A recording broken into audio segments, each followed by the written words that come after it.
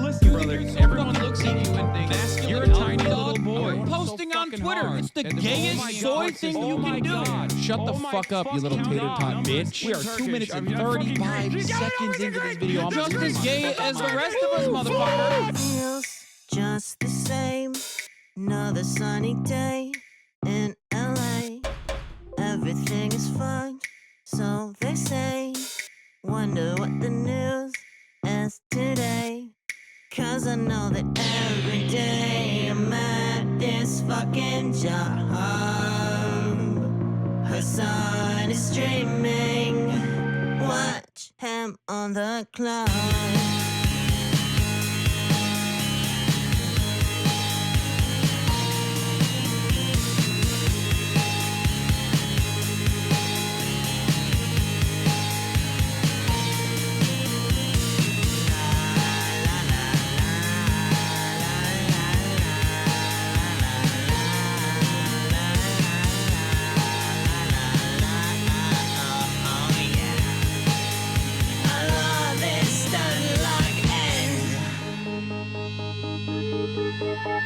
Listen, bro, the Lyra does not need this. Trans people love playing Hearts of Iron. Eating pussy is the basic, bare minimum thing you can do. Where did they find these people, dude? And women want to have sex. Your job is posting, you're gay. Okay? God, I hate women so much!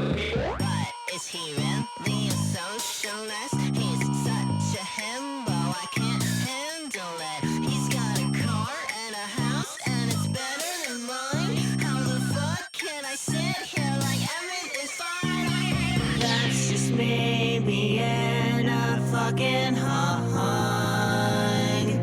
Hasan is streaming. Watch him on that clock.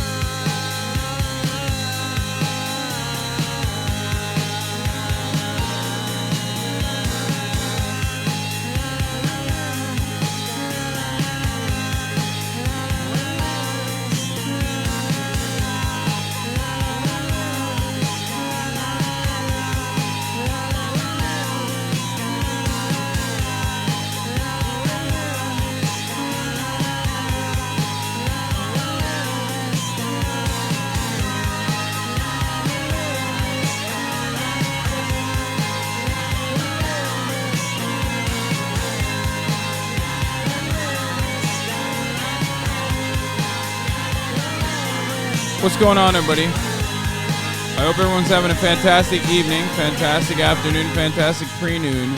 No matter where you are in the world, I'm Hasan Piker, and this is the HasanAbi broadcast coming to you live from yet another beautiful sunny day here in sunny Los Angeles, California, folks. We're live and alive, and I hope all the boys, I hope all the girls, and I hope all the MBs are having a fantastic one, because today's a beautiful day. Today's a wonderful day. Today is yet another day. That's right, ladies and gentlemen, boys, girls, and MBs. Hope everyone had a wonderful time. It is Wednesday, August 9th, 2023, 11:07 a.m., and I am, I guess, technically kind of early. A little bit earlier than usual, and that's because it's a Wednesday.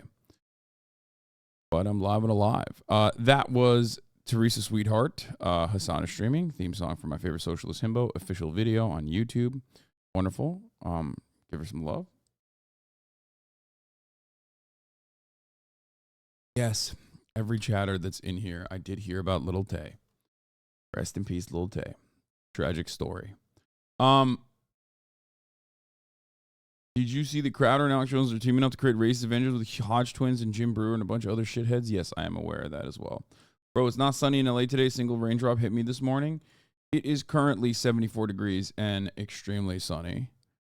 Well, maybe not extremely sunny, but definitely it's partially cloudy, which is still infinitely sunnier than most other places on the planet. Anyway, I can't, please stop saying happy partner anniversary. I think I'm going to lose my mind. That was probably a bad idea for Twitch to partner anniversary thing. That was like, I didn't want to say anything about it because at a certain point, it basically like turned into nothing. I just like stopped seeing it because it was such a distant spam.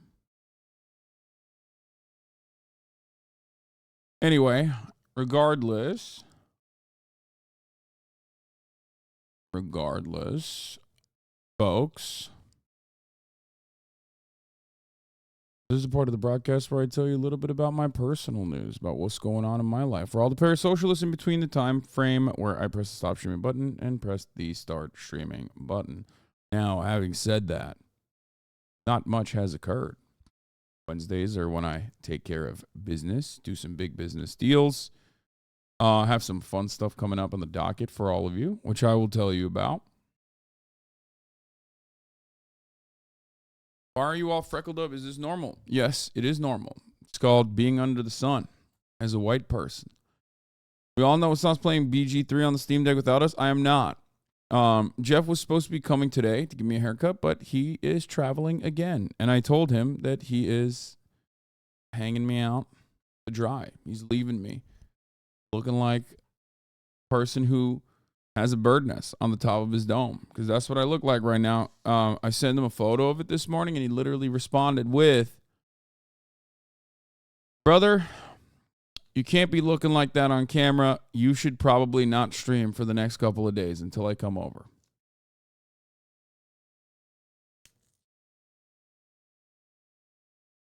Said that. The audacity.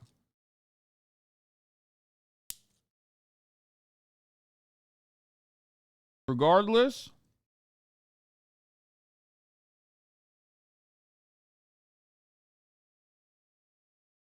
live, and I'm alive, and there is precisely nothing that was interesting or unique that happened last night.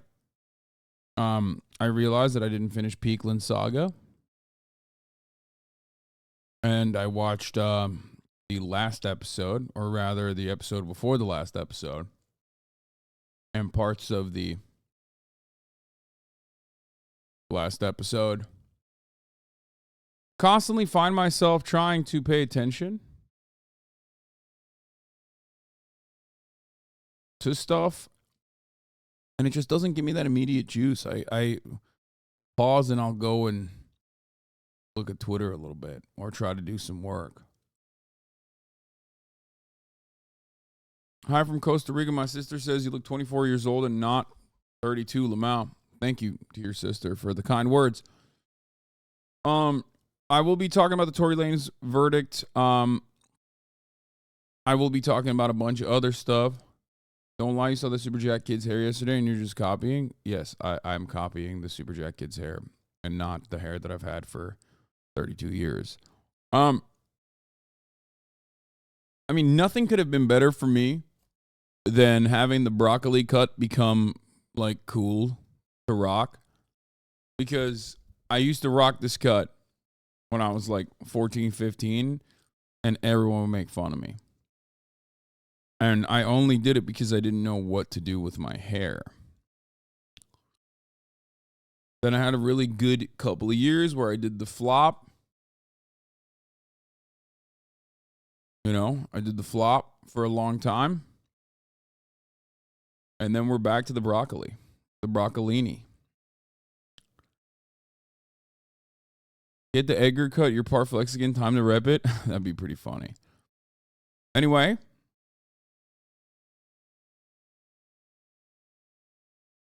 Bring the long hair back, brother. Absolutely not. Thank you, Themasius, for the playlist. We have a bunch of stuff that we're going to be covering today. There's a lot of news. Yesterday, I feel like on Tuesday, I feel like I didn't do enough news coverage. Did a couple hours of it until Felix got here, and then immediately dove into some random stuff. So there's some stuff that I will be covering. And also even before Felix, I was just like, I covered, cleaning plates and things of that nature for a while. So I'm going to definitely try and do a little bit more news coverage today. I did cover Ohio 1, but we'll do it again. Do it again, baby. Don't you worry about that. Oh, Felix. Shouts out to Felix Biederman for coming on. Dianne Feinstein is back in the hospital. She had a falling injury.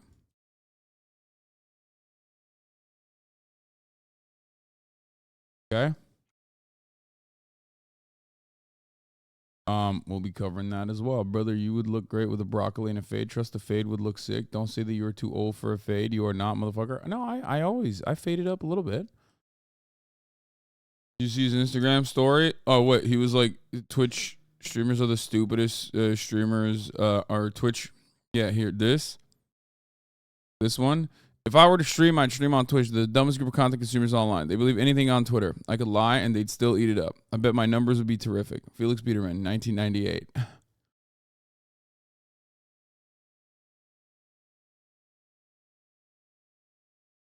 Not wrong.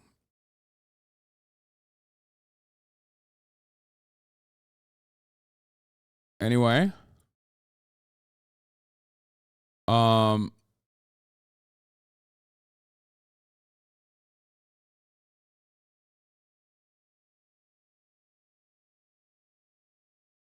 Very calm. Are you good, brother? Yeah. What the hell? No, I'm crazy. I gotta be crazy all the time. No, I'm very calm. I slept a lot. I spent the entire morning just hanging out with Kaya, walking her, and then playing with her in the backyard. Hi, guys. Definitely. Yeah, I'm high as a kite, man. Totally. And that's it. That's what I've been doing. Sometimes it's good to have uneventful mornings, I think. But due to the uneventfulness of my morning, there really isn't anything.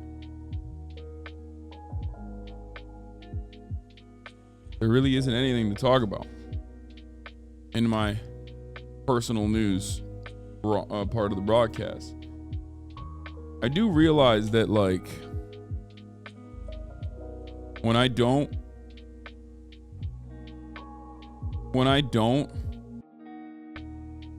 oh wait, hold on. My mom and dad are here. When I don't work out, I feel a little depressed. I'll tell you that much. I think that's probably the reason why I feel or I sound like I'm sad or quiet.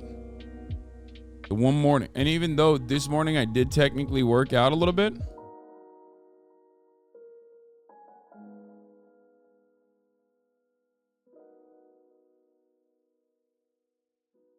I did work out this morning a little bit. It was just like, it's not enough.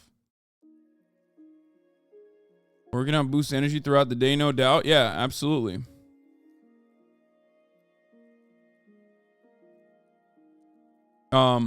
You still watching One Piece? You're the reason why I started watching it and just finished the Alabasta arc. So fucking good, man. Hell yeah. I am still watching it. But yeah, there isn't too much. So let's blast off. Let's do it. Let's do it early. Let's do it soon, and let's do it often. Let's go crazy.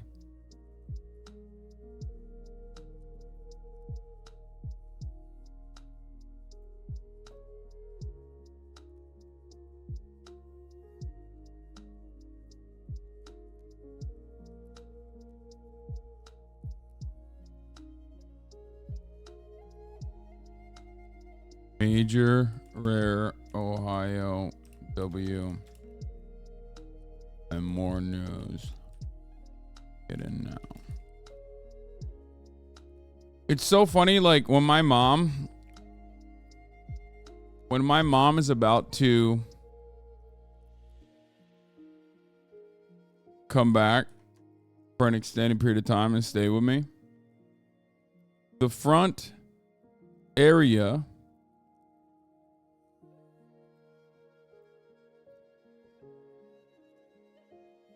of my house turns into a distribution facility. It's just like there are so many boxes. She just starts dumping delivery in my front door like a week ahead of time. That's how I know. If I forget that she's like somehow coming or whatever, I will remember. She will let it be known. Missing a day at the gym feels really bad because it just adds another item to the list of reasons why I won't make the collective. That's funny. Well, to be fair, It's not even a miss day. This is just a day where I don't work out in the mornings. I'm just saying that I feel bad.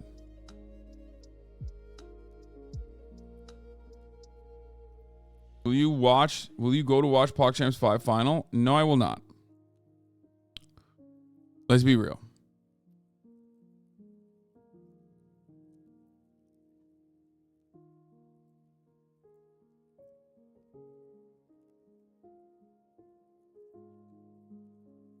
Most likely, I will not be doing that. Anyway.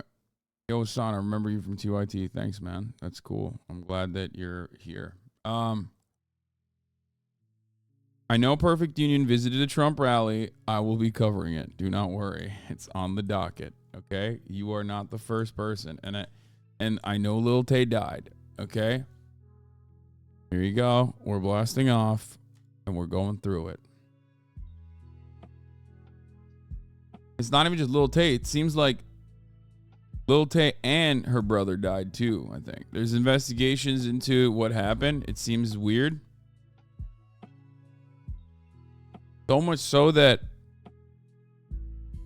chat is usually never the first person to send you breaking news unless it breaks while you're streaming. Yeah, I know. I don't know why chat always comes in here in the mornings and is like, you probably have no idea.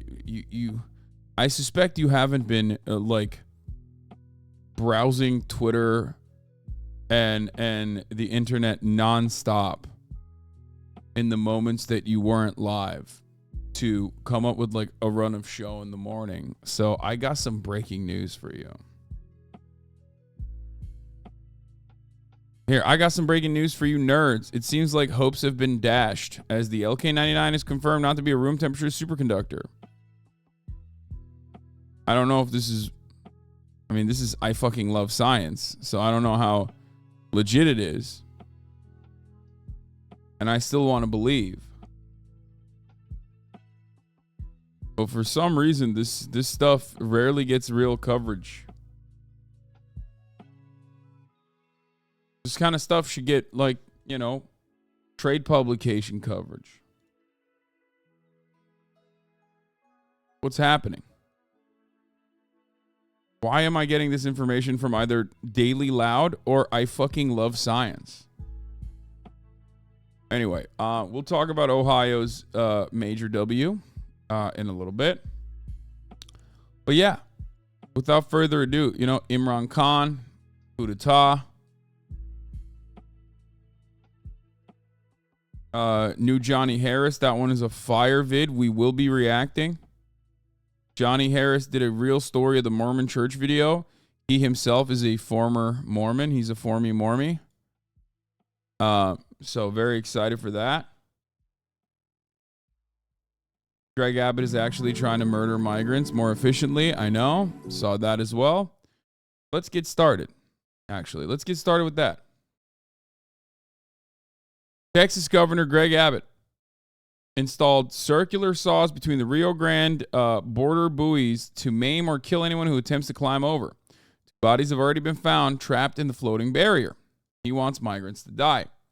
Now, this is cruel and unusual and horrifying.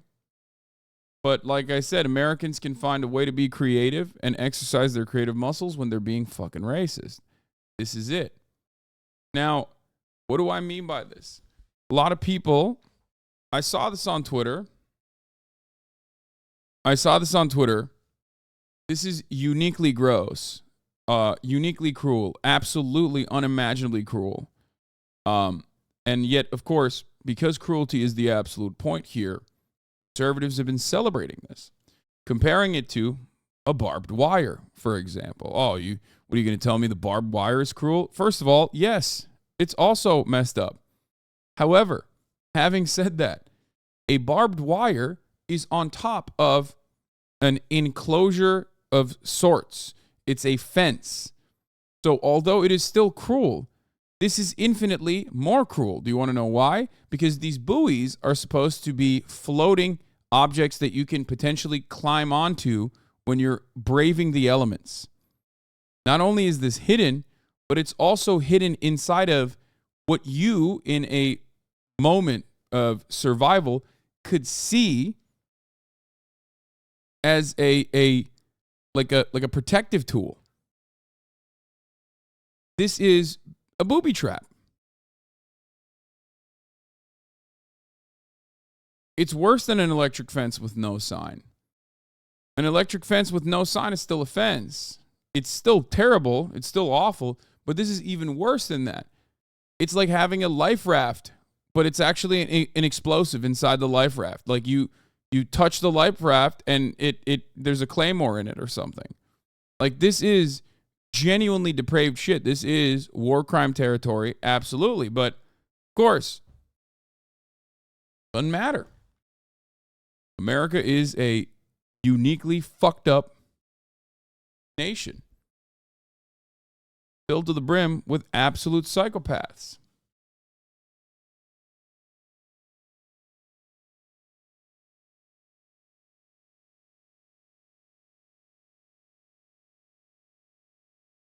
The Rio Grande is not a war zone, even though this would be unacceptable in a war zone. This would be akin to a landmine, or even worse, a booby trap, like an incendiary explosive device, an improvised explosive device strapped to a child's toy. Okay? Like, this is truly depraved shit. This is the type of stuff that, you only engage in if you are a horrifying monster. Remember, you're talking about bear traps. You're talking about booby traps. But, like, it takes it one step further, because this is supposed to be a protective tool.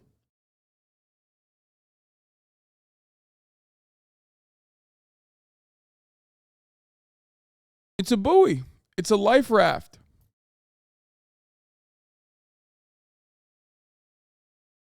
It's something that you're supposed to hang on to save your life. It's like a med kit with poison in it. You know what I mean? I'm having a hard time coming up with additional analogies, because the purpose of this buoy is to help people.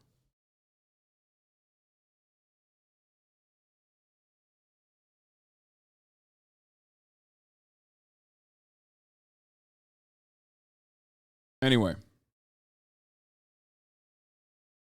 And of course, it's filled to the goddamn brim. This post, this original post, filled to the goddamn brim with people with blue check marks going, no, he doesn't want him to die. He wants him to go home.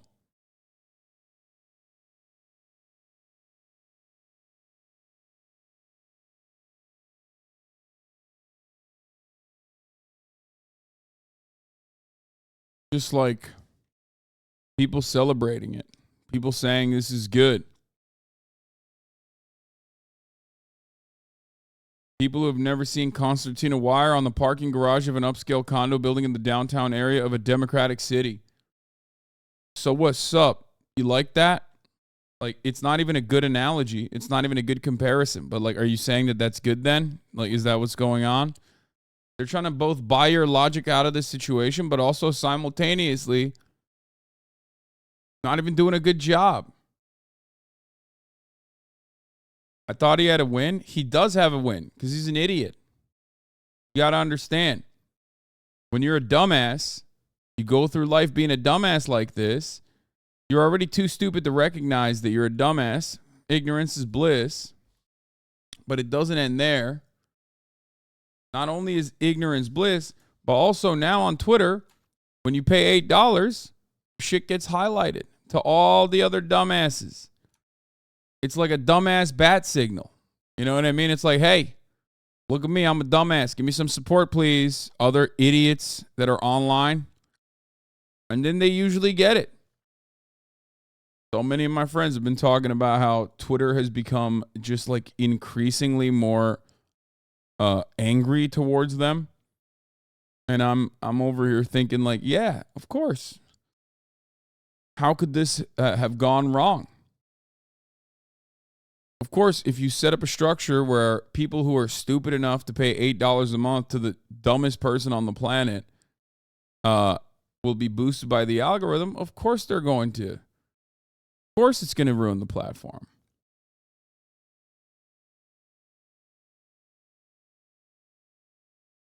I've never seen a concertina wire on an upscale apartment building. By the way, what is this guy talking about?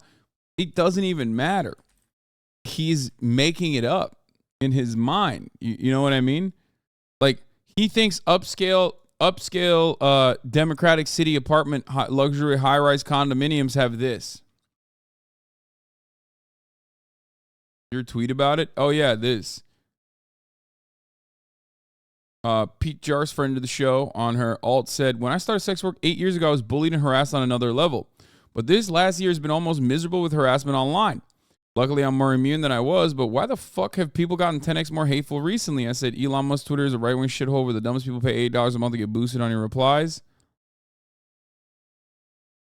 True, but sadly, this tweet was not directed at Twitter when I made it. Oh, that makes it even worse. Now, I think Twitter has the capacity to boost that everywhere else. We are, and if you're old enough to know, if you've been around for a while, if you've been a leftist or a progressive for 10 years, which many of you haven't been paying attention, or maybe your politics were on the other side of the spectrum back then. We are fully in the 2014 era internet, baby. Fully. And I know I called this when Joe Biden became president. I told you guys that this was going to happen. But we are absolutely right there. And this time around, it's not like Obama's not doing enough against Islamic terrorism, and that's why I became a right-wing, alt-right Nazi, even though I was originally a Reddit atheist, guys. They're somehow an even dumber group of people. Like, it's just, it has devolved into something even dumber.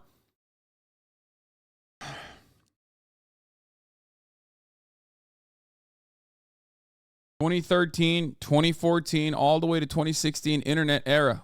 I was around back then.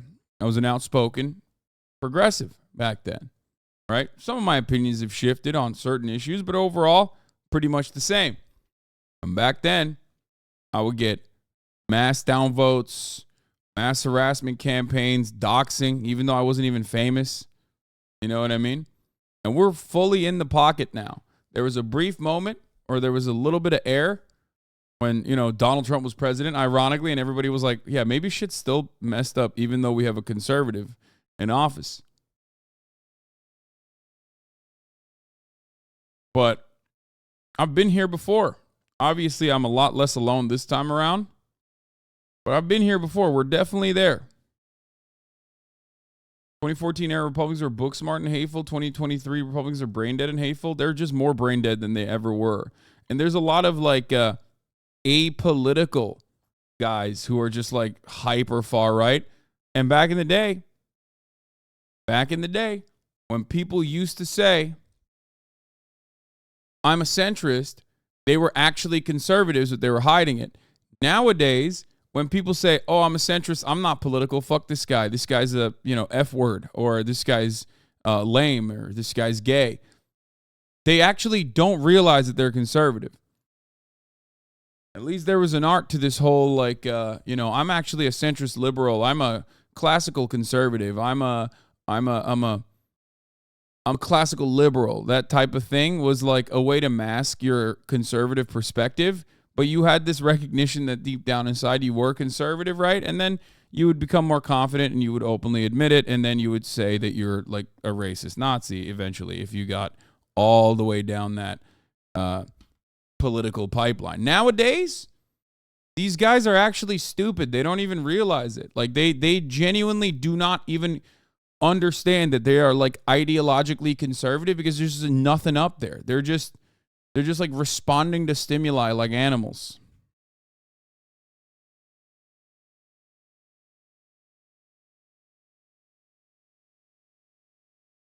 And there's a real attitude shift amongst people who are very stupid. It tends to be worse now because everything's a sports team type concept of a real issue of any hateful people. And once you add in that cloud is more of a social currency than ever, it gets nasty. Yep.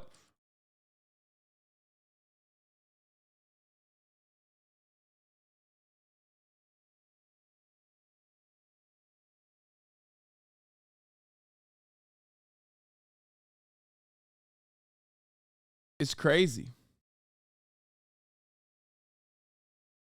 Yeah, add clout into the equation and also a lack of shame.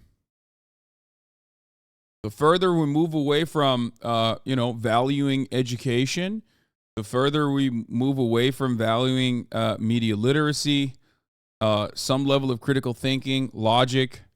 It's kind of wild that I'm the one who's saying this, right? Like 2014 conservatism revolved around being the guy who makes the best logical and rational arguments. We're actually the side that has science backing them. 2023 conservatism is, no, my feelings are the most important. I'm a conservative. If you are even dunking on me, that's basically a hate crime. Why are you doing that? They are the SJWs at this point. The tweet about how an increased number of people will go for the easy money of right-wing grifting. I mean, I've been saying that for years and years, but it's in overdrive now. That's why it's always funny. So many of my interlocutors, so many of the people who call me out become right-wing grifters later down the line. It's like, what happened? I thought I was the right-wing guy. When did you become a right-wing guy? I thought, 3 years ago, you're shitting on me because I'm not left enough. And now all of a sudden you're a right-winger. How did that happen?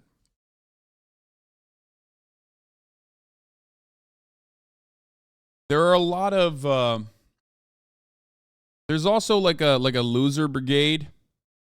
There's this weird hug box that conservatives do create for you if you're a fallen soldier, you know what I mean? Oh, did you fall from grace? It was feminism and the gays that did that to you. Come over to our side. We'll help you out. Real sad.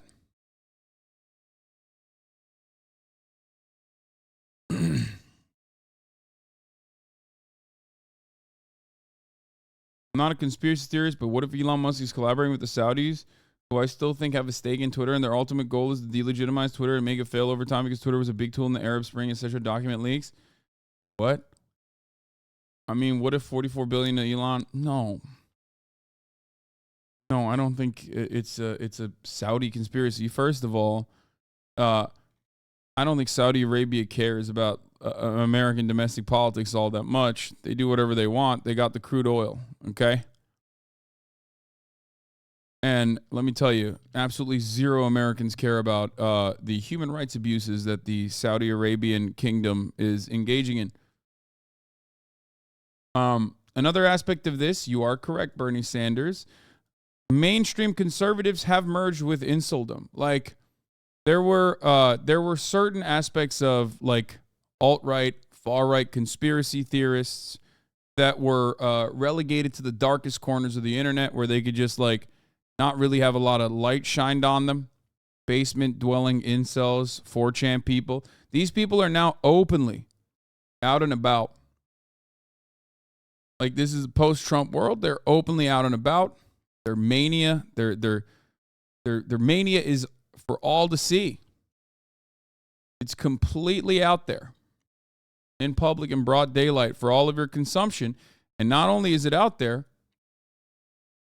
but it's out there for other idiots to also appreciate, consume, enjoy, celebrate, give clout to. You know, Matt Walsh saying ADHD is fake. Yeah, I mean, this is funny because it's like the least offensive thing he's ever said. Adults with ADHD are forced to navigate life while unmedicated. The horror. You mean adults might have to learn how to function as human beings without unnecessary drugging themselves? What a shocking thought. I mean, listen, I have ADHD, and as someone with ADHD, let me tell you something, okay? I think Americans medicate a little too much. That is, I mean, what is it? Like, how much of the world's drugs do we consume in the United States of America? Not that I'm saying that like ADHD is fake or anything. I don't think Matt Walsh is right on this. But the U.S. continues to face a nationwide shortage of Adderall due to surge in demand in recent years. Some adults with ADHD are forced to navigate life while unmedicated. The horror. You mean adults might have to learn how to function without unnecessarily drugging themselves?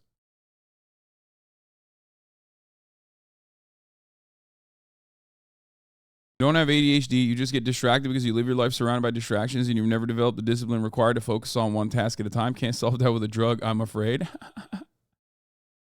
That's insane. I mean, these guys don't believe that depression is real. You know what I mean? Like ADHD and living life with ADHD, I feel like on the grand scheme of things is a little bit. It's still bad, obviously, if you can't get medicated for your issues. But like, I'm gonna place that a little bit lower on the totem pole when comparing it to like chronic depression. Not that there is a competition there.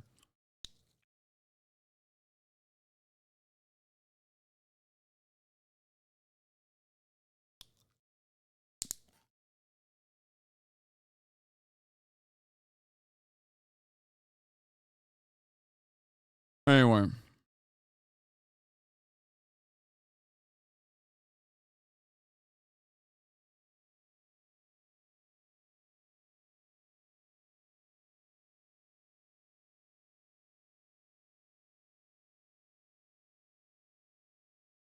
So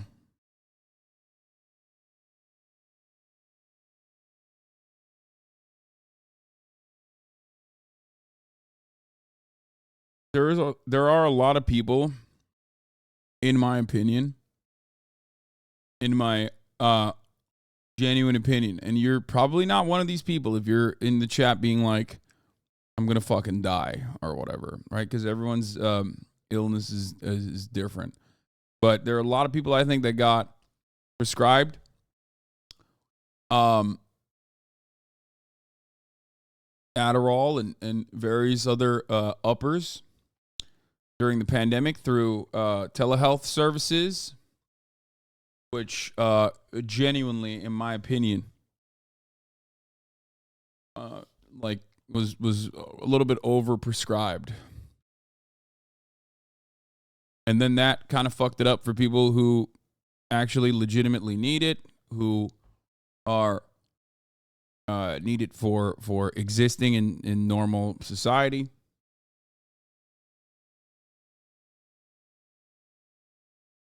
And they've just been, everyone's been having a hard time.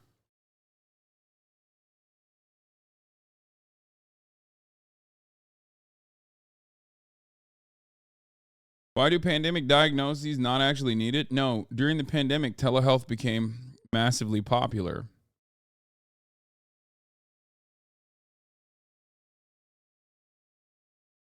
And due to that, people were able to just basically say, hey, yeah, come on. Give me some fucking drugs. Yeah, chat acting like pill mills are not real is crazy. Like, it's the same with Oxycontin, or not necessarily Oxycontin, but just like even fentanyl, right?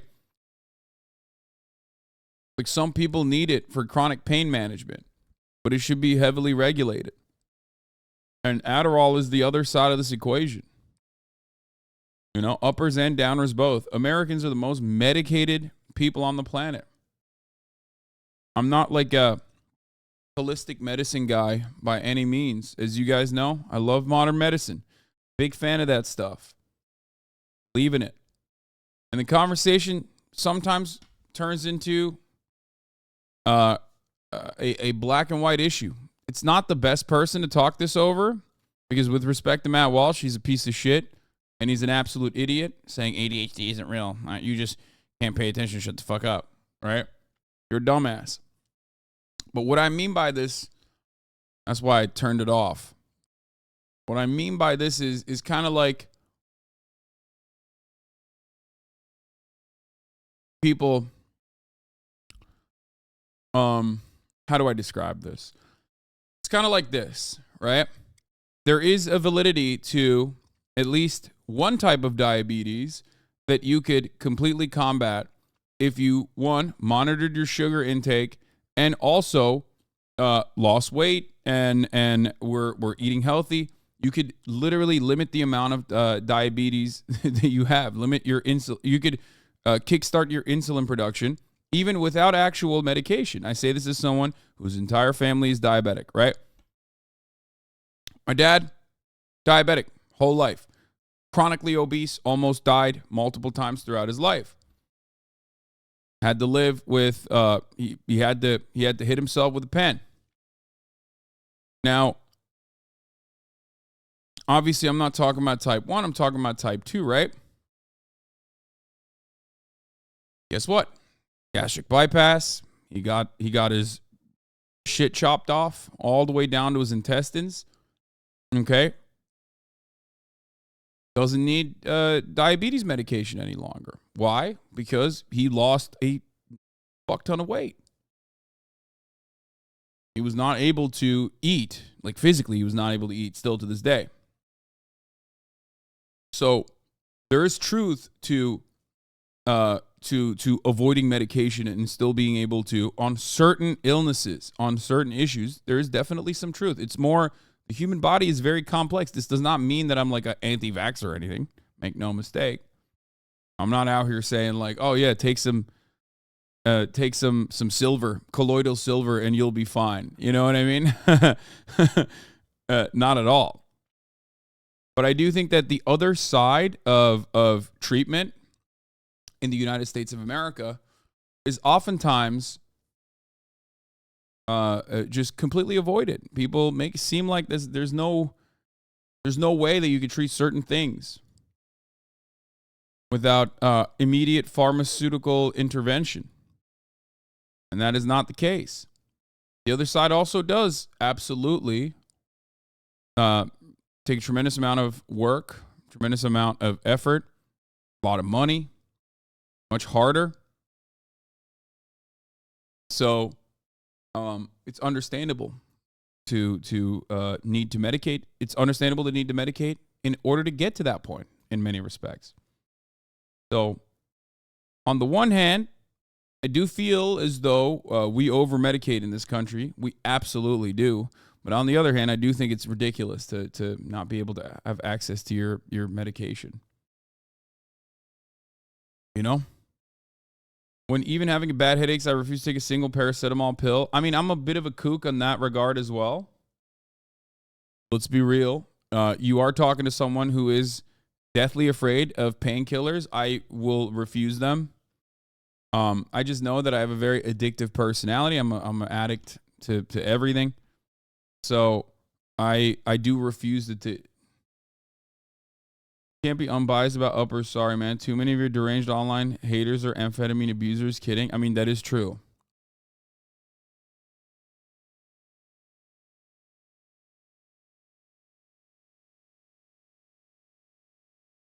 Paracetamol, not American. I know. I have some right here, actually. It's funny, from France. But like it's pretty funny to consider. The NSAID are non-addictive and fine in small, normal amounts. I know. I'm worried about developing a tolerance even. So unless I physically can't function, I will most likely not take any kind of pain blockers. Advil, Tylenol, all that.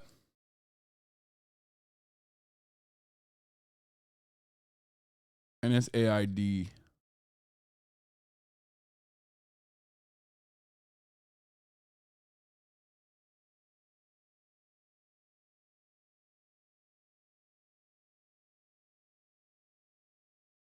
You ever think about medicating your ADHD? I've had health insurance to do it, but it's something I had to think about.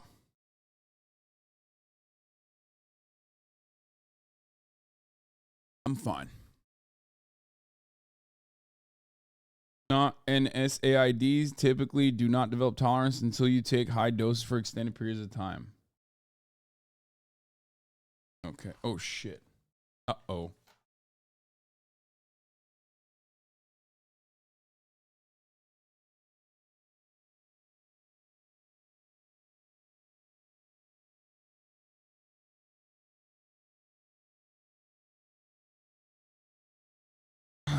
Gotta call an Uber for my mom and dad.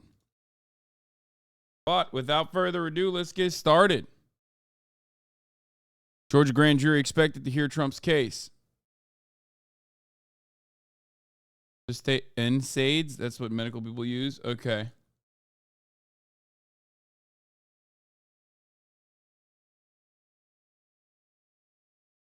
On.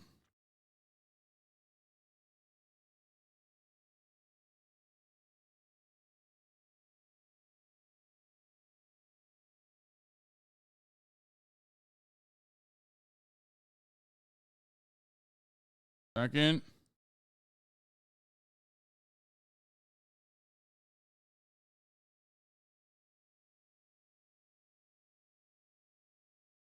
Rick.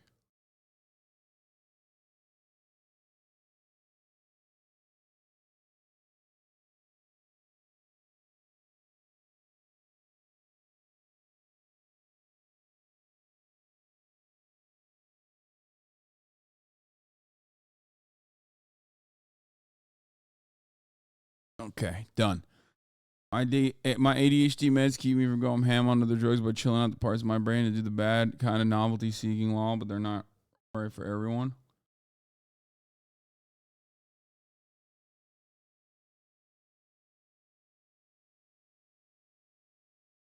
NSAIDs. Okay. Shit, that's awesome. Okay, that was fast as hell. That's crazy.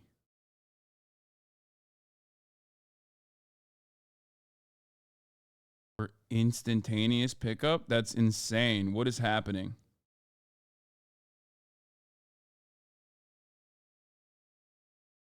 Okay. All right, let's talk about Georgia grand juries expected to hear the Trump case. Mounting legal challenges for former President Donald. Uber camping the Hasan residence? No. LAX. I got an Uber. I got an Uber for my mom and dad. They're at LAX. They're coming over. Donald Trump. ABC News has learned that the Georgia Airports are popular Uber spots. My friend, let me tell you something, okay? In all of my history of traveling outside of Los Angeles, coming back to Los Angeles, I've never had an Uber pick up in 3 minutes. Damn, that's like a $150 Uber. No, it's cheaper than that, but it's still very expensive. But, you know, of course I'm going to get the best for my parents. What are you, crazy? Let me tell you, LAX, they wait in a carpool area. There's like a garage for Ubers, basically, or they'll sit at a hotel right next to the airport and sit in the parking lot and wait. Okay? And because of the incredible, the unimaginable traffic that exists at LAX, getting in and out is usually a 20-minute process just to get in, even if they're right next to the airport in general. LAX is hell on earth for the most part. And for those of you who are saying that's every airport, that is not the case at all. You are absolutely incorrect. Either airports are, one, away from the cities, which is, you know, a logistical nightmare in a different way, but still have like enough exit points and enough traffic flow, or more importantly than that, they have trams, buses, trains, subway stations, things that allow you to leave the airport without immediately requiring a car. Now, LAX unfortunately has none of those things, and that is precisely the problem. LAX is smack dab in the middle of the city, which is not the worst thing. Plenty of airports do that. Okay, that's fine. However, there are no adequate public transit measures that allow you to, with ease, leave the airport and go to other parts of the city. That's the issue.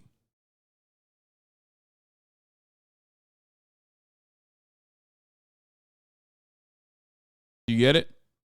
It's the same phenomena that I talk about quite frequently whenever I cover stadiums. Identical problem. Stadiums in cities without adequate public transit are a nightmare because they take up an entire stadium, a much larger space than the stadium itself, with a parking garage. Because how? Because everyone has to get to the stadium by car. Individual modes of transit. No public transit options are available. You have to go there by car. And that's why when you go to SoFi, it's going to take you it's going to be a 2-hour ordeal to leave that stadium if there's a big event happening.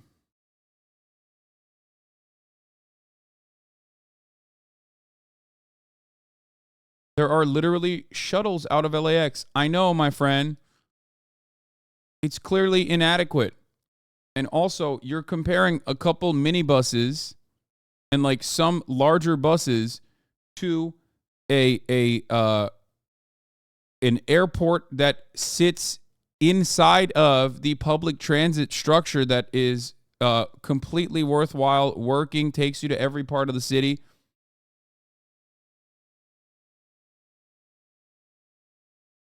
You will never understand this. You will never understand this. The problem isn't getting you just immediately outside of LAX. The problem is people won't use that public transit if it doesn't take you to other parts of the city. And if you don't have a working grid that is reliable, then people won't use the other aspects of it, the other parts of it, like just to get out of LAX even. You're basically telling me, like, what do you mean? There's minibuses that will take you to a rent-a-car parking lot, for example, which I have taken in the past in order to not pay the incredibly high fees that you have to pay if you want to get picked up from LAX, like to cheat the system a little bit, right? But that's just a minibus. That's not the same. You're still in the vicinity. You're still in like in that neighborhood.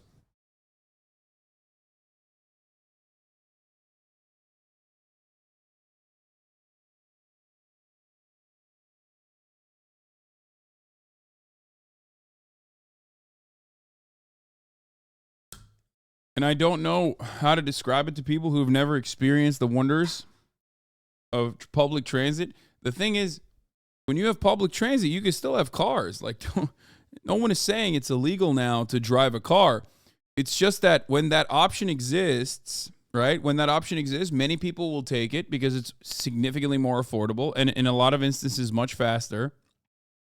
So that actually makes traffic congestion better. That's the only effective proven method to delete traffic congestion.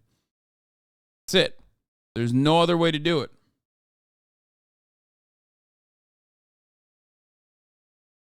But like, even if you're a big car guy and you're like, I need my car. I want to fuck this cussy. I live in my car. I need my car. I love my car. I want to fucking suck my car, or whatever your attitude is about vehicles. Remember, it'll open up traffic congestion for you and all of your other car Andes, okay?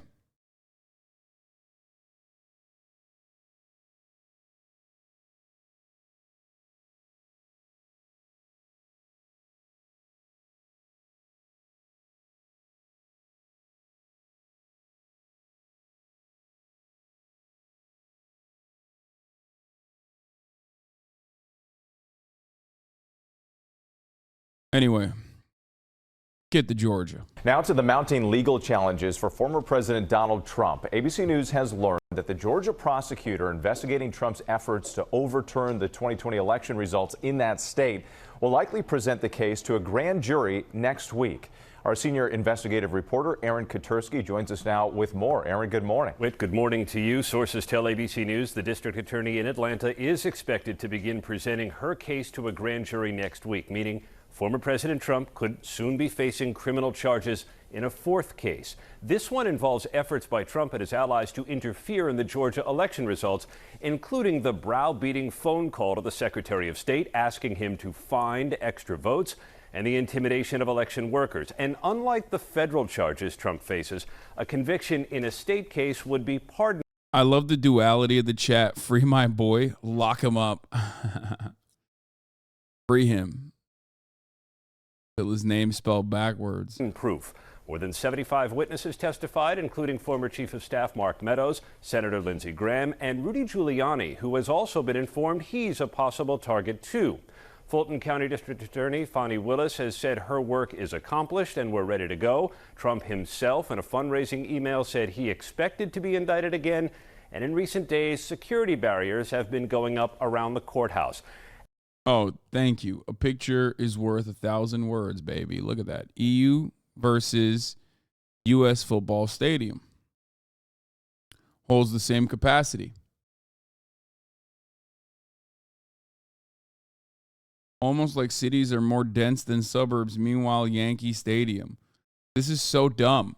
This person legitimately doesn't understand what is going on here.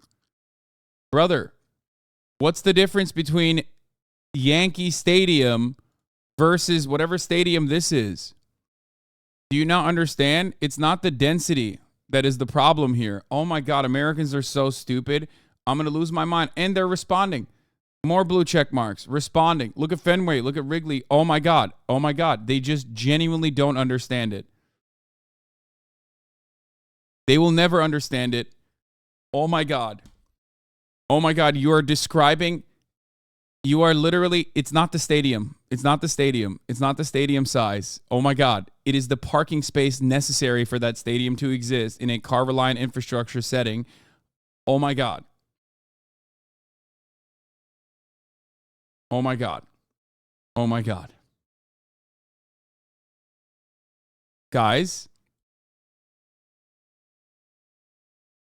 the reason why you can put a stadium in the middle of the city, or the reason why you can put a stadium anywhere in general and have way less traffic congestion is, and you don't need to do this, is when you have public transit. That's the point. It's not magic.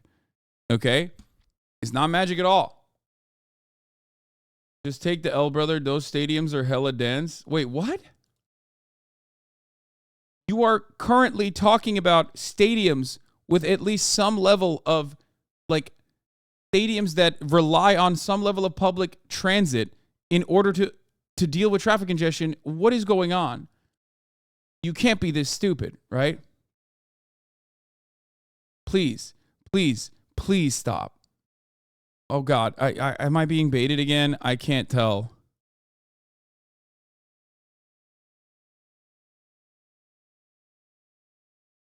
You can't, if the argument is, look at how this stadium is built without need for massive parking structures versus look at how this stadium is built with need for massive parking structures.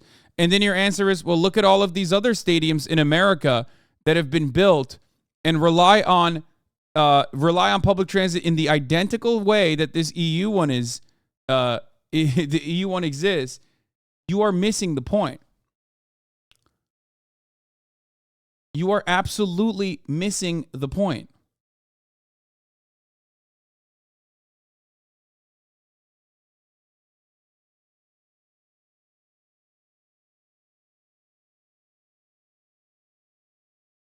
This blows my mind.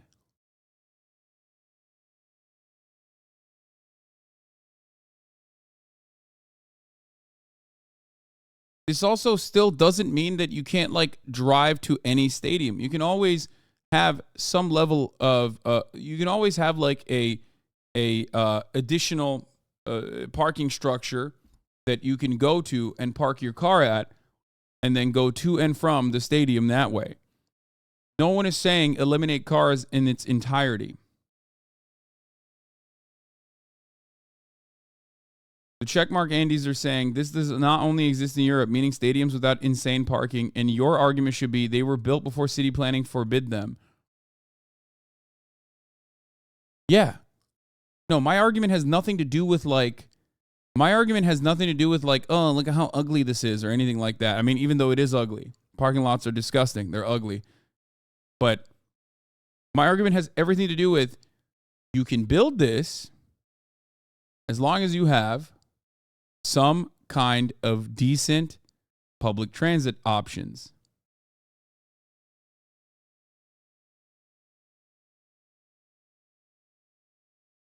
Okay? You can even build it now in the United States of America as long as you have public transit. As long as you have an adequate subway system, a metro system, a railway, trams, something, buses. That's it.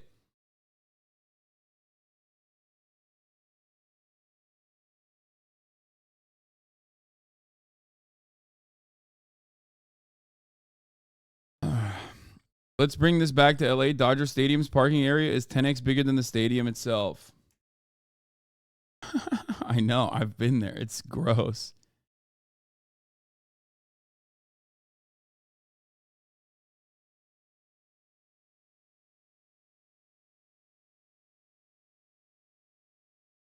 Car drivers want to be the first priority. If public transit becomes higher priority and parking becomes awful, car drivers feel like secondary citizens to the meager pedestrian. Yeah, which they should.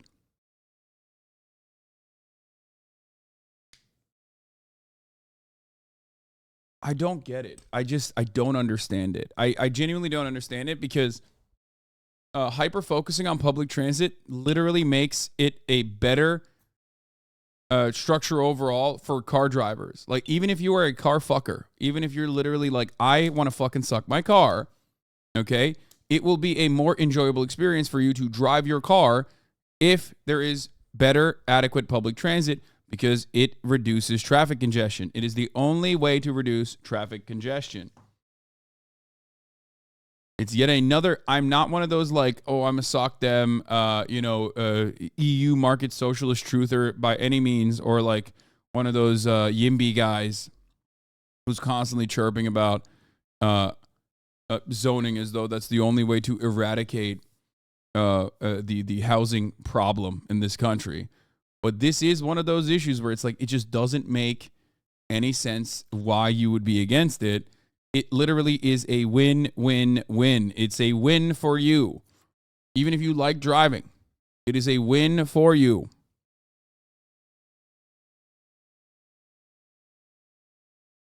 It's crazy. It blows my mind.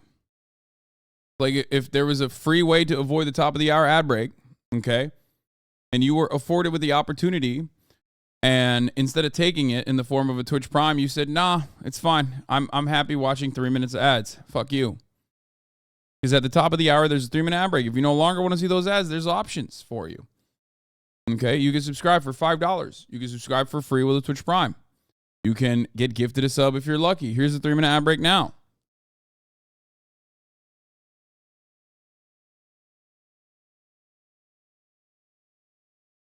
Silly Billies.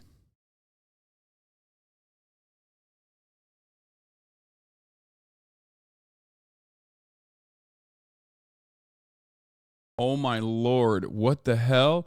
Emma, this is crazy. Craig Robertson from Provo, Utah was killed today by the FBI during a raid after he made threats against Biden. Here are some of his recent Facebook posts, all in just the last 2 days. Perhaps Utah will become famous this week as the place a sniper took out Biden the Marxists. Now, what I find really funny about this post is that this is like the trans flag colors, kind of. It's giving trans flag, which I find, or like at least at the very least bisexual flag colors, you know? I don't know what's happening there. In my dream, I see Joe Biden's body in a dark corner of a DC parking garage with his head severed and lying in a huge puddle of blood. Hurrah.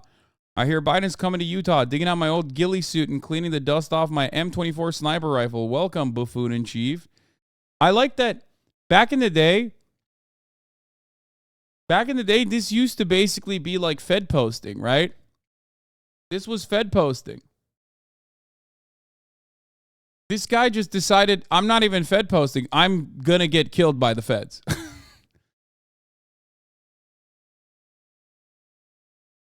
Guys, I'm feeling like this guy wasn't all there. Yeah.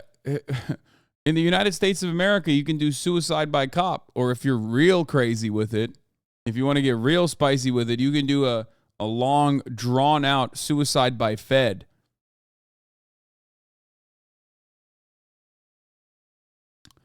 Turns out This man had also threatened Merrick Garland, Adam Schiff, and constantly posted his weapons and vague and specific threats. Also mentioned going to a target-rich environment at a Dem fundraising event last year. Imagine being this upset about Democrats, who literally are the same villains that the Republicans are. That's what always blows my mind about like hyper-specific anger that these guys have towards the Democratic Party. And you know it's just from like doing too much Facebook, right? Because it's like what? What do you think is going to change if you kill Joe Biden? You already know that Joe Biden is a carcass. He's a meat puppet. He's nothing. He's just like a symbol. The Democratic Party and the institutions, rather, beyond the Democratic Party, are just running with or without his input. You think killing him is going to do anything? What are you fucking... you are stupid. You're the stupidest. Also, yet another Meal Team 6 guy, which I personally love. Especially because you can tell that he's Meal Team 6, even from all the gear that he has on. Merrick Garland eradication tool. Coming for me with your FBI, you little demented weasel, cowardly asshole. And it's this is also another one of those situations where it's like, well, this is kind of ableist. You know what I mean? Are we being a little ableist here? But it's like, well, how can you make the distinction between like a regular old crazy conspiracy theorist conservative and like one that's just a little bit beyond? He's got gyno, even with the gear, 4.5 out of 10.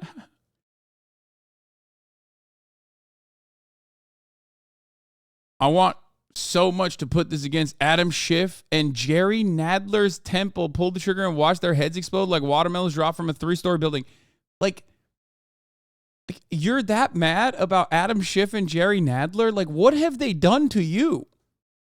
I'm sorry. Oh, there's a piece of hair. There's like a little hair right there. I thought it was on my screen. Like,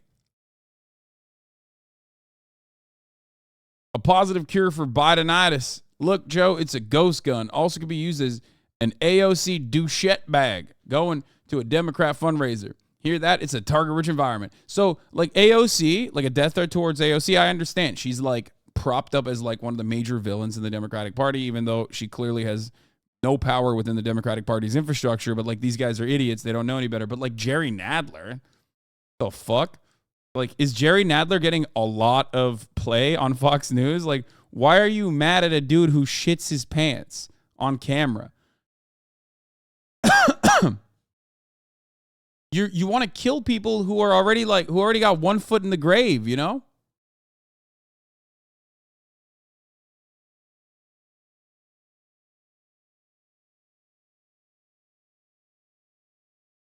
Scroll down for a photo of him without the mask. He's exactly what you would expect. Oh, wait, there is one? Craig Robertson without the mask. Let's see. Let's see what my main man looks like. Oh, wait, is that his dad or is that him? No shot, that's him. Wait, does he have a I stand with the flag?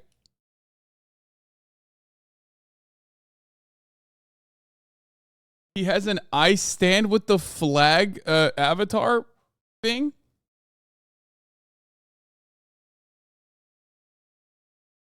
This guy is so my shit. Yeah, I'm shocked you didn't find this guy, Michael. Was he arrested? No, he was killed. Here, apparently. Here it is. After an investigation, the FBI saying that a man was shot and killed today during a raid in Provo, Utah, in connection with an investigation. I'm not going to lie. I'm kind of shocked that the FBI did he was on our radar, but took it out way before. I guess if you're on the radar of Secret Service and the FBI, they will take you out. If you want to kill like school children, they're like, it's fine. Like, it's kind of crazy. Those were some fucking insane threats. Yeah. Like, if you say this kind of stuff about Twitch streamers, let's say you say this kind of stuff about Twitch streamers, who may or may not be leftist, okay, the FBI may or may not see that and go, it'll work itself out. But you say that about Joe Brandon, who's like basically fucking dead. They're like, oh yeah, we got to deal with this immediately.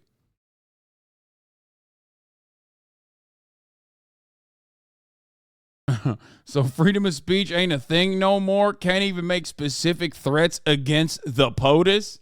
Kind of fucked up if you ask me, brother. I didn't realize we were living in communist China. Wow, this is just like saying Winnie the Pooh.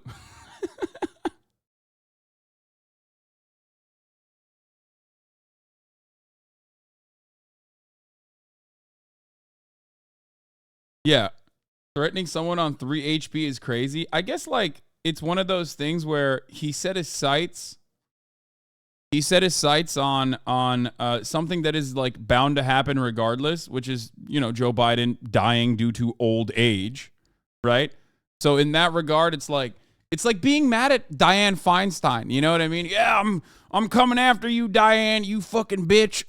And it's like, bro, she's, who's coming after her? God, okay? The cycle of life, the elements, stairs, really. In this last sequence of the Dianne Feinstein saga, it's just stairs. What the fuck?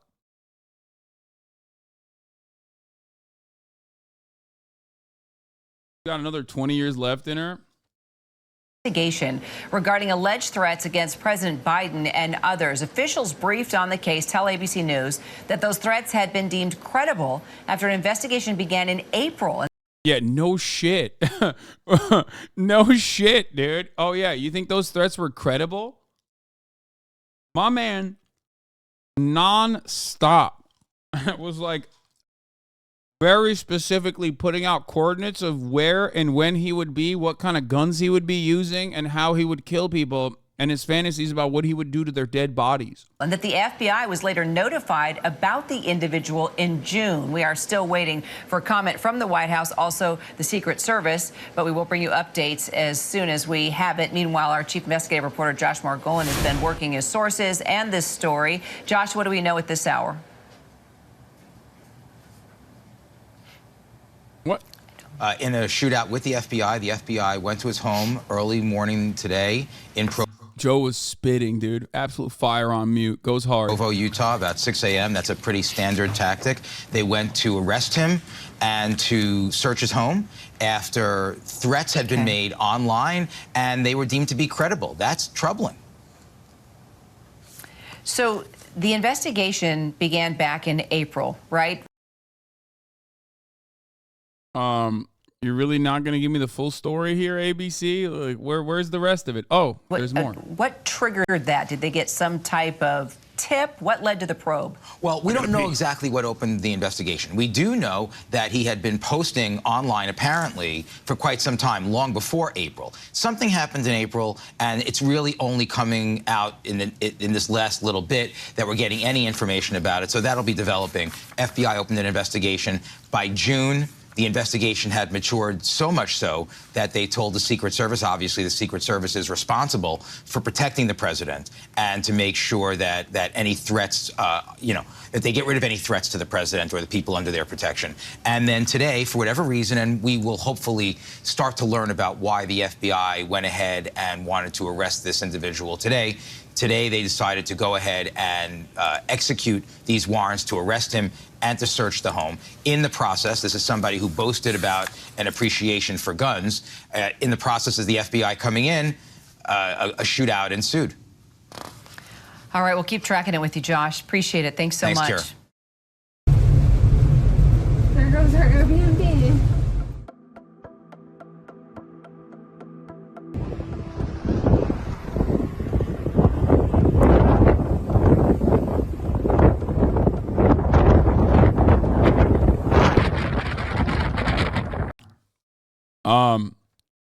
So yeah, they've been having him on the radar since April.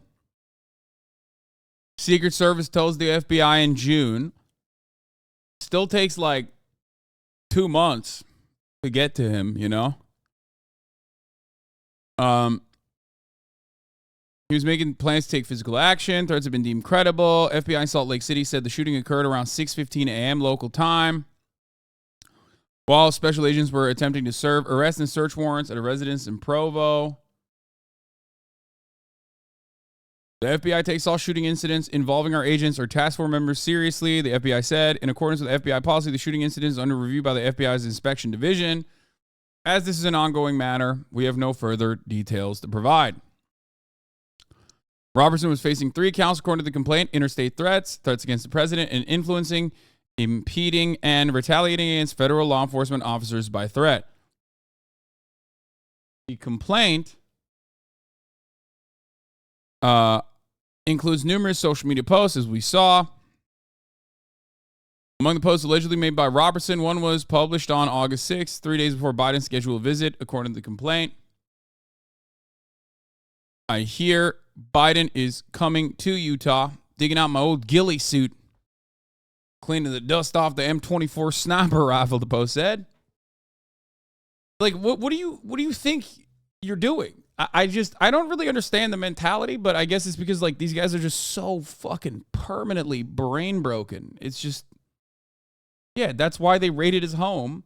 And then he also said numerous times, I know the FBI is watching. Come and try to catch me. I will kill you. So, like, yeah. They came to his house, and then God knows what happened, and now he's dead.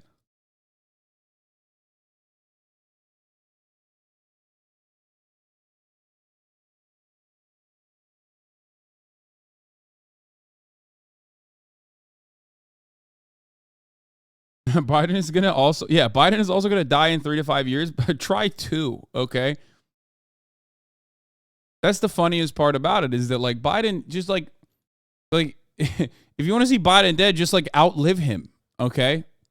That's all you need to do for, like, a little bit longer, you know what I mean? He's old as fuck. He's on his last leg.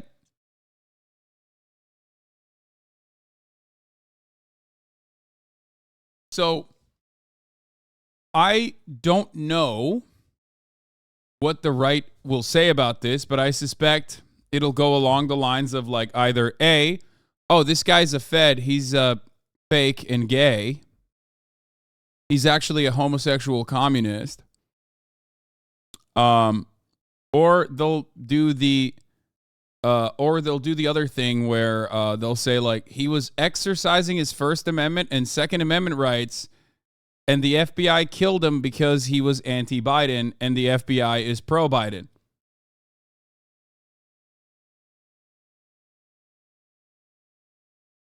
Look at him and tell me he wasn't at the same HP as Biden. Yeah, I mean, he's definitely a lot older than I thought he was going to be.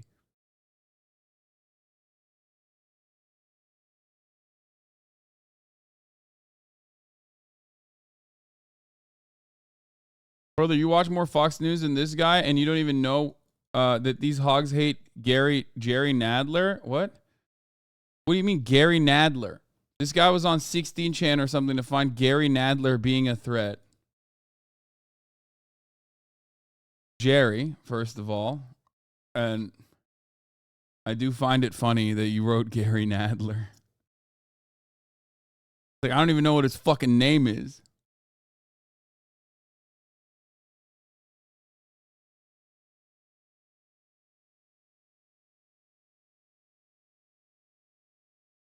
This is why I find it funny when pro-gun people say they need them to fight the government, thinking they can take them because they own a shitload of guns. Yeah.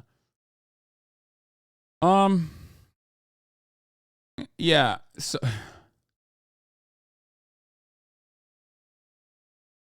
Gary Nadler is like Jim Biden, so he's probably real. He looks like a 70s serial killer. I mean, this is a funny ass story. Like, at this point, it's like you can't help but laugh. You know what I mean? I don't know. Maybe I'm a heartless, cold person, but in the grand scheme of things, it's like it's yet another fuck around and find out moment, and it's like it's so patently idiotic to do this. I don't know I don't know what to say other than, yeah, if you have a lot of guns and you keep saying you're going to execute politicians and fantasize about it over and over again, and then the fucking FBI comes knocking down your door and you, I don't know, try to defend yourself or even do anything remotely threatening, they're going to probably kill you because they're cowards themselves. You know what I mean? Like, they're human beings. Police officers, federal law enforcement officers, like, these guys aren't robots. They're fucking human.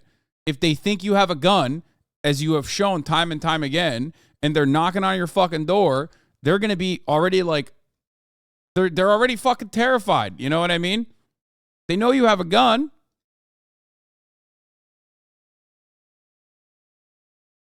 I don't know what to explain here. Like, I don't know what to say. This is half of the reason why I will never understand why law enforcement is so fucking pro Second Amendment. Like, hey, idiot, it makes your job harder. You know what I mean?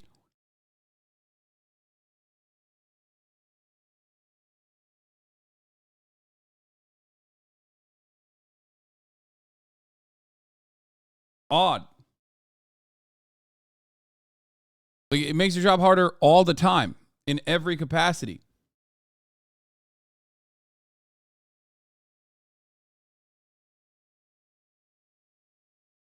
Gives them more of an excuse to use theirs. I don't think there is enough. Look, I'm a firm believer that there are plenty of people who either learn or are exhibiting sociopathic behavior when they join law enforcement or after many years on the job.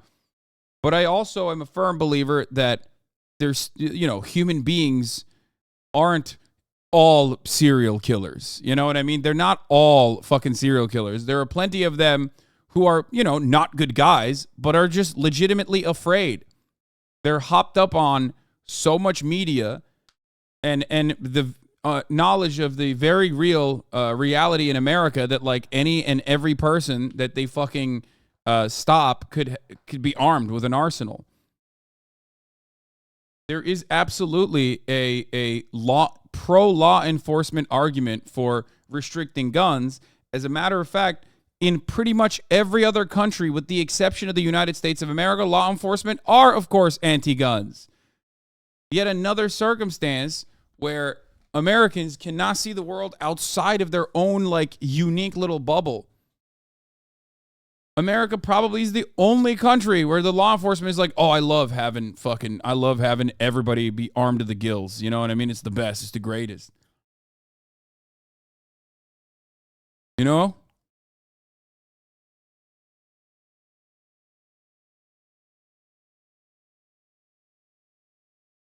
So dumb.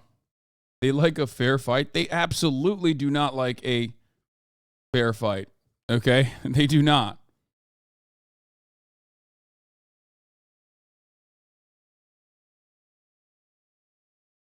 Leos were on the gun control side back in the 90s, but I guess cultural shifts of the rank and file resulted in such lobbying to die out.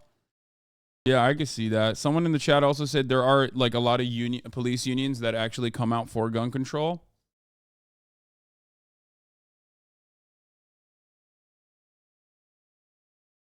Guys, in America, it's not like, yeah, they like an excuse to mag dump is such a funny take because you think cops need an excuse to mag dump in America? Are you kidding me? Yeah, dude, they really need an excuse to fucking mag dump on a random person in this country. Okay? HasanAbi starting his grifter arc. I mean, I've said this before. I said it during Uvalde. I've said it time and time again.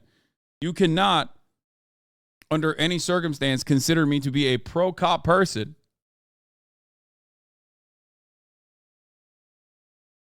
But it just, like, objectively doesn't make sense. If your job is to, like, harass random people, wouldn't it be easier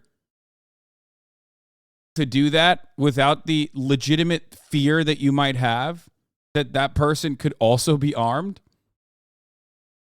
You know?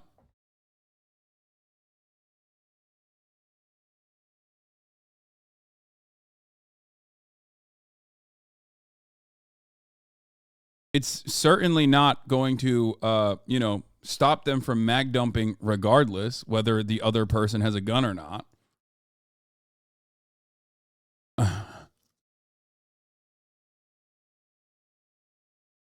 Anyway, there'd be less excuse to act brutal. You guys are on crack if you think that the American police force needs an excuse to act brutal. Like, look at the public reception of the police force in the United States of America. Okay? You're like, are we acting like cops don't kill unarmed people all the time all of a sudden? Like, what's happening?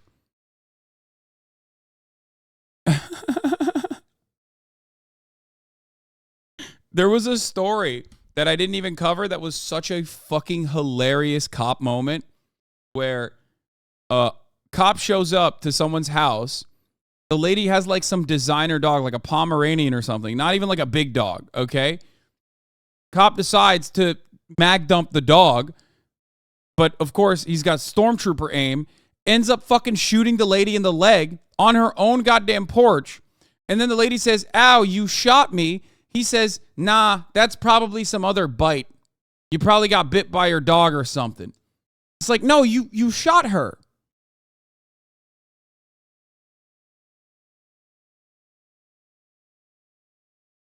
In that situation, why do you think he pulled the trigger?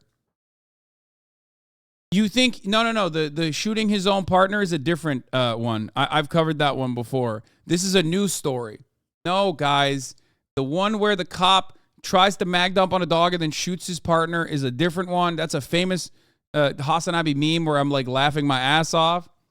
This is a different one. This is a new one. Here. Dog, I'll kill him. Get your dog. You better get that. Get your dog. I'll kill. Columbia County Deputy Brian Williams fires a warning shot, but that quickly escalates. You better get back. I'll kill that. Kill that kid. Get back. Now pay attention to the bottom right of your screen. That's the dog.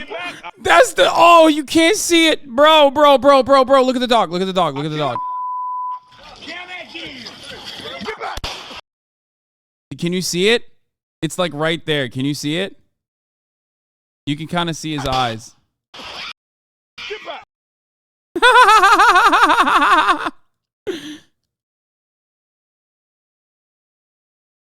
Be careful. You might not be able to see it if you don't pay close attention to this vicious, bloodthirsty Pomeranian. Do you understand? This motherfucker saw Ein and was like, oh, dude, execution time. Big cowboy, or is it not a Pomeranian? What is it? Like, what's the one from Cowboy Bebop? That's a Pomeranian, isn't it?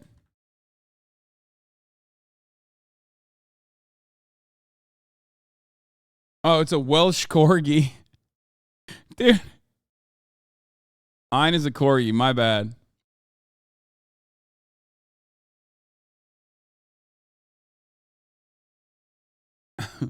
Listen, he wanted to shoot the dog because he was like, that dog is actually a secret, that dog is actually a secret weapon. It's got too much. That dog was built in a lab. You don't understand. Thank God he's a shit shot. No, not thank God. Him being a shit shot in that very moment actually caused the lady on her own fucking porch to be shot in the leg.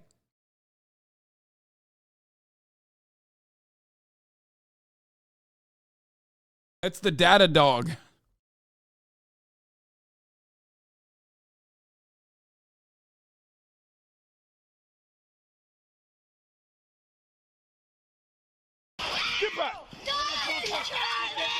She goes, "Ah, you shot me." To which his response is, I shot who? I shot who? God damn it, get in here. Look at this fucking guy. Still, instead of immediately putting the gun down and being like, "Oh fuck, I'm so sorry. Let me Let me try to register aid or give you aid. Register. He goes. He comes in like he's playing fucking Rainbow Six Siege over here. Look at this. Look. I didn't shoot Still her. aiming. Render aid. Administer aid. Whatever. Shut up. I fucked up. It doesn't matter. William. He's over here. It's time to double tap. Seems like this unruly woman. This has to be a joke? No, man. I mean, it is. It kind of is a joke because policing in America is a fucking joke. So, yeah, technically it is a joke because he is. Appears to aim at a Pomeranian, but instead hits Tina Height, who is standing right next to another deputy. The funniest part about it is that he almost accidentally shot the deputy, which has happened before. You know, as you guys remember, that famous HasanAbi moment where people were trying to get mad at me and they were like clipping it to be like, look, Hasan is laughing at a cop shooting another cop when he's trying to mag dump on a dog. And then everyone online was like, no, this is objectively funny that this happened. What's wrong with you? Remember when that shit happened like a year ago where I was laughing my ass off at the cop shooting another a cop because he was trying to fucking mag dump into a dog. And they were trying to outrage farm, which, you know, basically backfired because everyone was like, no, this is a funny clip. Thank you for showing this to me.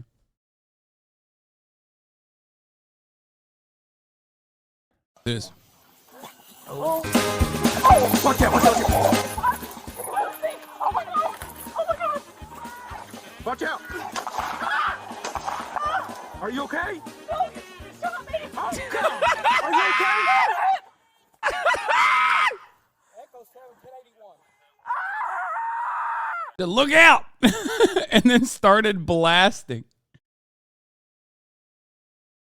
Look out, I got a gun.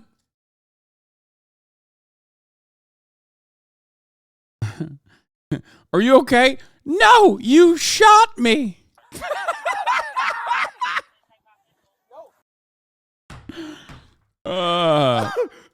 Like, oh God, it's so good. Anyway, that was fire.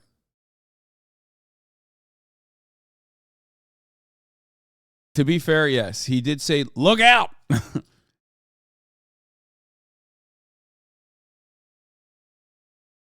Ay, it's so good. So,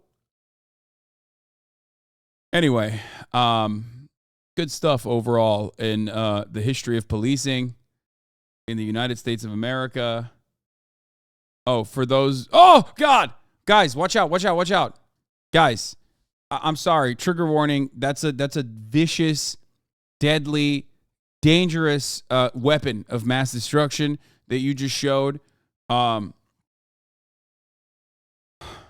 got scared for a second. Don't worry. It's hidden. It's hidden. You won't have to see the terrifying. Somebody pull out a gun immediately.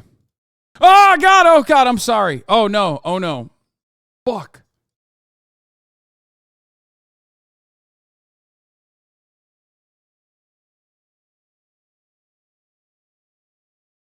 That could have been porn. That link could have been porn. No, it's akc.org. What kind of fucking porn would be on akc.org on the link? Like, I saw the link. It said akc.org, WP content uploads Pomeranian on white. That's why I clicked on it. Ah! Sorry.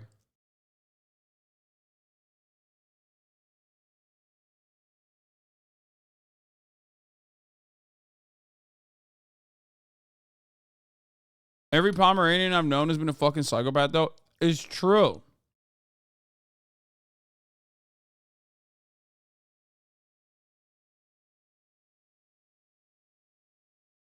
Except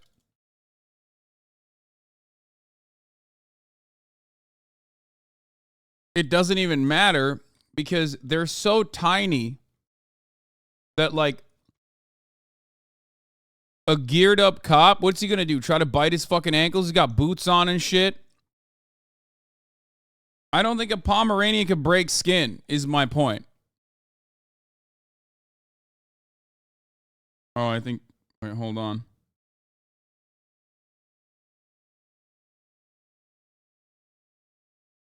I think my parents are here.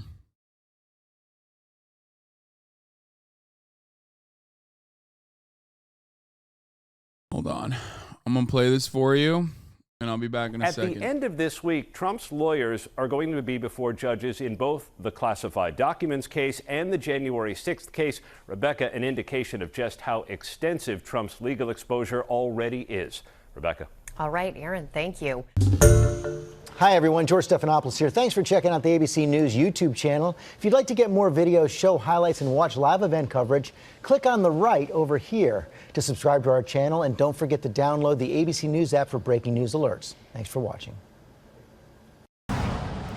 Just in, a newly unsealed court document gives us a clue about how the special counsel built the case around Donald Trump. We're back here at the table with our legal team, starting with you, Caitlin Polance. You have been reading through this. What can you tell us?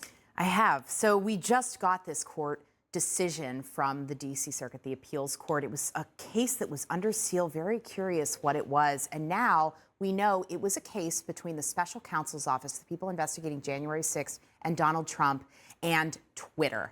And what happened was in January, the special counsel investigators went to Twitter and they said, we have a search warrant and we would like data and records related to Donald Trump's Twitter account @RealDonaldTrump. At that time, they didn't comply right away. Twitter had some sort of... Sorry, it's madness here. It's chaos. One of my buddies is here for a couple hours while exterminators are killing the Black Widow's nest in his house, and my mom and dad just walked in, and they saw Kaya for the first time in a long time. Last time they saw Kaya was like as large as my hand, and they're freaking out a little bit. Yeah, a Black Widow's nest. 3 Black Widow's nests in my friend's house.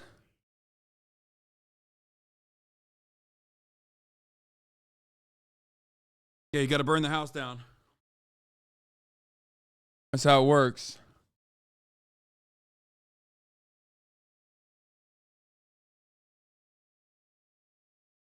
Brandon on that coke again. Love that. All right. Special counsel got a search warrant for Trump's Twitter account. Why keep the house? Yeah, you got burned down. Kaya, no jumping. Be a good girl, not a bad girl. Freaking out. She's so excited. Grandparents are here to spoil her. Yeah, she's like, oh, my favorite chew toy is back. Both of my favorite chew toys are back. She's gonna be a bad girl. Anne, you want to take her? I'm gonna take her outside. Hey, Kaya, no jumping. Kaya, off. Off. No, wait, Mom, wait. Tell her to sit. This is the command for sit. Yeah, do a fist. Yeah, good girl. Wait. No, Mom, take her out to pee, though, first. Please. Yeah. And here, do you want a bag of treats? Here you go.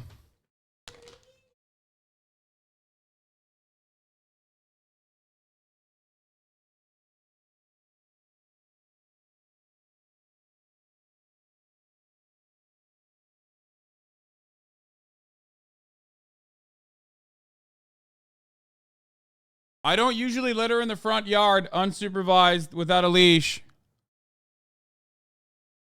Okay.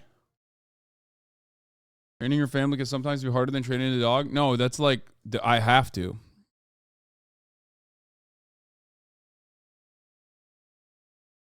Do a knee up for jumping, not like a kick, but just in the air so they know it's bad. Yeah, I do that. No, I have already trained my parents. They know how to deal with her.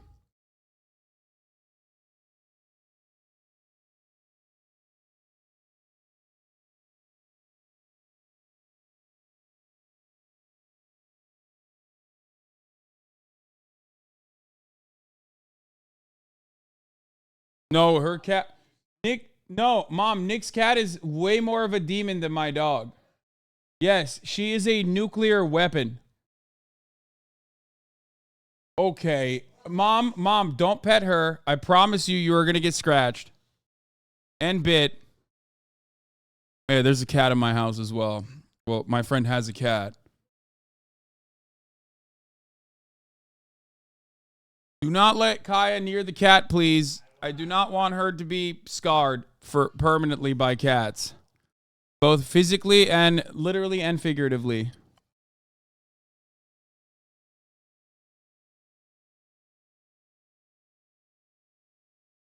Why didn't the cat take care of the Black Widows? My friend, it's good that she didn't because Black Widows can kill you.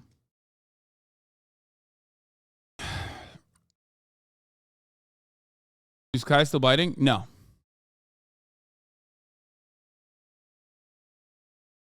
Are you going to show us the dog? What do you mean? Every day. This dog is in here with me in this room every day. This is the one time when she's not here. She's with my parents. All right. Let's get back to it. Special counsel got a search warrant for Trump's Twitter account. Sort of hiccups. They took a little bit of time. They faced a fine of $350,000 for delaying producing those records. And then why this ended up in court is because the Justice Department didn't want Twitter to tell Donald Trump that they were seeking this information. And they won that ability not to have Twitter disclose to Donald Trump, the client of Twitter, right, as the account holder, that this search was going to be taking place of his Twitter account. And the reason is really interesting. It's outlined here in that the court that they went before, the special counsel's office went before, believed that there was reasonable grounds to say that if they were to tell Donald Trump they were doing this search on his Twitter account, it could seriously jeopardize the ongoing investigation. He could potentially want to destroy evidence, change patterns of behavior, or, quote, notify Confederates. There's also a footnote in here about how there was a discussion of whether he might flee from prosecution if he knew this search was being discussed. The Justice Department ultimately walked that back, but that was something that the judge also had to look at. Would Donald Trump flee? Because they wanted to look at his Twitter? Okay. What do you make of this, given your experience as a prosecutor? Well, I was just reading and defense attorney. Yeah, just reading that opinion. My first thought was that would have been better if Elon Musk had not fired his entire legal team. They might have done better. They wouldn't have been fined. Right, they wouldn't have been fined, exactly. It's interesting because Musk says he's an advocate of, absolutists in terms of free speech, and one of their arguments is that they had a right to talk about this. They shouldn't be stopped from talking about it. But the opinion, the original court ruling is very sound because there is a procedure for when you ask a court not, a recipient of the subpoena not to disclose that information. From an evidentiary standpoint, they're looking for this because ultimately, if they need those kinds of tweets as part of their case, they need access to the original tweets. Can I ask you a question that perhaps is an ignorant one? What did they need to get from his Twitter account that we all didn't see in public on his Twitter account? Meaning, like, Twitter is by nature public. Do we know the answer to that yet? I haven't gotten to that part of reading. Okay. I assume DMs, right? Like, what do you mean? Like, they want his DMs because Trump is extremely online.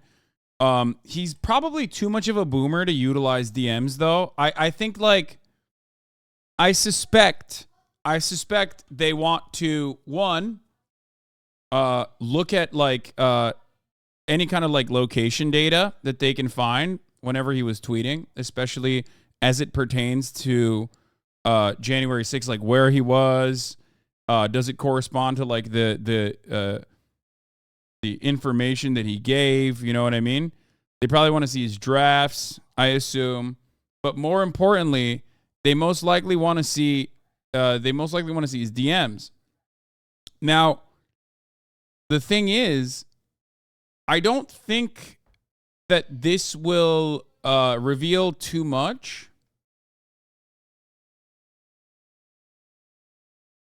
Having the source rather than a screenshot for authenticity, yeah.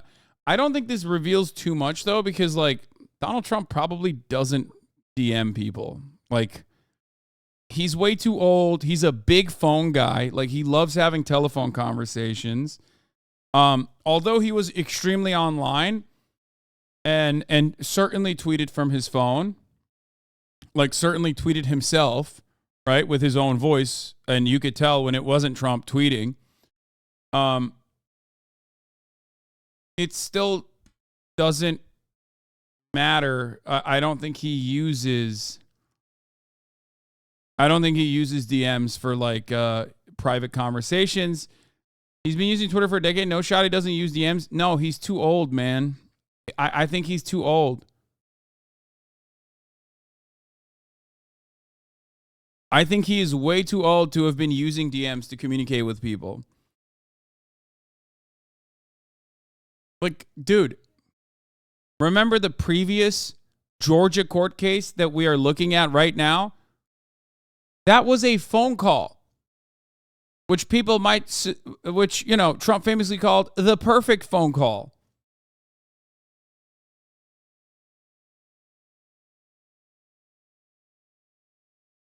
I doubt that he is the type of dude to just like ask for shit via DMs.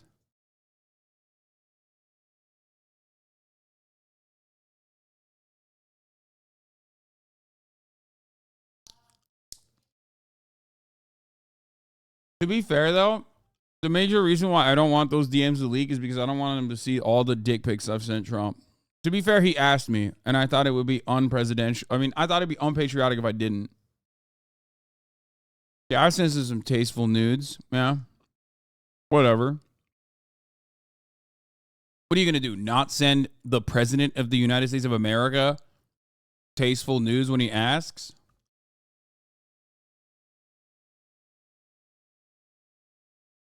Anyway, let's continue. The 34-page opinion, it just came out. Or maybe it's because his Twitter account was canceled, so well, it wasn't all. As Shan says, you have to have action. the evidence have some sort of integrity to it. And so they do have to get it from Twitter itself. They can't just get it from the internet archive. Right, they can't just do a screen. This was the other thing I was going to say. Former president averse to leaving records of his communications had long avoided text and email. I forgot this angle as well. I forgot to mention this angle as well, which is that he doesn't like note-taking in his legal meetings, okay? You think that man wants a paper trail? Like, he's really stupid, so paper trails do happen, right? But ultimately, I don't think he would go out of his way to leave like easily accessible. But he audio recorded nonstop. Yeah, I didn't say he's not a dumbass.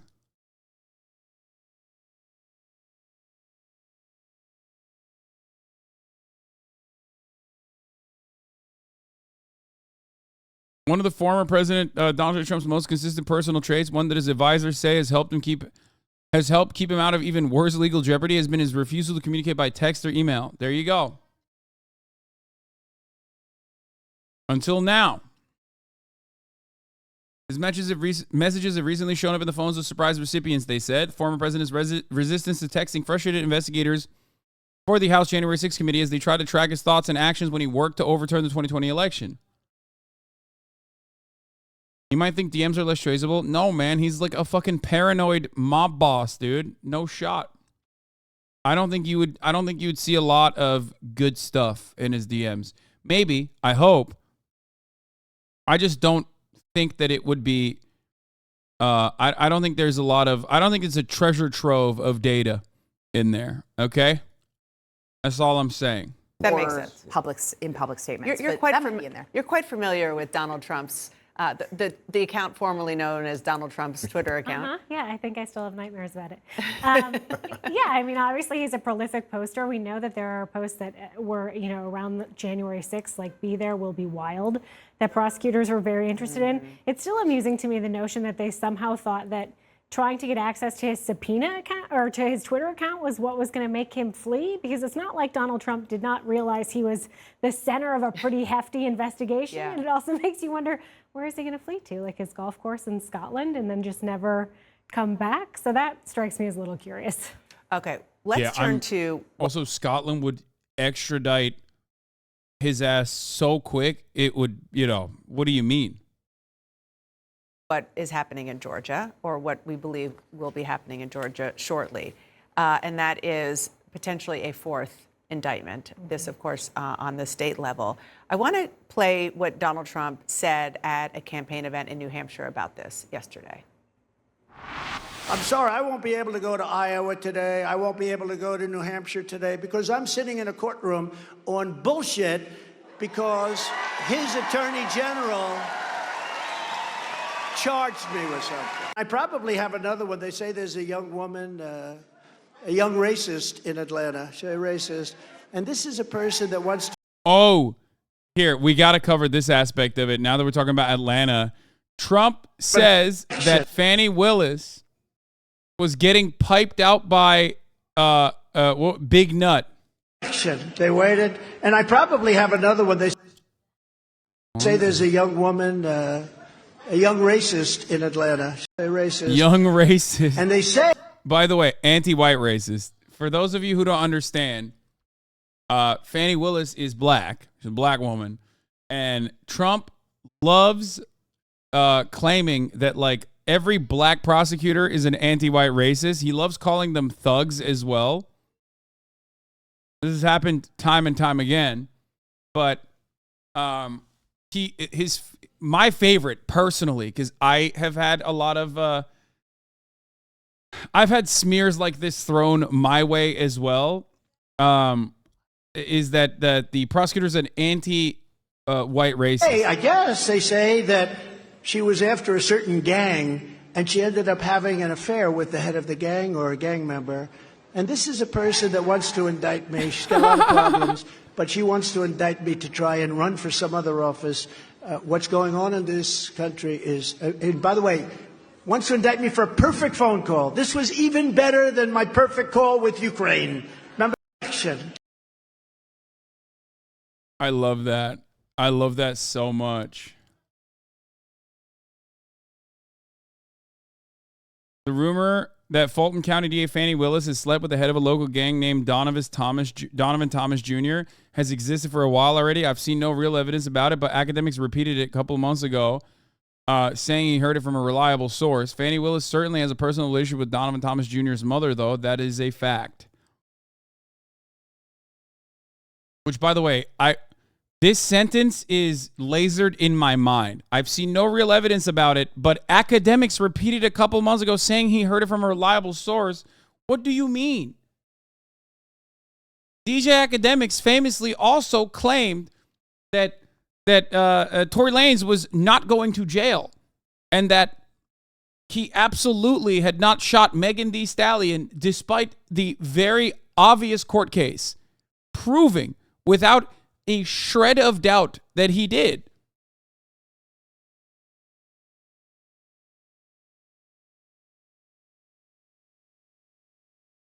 It's just like wild to me that there is any kind of like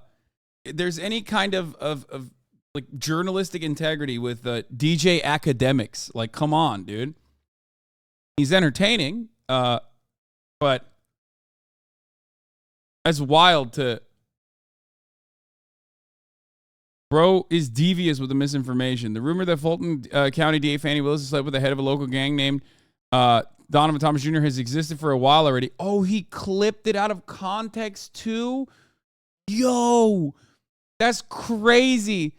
YSO Rico Updates literally says this is a cycle. It's like a closed loop. Do you see it? Do you see what he's doing? He literally fucking clipped it so that you wouldn't know where this guy got the information from when the information comes from DJ Academics. That's crazy. How is this whole thing so perfectly tailored to you specifically? I don't know. I don't understand it. This is basically, we are one step closer to Donald Trump serving a top of the hour ad break.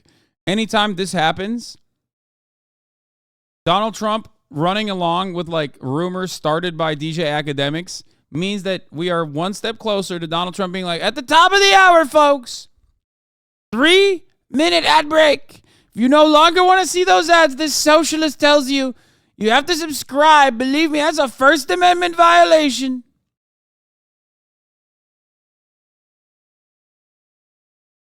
He says he's a socialist.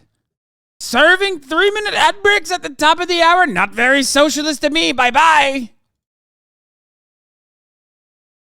Tailcat, thank you for the 5 gifted subs. Calk and Balls, thank you for the 5 gifted. What's OP Gladio? Thank you for the 10 gifted. Gladio!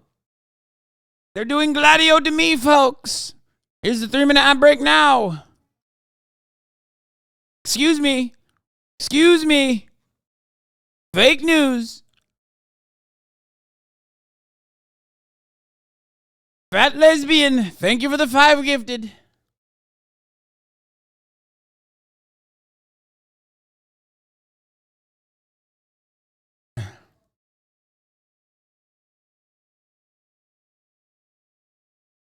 Everybody knows socialism is when you have no money, when you have tattered clothing, or canned man. Thank you for the 5 gifted subs. Anyway, let's get back to the story. To indict me. She's got a lot of problems, but she wants to indict me to try and run for some other office. Bonnie Willis, he's speaking about, who is African American. Mm-hmm. Yeah, I mean, he has called her racist before. The district attorney's office is aware of it, and they sort of brush it off until it rises to an actual threat against her, which she's been getting a lot of. And, you know, we've already seen the sort of security be ramped up around the courthouse. And we expect that she's going to start making her presentation before a grand jury next week in this sprawling investigation involving Donald Trump, involving many of his allies who tried to overturn the election in Georgia. And she's already lining up these witnesses, not because she needs new information from them. They've all testified before the special grand jury. Prosecutors know what they're going to say, but she wants them there to help craft this narrative around what actually transpired around the 2020 election, what people were doing to try to overturn it, as she goes to this grand jury and asks for indictments. And Shan, obviously what her argument is going to be, assuming she indicts, is that he, the former president, then sitting president, broke state laws in Georgia. The defense is almost certainly going to say, the Trump defense, you don't have jurisdiction to do this. Do you expect it to go through the federal courts, maybe even to the Supreme Court, to help answer that? I think he'll certainly try to do that. There's some potential procedural obstacles to that when you're trying to challenge the state court's ruling. I mean, jurisdiction courts generally always have to consider it. I don't think it's a very strong argument. I mean, she's the Georgia prosecutor. Why wouldn't she have jurisdiction over it? So I don't think that's really going to go anyplace, but that could be an argument that they'll make. Yeah, well, we're going to see all of the arguments when we believe it's going to come soon-ish. Soon, next week. We welcome you back to CBS. Remember, folks, the Georgia court case will most likely be televised. Just saying. State court, state criminal trials, a little bit different than federal courts. Federal courts, no filming. However, Democrats want to actually change that. Some have made the argument that this is information that the public needs to see. Georgia courts might be televised. Georgia courts have already said that they will perp walk them and mugshot them. It's a state prosecution, as different than the Department of Justice.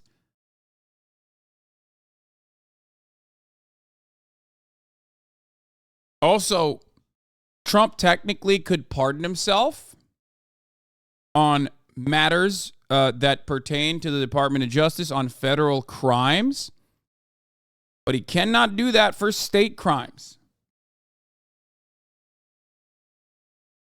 Yeah.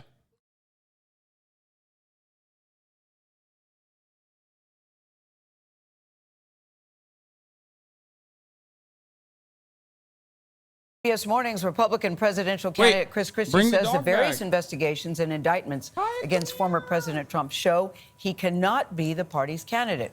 Christie, as you know, is a former federal prosecutor and former New Jersey governor and previously supported Donald Trump. But now he says one of the only reasons that the former president is running is to, quote, get away with significant crimes against the country.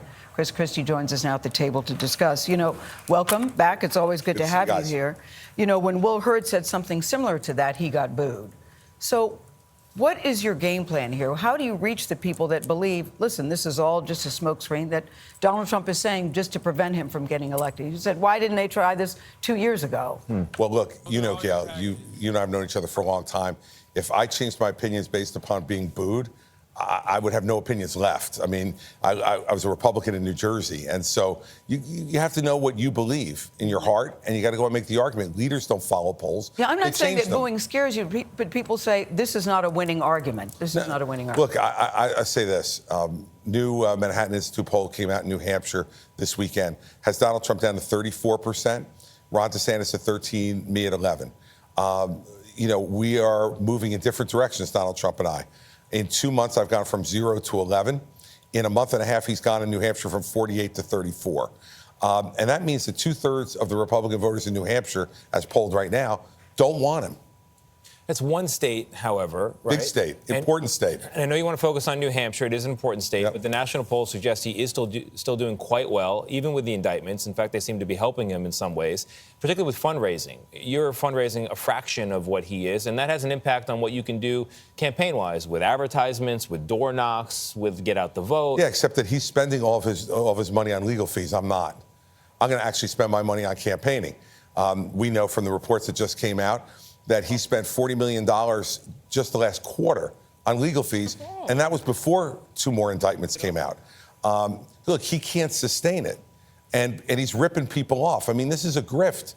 $108,000 for Melania's stylist in the campaign money he spent. It's called the political strategy consulting. All right, people are going to stop giving him that money. And as far as national polls go, if we had a national primary, I'd be really concerned, but we don't. We have one state at a time, and we're going to compete hard in those states, and we're doing well to go in 2 months. We announced 2 months ago today, and we are now a clear third place statistically and second in New Hampshire. In 2 months, Ron DeSantis has been running since 2021. Yeah, but Governor, even if you were to get over Donald Trump or past Donald Trump, you've got Ron DeSantis. He's running a culture war campaign in many ways, right? Anti-woke, taking on this idea that Democrats have hijacked the media and business, et cetera. You don't seem to be in that fight in anything like the same way. Why not? It's going really well for him, isn't it? You know, that campaign is really taking off, really getting altitude. The guy is descending quickly. And I think it's because the American people look at this, and it's not that they're not bothered by some of these things. I want... To be fair, the only thing, I mean... Get out of there. Nope. No. Out of there. Get out of there. What is this GIF? Oh, my God. Oh, my God. I just realized they do the exact same thing in this GIF as I do to Kaya. Like, when I go, nope, move away.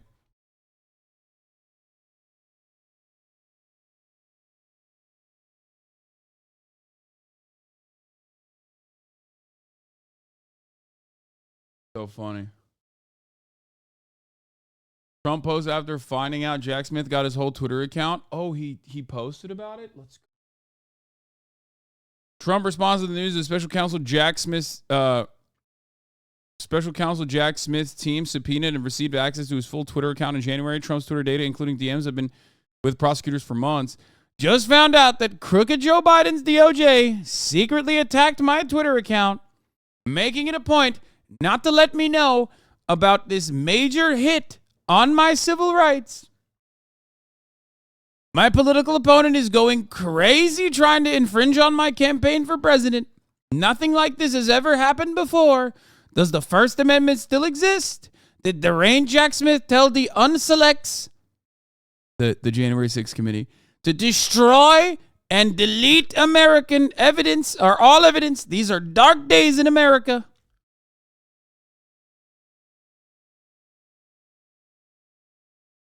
I don't know why he didn't tie it to how Obama spied on his campaign.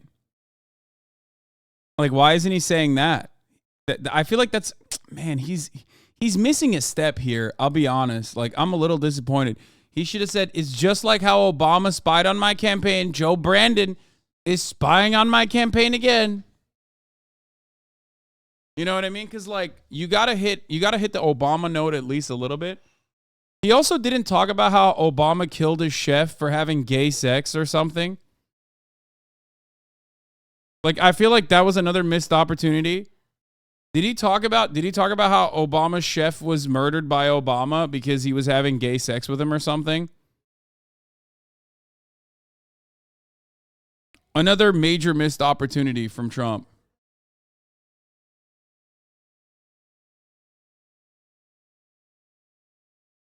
I thought the chef was fucking Michelle. You could hit it from every angle, to be fair. Like, there's different avenues there. I like how you always give them tips. Yeah, I just want a fair fight. That's what it is. Republicans are under attack. The Joe Brandon administration and the Department of Injustice are attacking our president, who's done everything right, and they indicted him. So I'm trying to help him out because I'm a patriotic American. Orada gate şeyi var. Büyük, siyah. Allah, evet.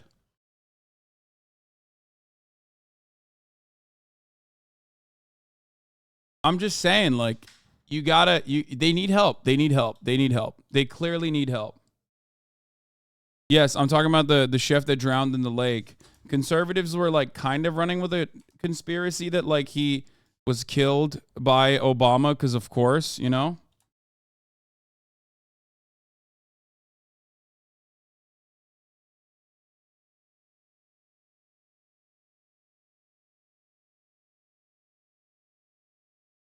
Obama's chef drowned. Obama's family chef drowned in Martha's Vineyard recently, a couple weeks back. And some of the more psychotic conspiracy accounts were claiming that he was, like, killed. He was murdered by Obama. And they even said, they even went so far as to say, like, Obama is golfing with Band-Aids on his fingers because he was, like, personally involved in the murder. I guess that's what they were trying to say.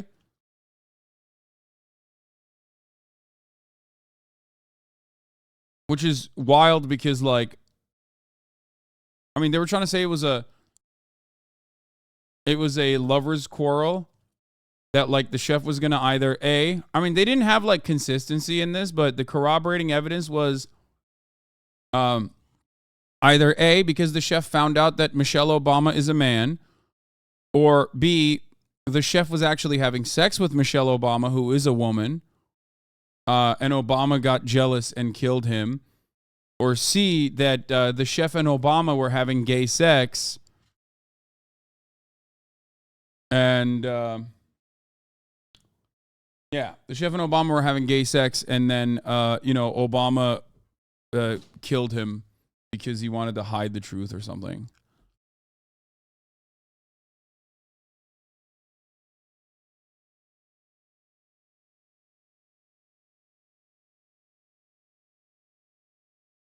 So, it was interesting because it was also interesting because they didn't say vaccine. The vaccine killed him. That was interesting because I feel like that would have, like, tied it perfectly. Like, Obama vaccinated his chef knowing full well that the vaccine injury would cause him to die later on. You know, something like that.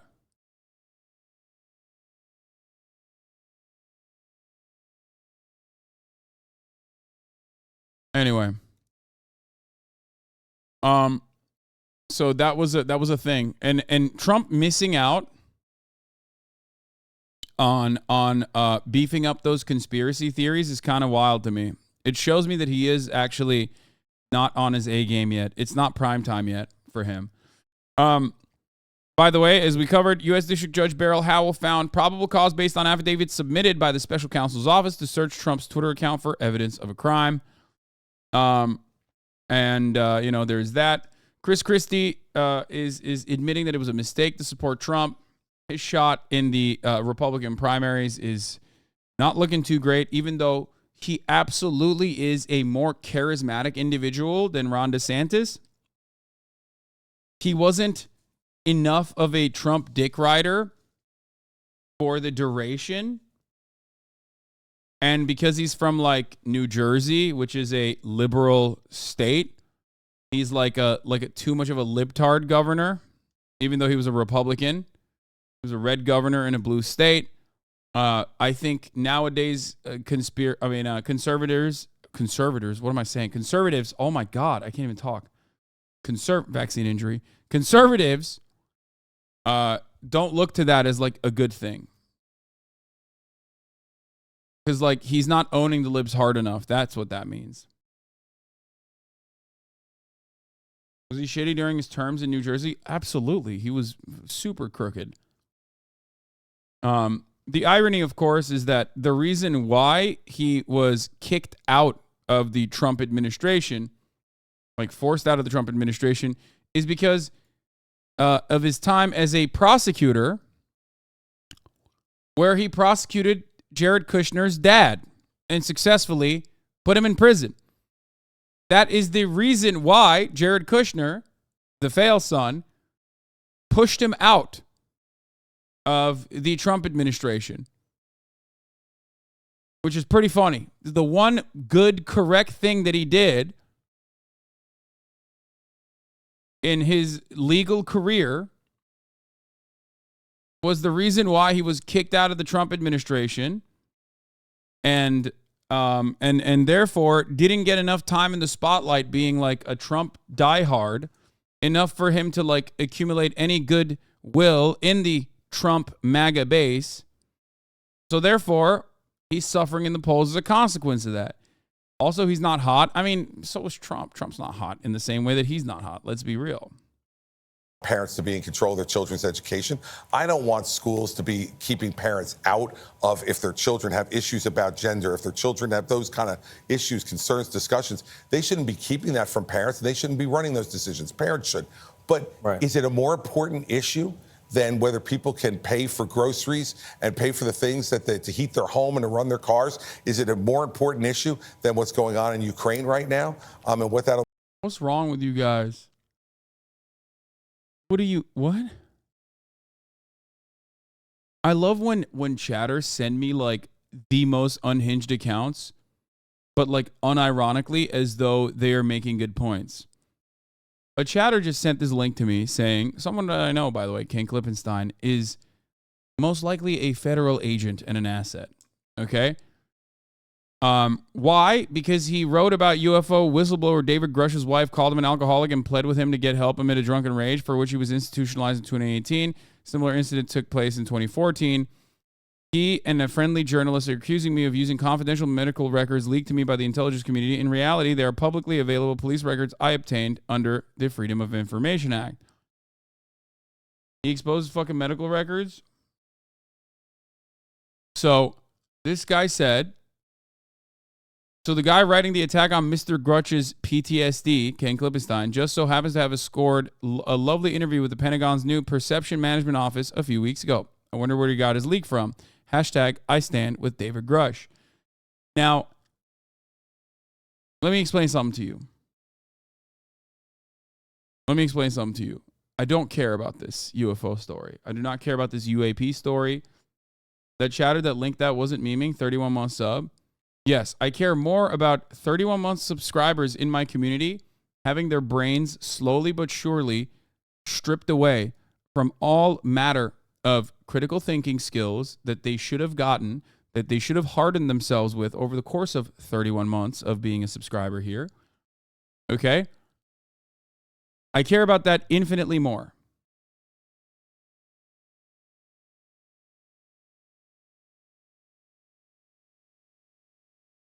It is truly terrifying that one singular issue that is your pet issue can cause you to genuinely strip yourself of any kind of critical thinking skills or any kind of media literacy that you had. Okay? Please. This story in and of itself is irrelevant, nonsensical. Even Ken's coverage of it is completely unimportant. Okay?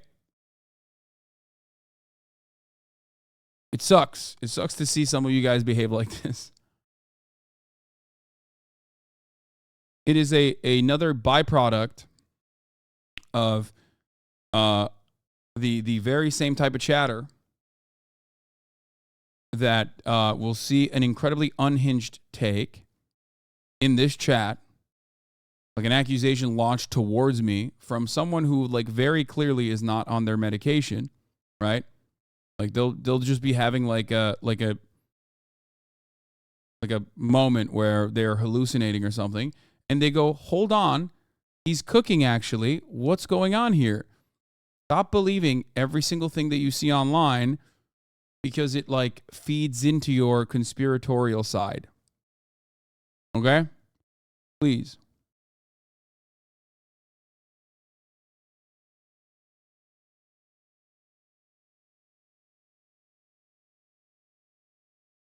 Let's continue. What it means for the entire world? Is it a more important issue than the fact that our children's education, reading scores, a third of the kids in this country don't read at grade level of the entire country? All fair, but I really don't see how you win Republican primaries without going further to the right on some of these culture issues. Well, watch it. I'll show you. Okay. Okay. We'll see. So, like, you know, look, and the bottom line is that you have to be who you are. The truth matters.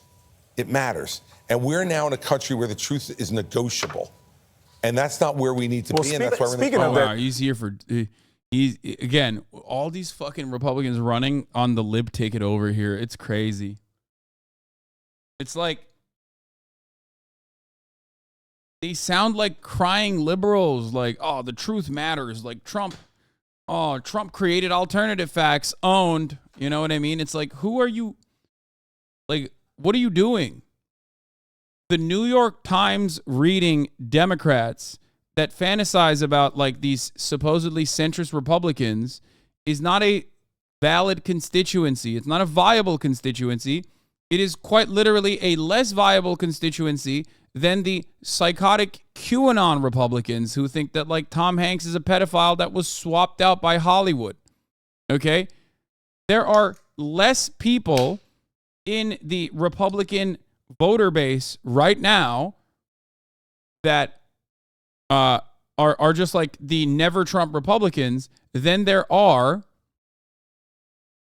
actual like QAnon pedo hunters. Okay, you would probably do better if you tried to cozy up to Donald Trump and say you're pedo hunting. That's why you're running for president.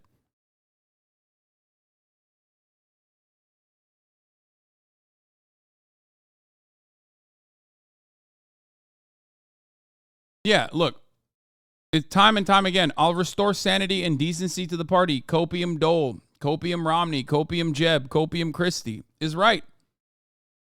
I'm doing the sanity ticket. Like, what are you, Jon Stewart? What the fuck is this? Sorry, not even Jon Stewart. What was it? Restore Sanity tour they were doing?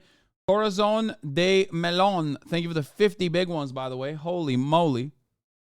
Stephen Colbert, yeah.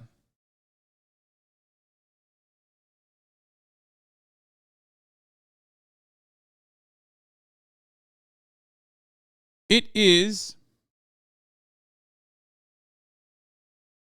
truly hard to try and make a name for yourself in the current Republican lineup because the primaries are all about how Trump you are. And unfortunately, Trump is still running. So you know who's the most Trump? Donald Trump.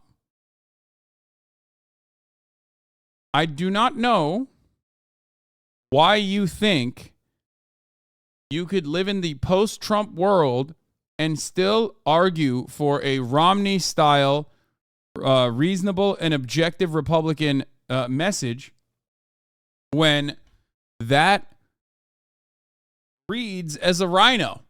Like, that's what the entire Republican base is conditioned into believing.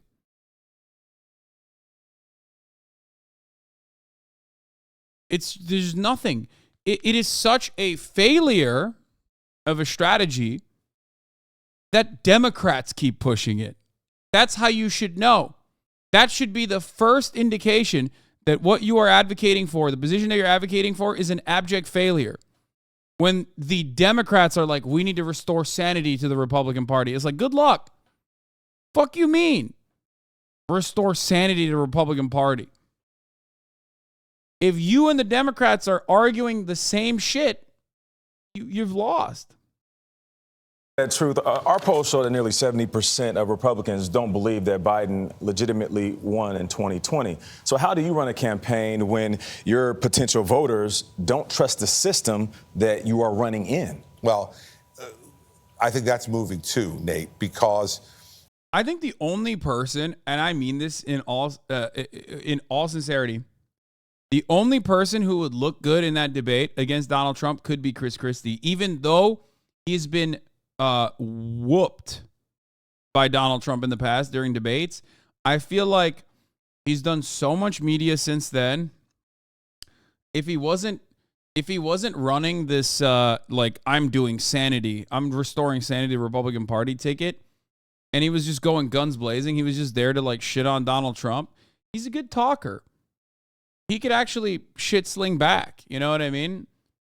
It's definitely not Ron DeSantis that would do that. And I do think that he could eat away at Ron DeSantis's like institutional Republican Party backer base.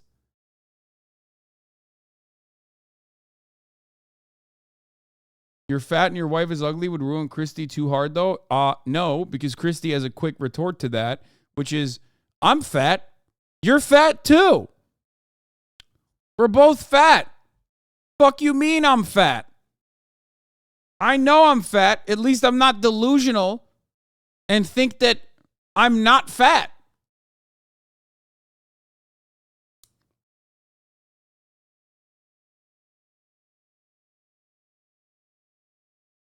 Yeah, Chris Christie is never saying, "Aw, sugar man. That's sugar man." You're right.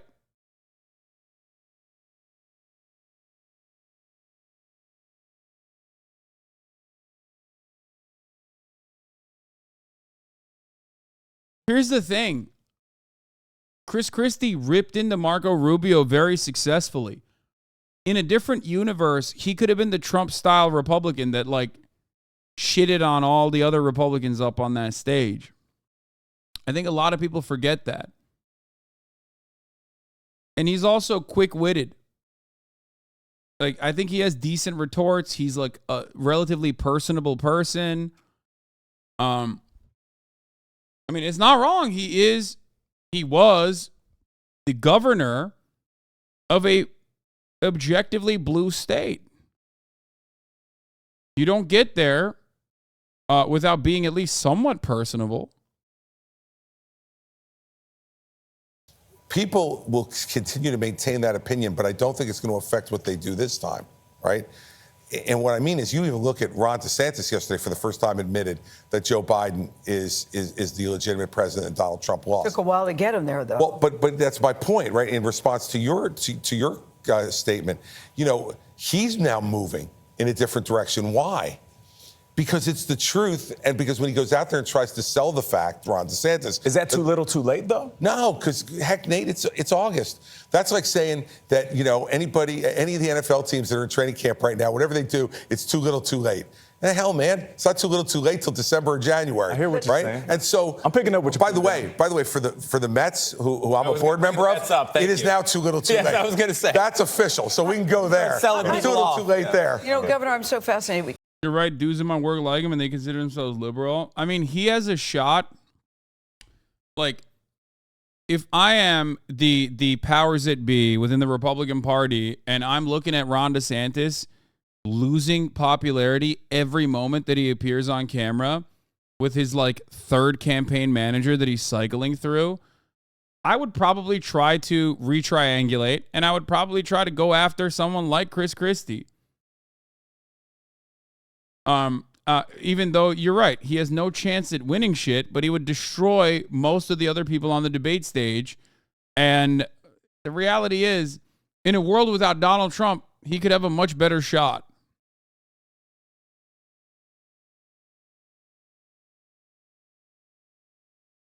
Trump creams Chris Christie verbally. Trump creams everyone verbally. Christie is the only one who can at least have like some decent retorts, some decent quips. A lot of people just want drama. I think Trump's hold on the base is too strong. So I really doubt that Chris Christie would be able to penetrate that, but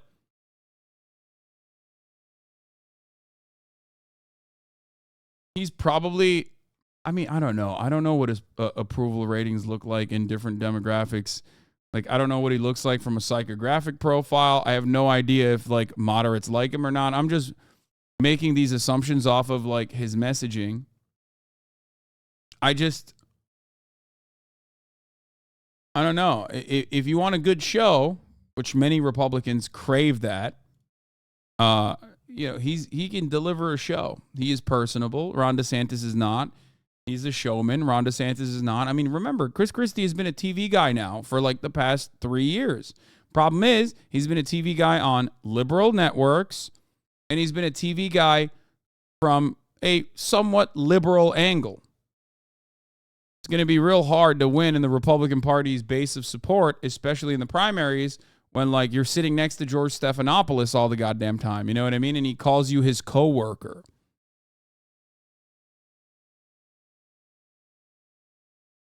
You have someone who is a clear front runner. He's got 3 indictments. He's essentially sort of out on bail, if you will. Not essentially. He's out on bail He's out on with bail. restrictions in 3 jurisdictions, Yes. and it's going to be 4 before we get on the debate stage in 2 weeks. And he is a front-running candidate. So whether, his lawyer says it's a matter of free speech, it's political speech. I wish you would define political speech. I agree with you, but could you explain who is the Republican base, since you say DeSantis is too Nazi and this dude is too lib? There isn't any ground for any on both worlds here. My friend, once again, and I repeat this all the time, and I know it's like very confusing. You are arriving at the legitimate spiritual problem that the Republican Party is currently facing. You can't go too heavy-handed on the legislative agenda that is like absolutely fascist, because then people start recognizing the negative consequences of such policies in action, and then they don't really want to defend it. You also can't run on this weird moderate line like Mitt Romney did, especially when you do not have the charisma to back it, right? Like Ron DeSantis fails on both accounts. He doesn't even have the telegenic charisma to captivate broad audiences. Okay? But he also, on the policy front, does tend to go a bit too far with the gender stuff, which, by the way, I don't know if you guys have noticed, he's really dialed back on. Ron DeSantis would never shut the fuck up about trans people. He genuinely has like scaled it back. And woke culture and wokeism, if you look at all of his latest like media hits, he talks about it a little bit, but not to the same degree. We're talking about a dude pushed so many bills specifically targeting trans people, specifically targeting gay people. It's just like he has retriangulated his messaging at least in the past month or so. Okay?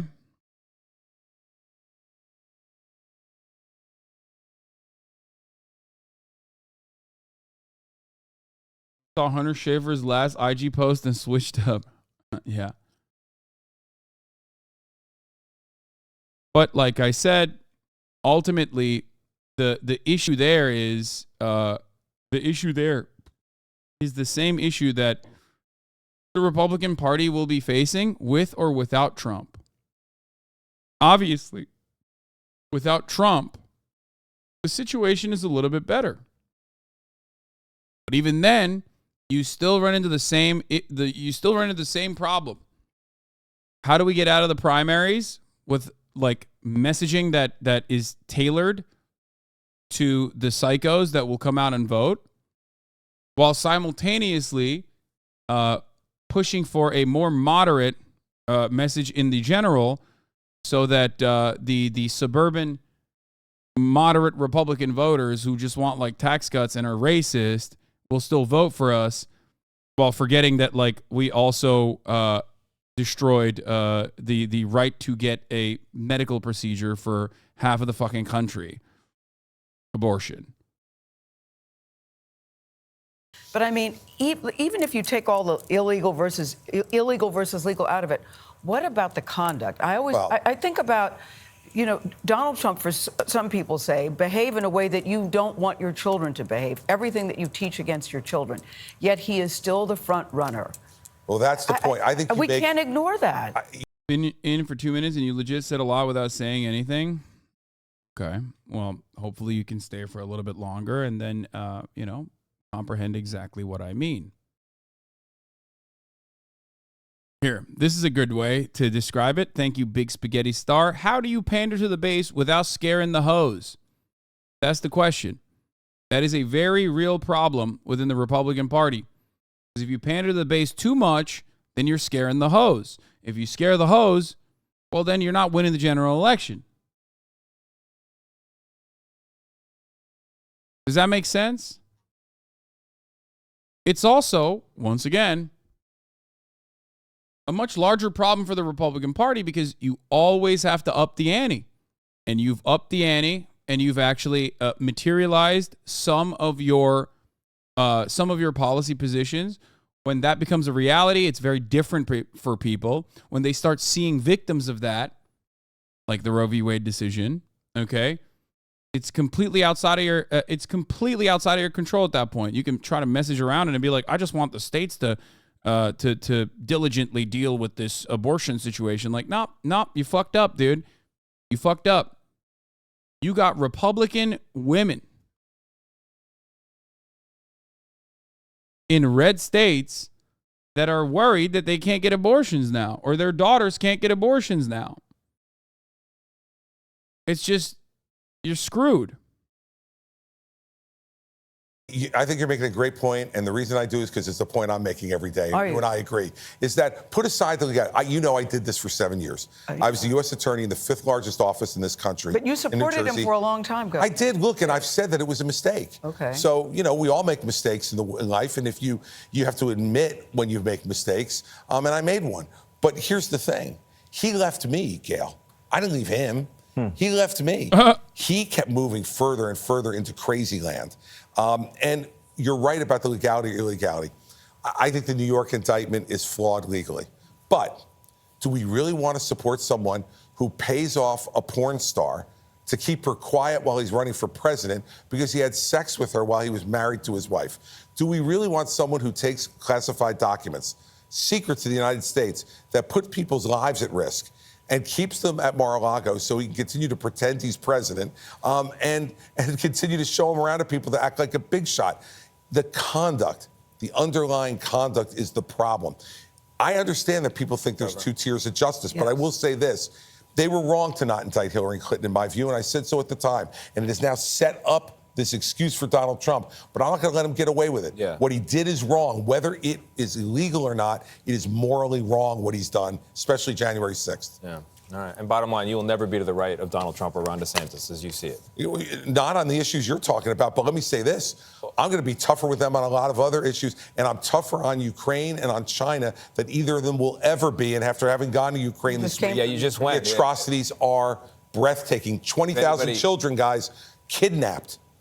Sent to Russia to be reprogrammed. Those parents don't know whether their children are alive or dead. Why did you go there? People could say, look at him. It's a photo op for Christie. Why did you go? Wow. Listen, 60 hours of traveling for 11 hours on the ground. That's a pretty expensive photo op. I was gonna say, into a war zone. In the end, Gail, I went because if you're going to be the American president who decides how to conduct our... Bro, does he think that, like, Democrats are going to vote in the Republican primary? This is crazy. Is there a big enough constituency in the Republican base that's like, I just don't think that this election will be won on how much support you're delivering to Ukraine. It certainly could be lost on that in the sense that, like, Americans, even though Ukraine is a white nation that is under attack, I do not think that Americans give a shit about giving money to another country. I'm not even talking about the Republican side. I'm just talking about in general. You tell Americans, like, we've given $150 billion so far, like an endless money and weapons faucet to Ukraine. I don't think that that's going to... I know that we've had this conversation so many times. People go, oh, you're wrong, you're wrong, you're wrong. Americans do care about it. I don't think this is an election-winning issue. If anything, Republicans are utilizing this as an election-losing issue, where they keep saying, like, Democrats want to give endless money to Ukraine. We want to spend it on you instead. We want to spend it on waging a war that we think is right, like a war against Mexico instead. And it's like, brother,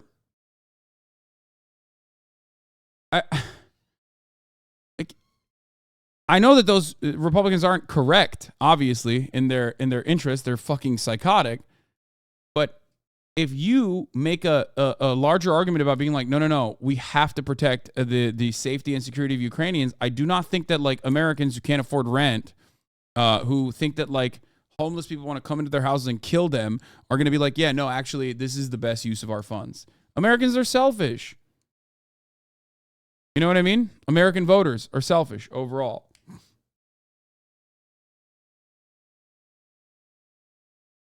Relationships with Ukraine from there, you need to look Vladimir Zelensky in the eye, which I did, and you need to go to places like Busha, where there's 160 people in a shallow grave that were executed by barbaric Russian soldiers. Nate, this is the guy, Vladimir Putin, who's doing this, that Donald Trump calls an excellent leader and brilliant. We're not selfish. We can't afford fucking rent. First of all, saying that Americans are not selfish is so fucking silly. Americans probably are the most selfish nation on the planet. Like, culturally speaking, it's called American individualism, okay? We believe we are exceptional. We believe that our individual personal traits are incredibly important. We are so selfish. We are entitled and we're selfish, okay? 100%. That's crazy. That's wild.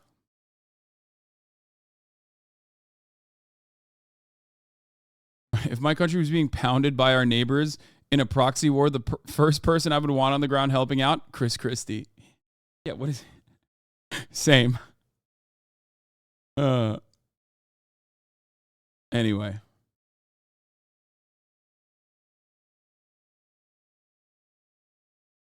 Yeah. We're very different people, and I'll be a very different president. All right. Governor Christie, thank you very much for being here. I love being with you guys. Thank you for acknowledging the Met season is over. Yes, it is. Unfortunately, 2024, maybe 2025 is our year. You got it. We're ready. Be back soon.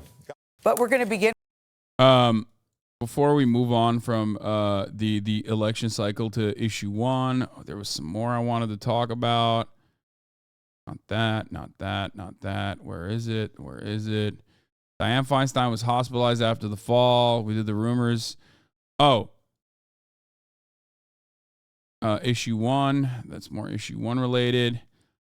This is funny. The This Is Fine meme made an appearance at DeSantis' announcement that he was removing a progressive DA, one original one with the DA, Monique Worrell, in place of the dog. Yet another situation where Ron DeSantis and people in his orbit are extremely online. Extremely fucking online. Who is this appealing to? Why are you doing this? Are you leaving? Peace, dude. Who is this appealing to? Why are you doing this? Is a question I have on my mind, at least. Log the fuck off. Holy shit. Log off. Please. What are you doing? But one of the funnier parts about this is that Dave Weigel posted this, and I love this kind of shit. And he clipped like one of his reactions from that post. Let me see if I can find it. Oh, here. There's a certain kind of reply guy you get if you tweet factually about a conservative doing a conservative thing. A guy who insists you must be sad and triggered about it. If nobody's getting owned, it may as well not be happening. You should go have yourself a good cry, David. It's like, what do you mean? Like, what? Who's crying? This is like, we're laughing. We're laughing at him. What are you talking about? Triggered. Why are you in my replies begging for me to be triggered? Why? Can you not enjoy things unless you think about a libtard being triggered? Please tell me you're mad. Please. I cannot enjoy something on my own unless there is a hypothetical liberal being triggered.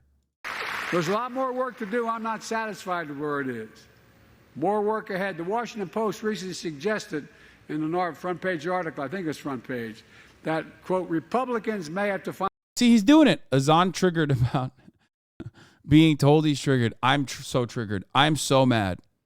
I'm so upset that people keep telling me I'm upset. It's making me infinitely more upset. It's just, it's never ending. Find something else to criticize Biden for now that inflation is coming down. I'm sure they'll find something. Damn, they couldn't even fucking clap that much for him saying that inflation's coming down.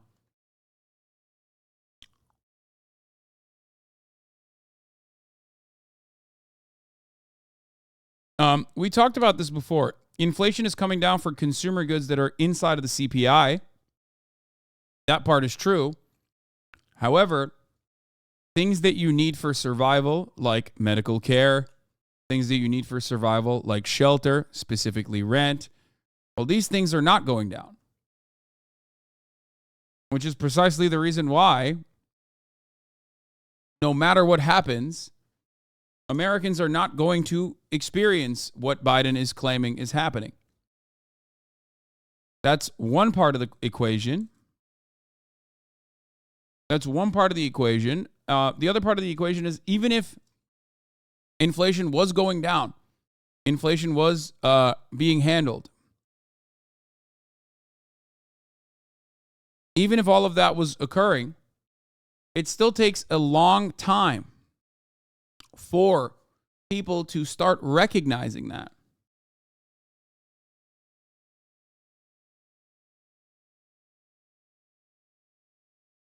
Oh, sorry, you immediately went into talking about that? What do you mean?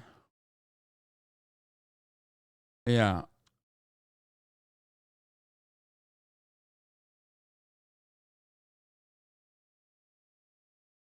So Biden pushing for Bidenomics as like one of the weaker aspects of his presidency, especially the longest weakness of his presidency, is a wild choice.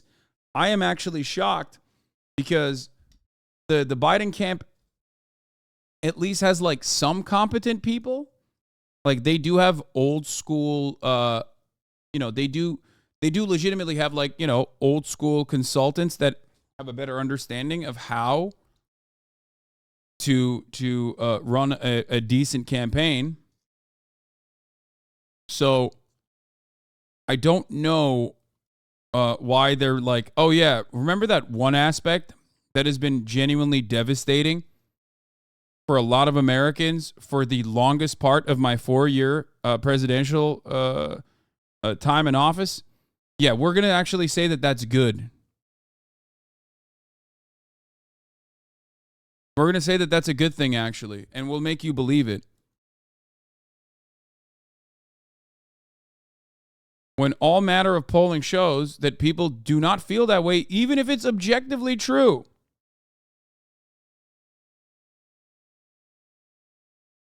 The Inflation Reduction Act was the red flag that corporations saw to rein in their greedflation, which, by the way, is real.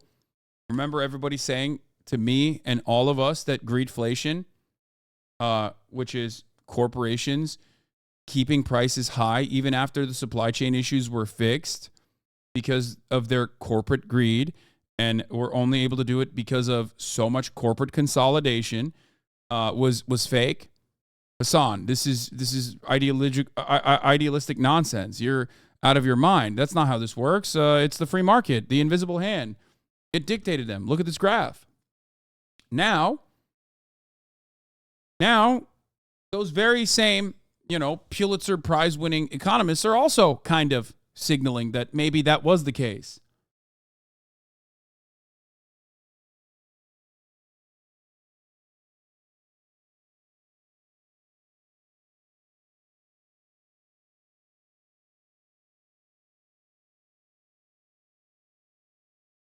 Anyway, Dems are playing 5D chess with healthcare and rent. If they keep prices high much longer, more voters will be in favor of a single payer system. Landlord aside, and once Dems officially included in their platform, it'll be electoral dynamite. You're out of your mind. That's a joke, right? You're joking.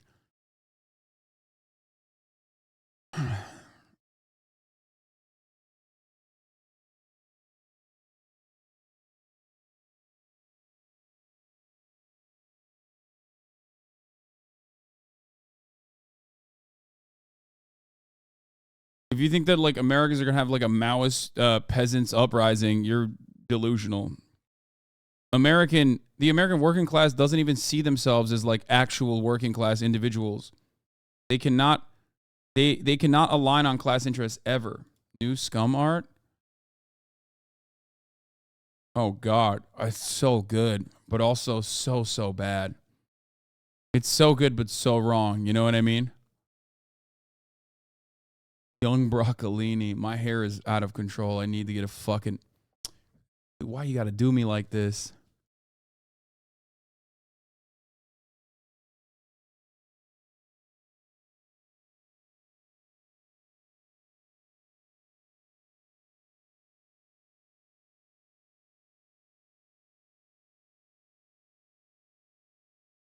Until the middle class is affected by bad economic policies, nothing will get done. The middle class is being affected by bad economic policies. What do you think the K-shaped recovery after COVID was? Like the lowest of the low, the lowest of the lowest poverty class gets like some noticeable increases in their salaries, which still is not enough to compete with inflation, and therefore they're still seeing a decrease in wages. The tippy top of the capital owning class sees major profits. What is that? That's an evisceration of the middle class. It's already happening.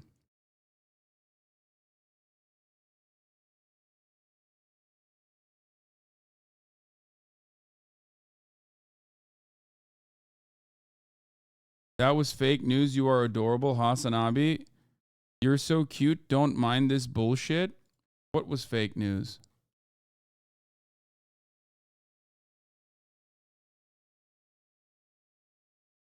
I don't think it's fake news when you consider, the art. Oh, okay. That's a joke, man. I love scum art. I thought you were saying K-shaped recovery was fake news.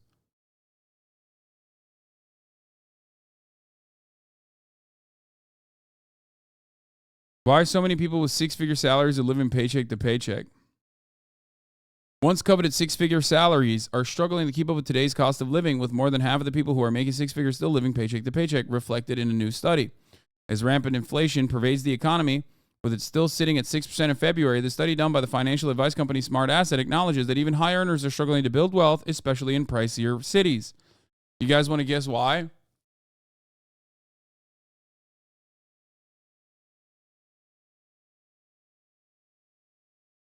I mean, you already know why. Exactly. It's fucking rent. It's rent. Like every new amount, every additional dollar amount that you make goes directly into the pocket of your landlord. Landlords are like, oh, thank God. Man, so sick. Thank you so much for getting a raise. So I can fucking farm you even harder. SmartAss's new study, researchers calculated income tax on $100,000, taking it into account at the federal, state, and local level to find earners' real take-home pay in 76 of the largest cities around the U.S. using 2022 data on the cost of living prices in the cities from the Council for Community and Economic Research. They analyzed how much purchasing power earners truly have. Cost of living indexes include average prices of housing, groceries, utilities, transportation. The study found the worst places to live for worst places to live for people who earn $100,000 after taxes and adjusted for cost of living. $100,000 amounts to just $35,000 in New York, $36,000 in Honolulu, $36,000 in San Francisco, and $44,000 in Washington, D.C., $44,000 in Long Beach and Los Angeles, California. Using the same metrics, the best cities to live for people who earn $100,000 are Memphis, Tennessee, El Paso, Texas, Oklahoma City. In Memphis, thanks to the cost of living, which is 14% lower than the national average, $100,000 is worth $86,000. 7 cities where six figures goes the furthest were in Texas, credited to low cost of living combined with no state income tax. It's not the cost of living, guys, or it's not the rent, it's actually the taxes.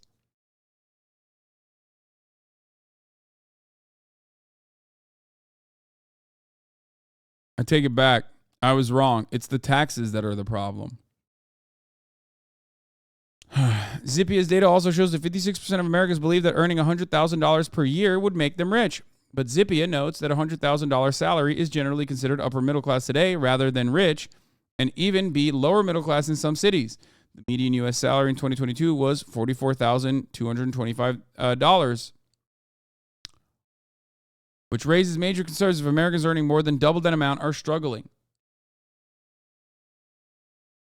Smart Asset shares some advice for six-figure earners, such as suggesting that they max out their retirement accounts.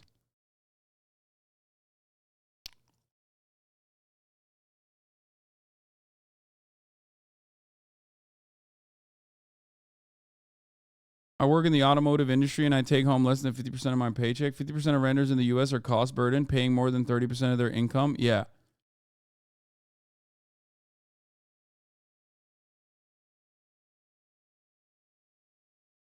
Good stuff.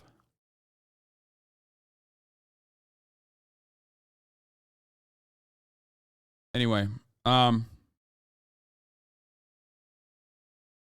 see no positive future, no positive immediate future solutions to the largest problem that Americans are facing, which ties into pretty much every other aspect of their lives, and that is rent. Okay? That is homes becoming unimaginably expensive. That is rent becoming unimaginably expensive.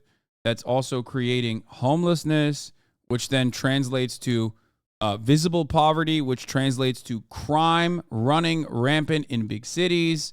The only way to solve that crime is, of course, by heavily policing these cities instead of utilizing the tax dollars towards any kind of measure to tackle homelessness on both ends, whether it be, initiatives that combat already existing homeless people or initiatives that combat the creation of more homeless people by lowering the price of housing. Ultimately, it all ties back to that, and things get worse and worse, and Americans recognize at least how shitty the situation is if they're living in it, but don't necessarily figure out where the problem's coming from.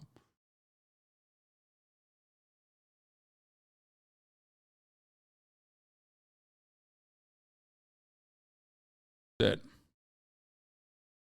Feeling helpless as a parent. Yes, my kids are grown adults. My oldest is 28, my youngest is 25. And I thought by teaching them what I learned, which is you work hard, you get a good job, you're going to get the things in life that you need, right? Worked for me, why wouldn't it work for them? Because it doesn't. Because the world has changed, all right? And now I feel like I see them struggling. And before my generation comes at me, yes, I understand struggling is a part of life. We all struggled. But there's a difference between struggling and drowning. All right? So we struggled and it was tough. But you know what? We made it. We knew there was a light at the end of the tunnel with our struggle. It seems like kids today, no matter how much they struggle, they just get further and further down the water into the drowning point. She's spitting. But this is, again, a Fox News video. So let's see how she ties this back to voting for Trump and how Biden is the reason why you're struggling. And there is some truth to why Biden is the reason why you're struggling. There's truth to that. Except Trump is not the solution. As a matter of fact, Trump made the problem significantly worse than Biden did. If we're looking at Trump v. Biden, okay? If we're looking at Democrats v. Republicans, I hate the Democratic Party for their negligence. I hate the Democratic Party for being feckless cowards. I hate the Democratic Party for being controlled opposition. But they are controlled opposition to the other side that is significantly worse and are very openly making the situation worse. Okay? So remember that. All right? When I was their age, I was making less than $10 an hour. And I can afford to live on my own. Now you have to be making six-figure salary to get a decent, tiny little place to live. And then you got the $5 a month subscription at the top of the hour to avoid the 3-minute ad break at the HasanAbi broadcast. These kids are learning about socialism over there.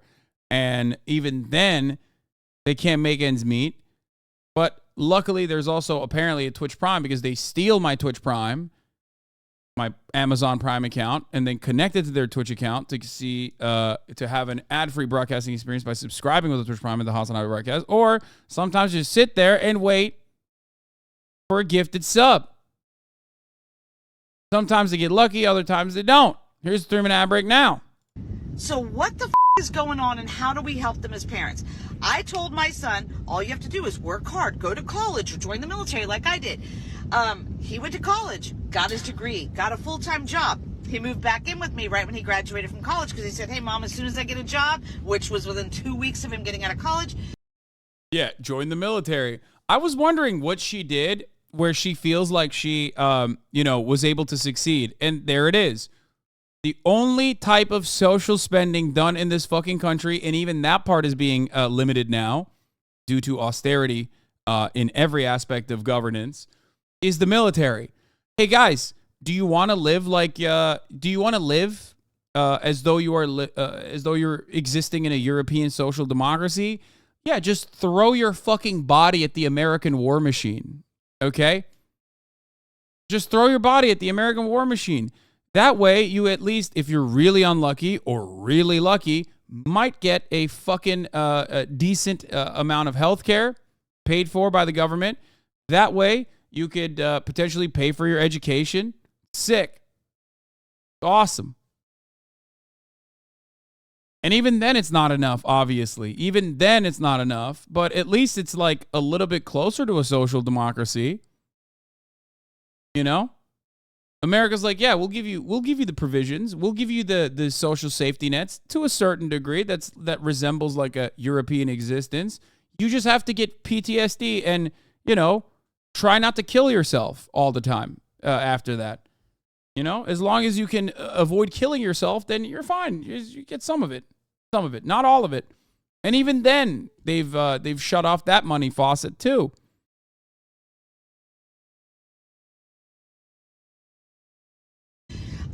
Maybe take me 2 months and I'll save up enough money for me to move out. Okay, cool. It's been 10 months. He has saved almost every dime and still can't afford to live. Why are one-bedroom studio apartments almost $2,000 a month? Why? Like, I just don't get it. So I don't even think that there's even classes anymore. There used to be, upper class, middle class, lower class. It's literally turning into the ultra wealthy, and then everybody else is just poor. She's right. Holy moly. I cannot believe Fox News covered this. That's awesome. I'm shocked that Fox News posted this. I was wrong. I thought because Fox News posted this that she was going to be she's being talking about Bidenflation or Bidenomics or whatever the fuck, and I was wrong. I think they're trying to blame this administration and not the overall system in place for decades. Yeah.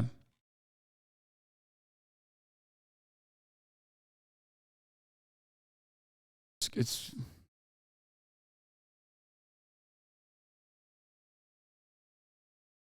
Give this woman a copy of the Conquest of Bread? Yeah, dude, she's gonna be an anarchist. Okay.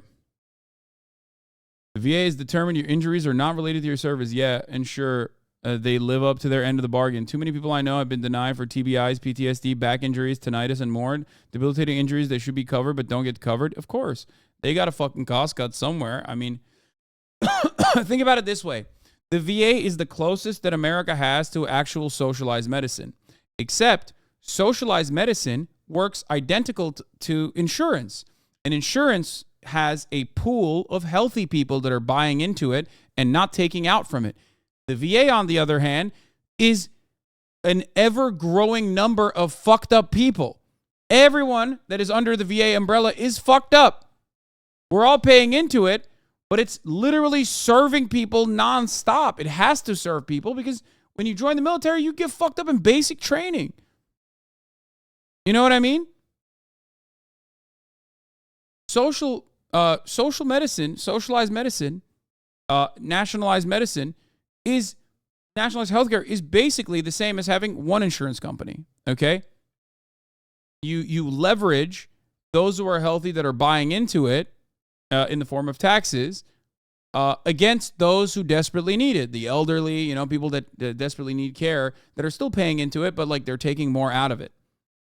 The VA doesn't work that way, unfortunately, because It's an ever-growing pool of people who need desperately the maximum amount of medical care you can get. Why? Well, because of our never-ending conquest for oil and blood.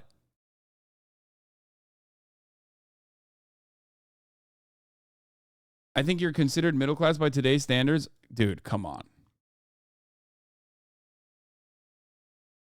Dude, no. That's insane. I have 63,000 subscribers. Now, a lot of that is now Turkish subscribers due to 34 MKD 50. Like, but let's say it's 50,000 subscribers and then 10K of them are Turkish. It's insane. That's crazy. Come on, guys. You're so fucking annoying. They getting mad at the rich, greedy. Oh my God, every time. Thanks, dude. Wait, why am I annoying? I'm telling you how it is. Like I'm not gonna sit here and LARP like thanks for reminding us you are rich.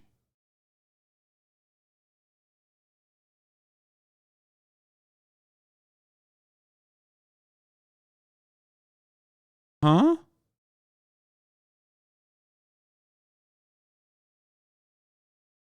Brother, this is the one community online where being reminded of your wealth is not a good thing, okay? It is objectively a bad thing. There is shame associated with it, which I will not correct. I think that is a decent and healthy attitude to have towards wealth in general. If you think that I am fucking flexing when I talk about objectively true things, when a chatter is misguided and says I'm middle class, I don't know what to tell you. You could have ignored about the guy that was wondering about your situation.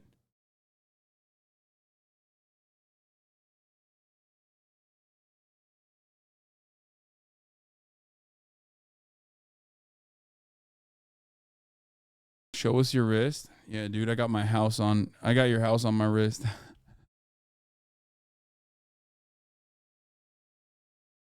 Yeah, that's why she can't afford it, because it's on my wrist. What is wrong with you, chat? Seriously? Yeah, no, I have a lot of people like that.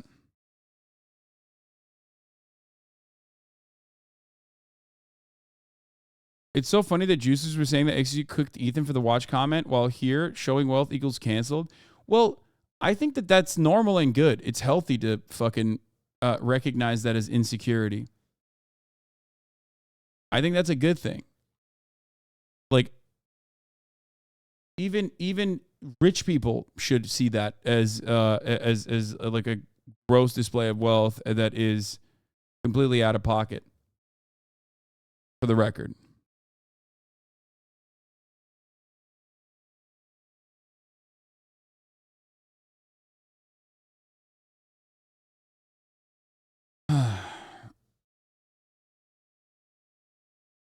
Anyway, I hope that chatter finds some mental and emotional clarity. After being in here for 43 months, it seems like it hasn't worked at all. So a chatter called you middle class as a joke and you felt the need to correct them? No, that person unironically, in my opinion, is misguided. There are people who think that because... Okay, I'm done. I'm gonna give you a day off. Actually, I probably shouldn't keep egging you on. I think it's not gonna be productive. Okay? It's okay. It's all good. The only reason why I talk about this ever is because there is a sea of weirdos in here that are always like, Hasan is LARPing as a poor person, who then also simultaneously say Hasan is actually flexing his wealth. I guess you shifted away from one side to the other at some point.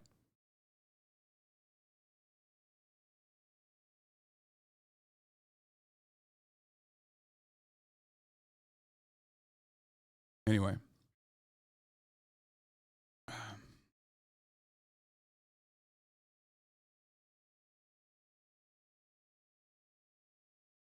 I don't even think that person was recognizing that they were trying to bait me deliberately. I think that person is probably angry and is lashing out. It's okay. To be honest, you flex your money less than most of my coworkers. I mean, it is not a good thing. It's gross. And also due to insecurity. And any single time that you've ever seen me flex my wealth or anything like that is most likely a consequence of someone else making a meme that then became a serious issue online, because socialist but wealthy is a contradiction for a lot of people. You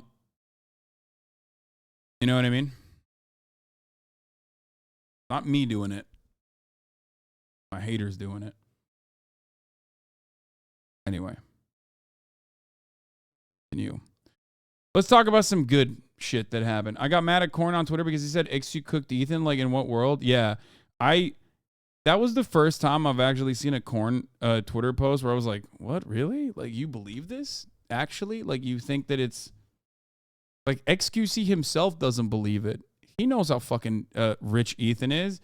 He most likely was memeing. I don't think XQC himself was, like, legitimately being like, I am literally richer than you. I have a nicer fucking watch than you. Like, he was 100% memeing himself, which ironically, like, some of the dumbest motherfuckers took seriously and were like, yeah, that's a good thing.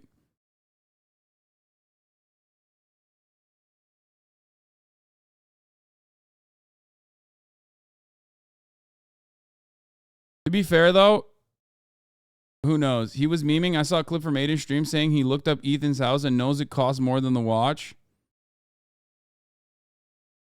Yeah, it was real sad, though, seeing, like, a decent amount of people being like, nah, dude, he wasn't memeing. He was actually fucking sick for doing that.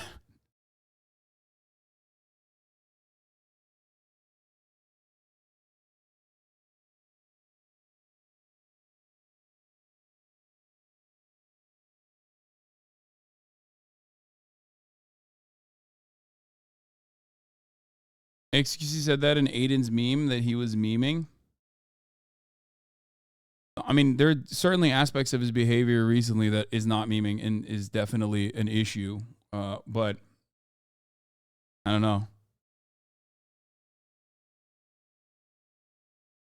I don't even give a shit if he was memeing or not.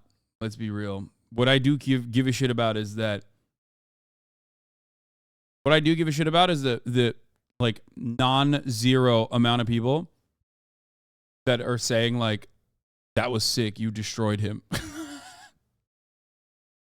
Especially because, brother, you're tweeting that with a third generation iPhone from a fucking Honda Civic.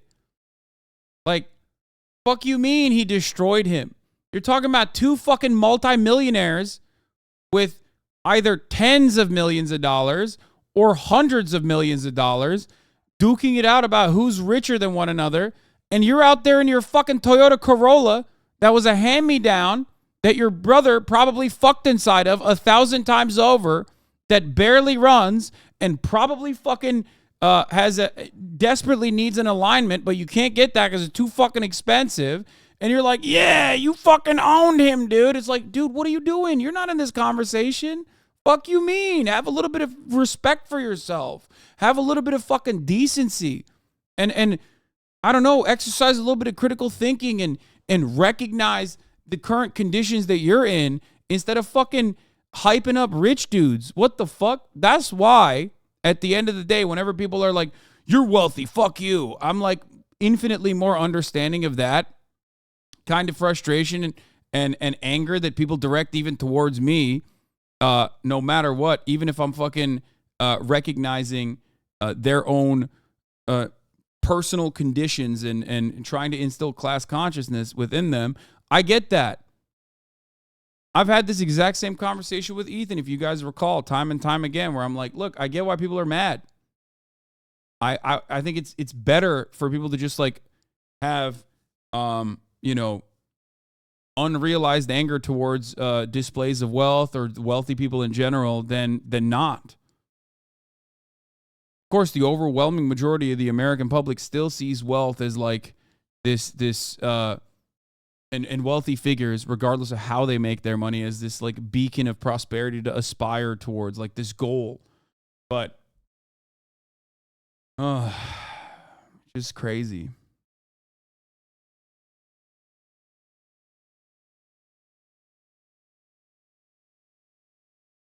Oh, you not rich like my favorite rich guy. Yeah, exactly. It's like, damn, he went band for band, dude. Okay, where's your rubber bands, dude? You got none. What the fuck? Damn. My juice is going band for band with Ethan, I say, as I'm on my like 11th fucking Uber Eats delivery job, where Uber is like stealing money directly out of my pocket, and God forbid I get a fucking ticket because I had to put the hazard lights on as I delivered to this 11th apartment. All of a sudden, it wiped out all of the fucking deliveries that I just did. Like, what are you doing?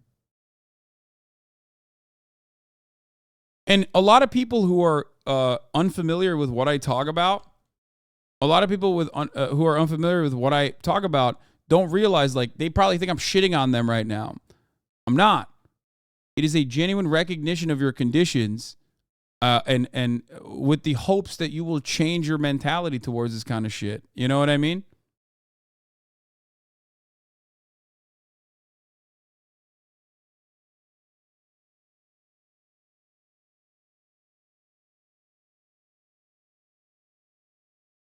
You are. It's falling through the screen. I mean, hopefully if they hate others wealthy, they stay poor. What?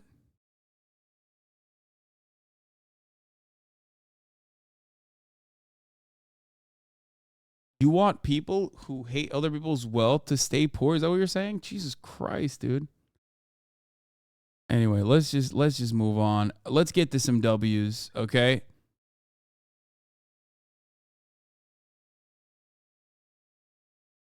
Ignoring my children drinking chemicals under the sink. My guy cooked Ethan Klein. Epic mealtime style. Brings me back to the glory days of YouTube. Keem, Rice, Roman Atwood. Shit, take me back. Bro fist. Anyway.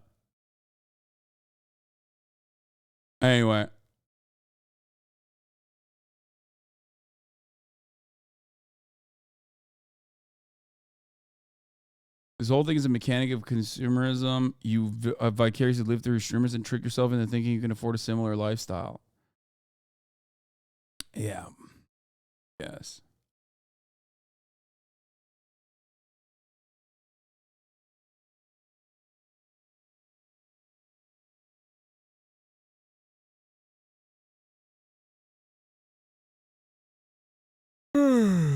Let's continue.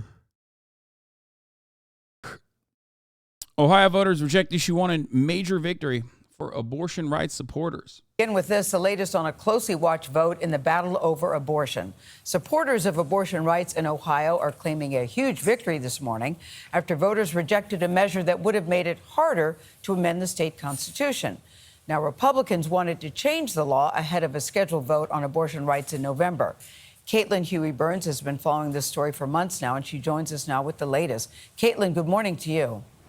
Good morning to you, Gail. Well, last night's vote is yet another sign that over a year since Roe v. Wade was overturned, abortion access remains a driving force in American politics, even in a conservative-leaning state. Ohio, we did it. We did it!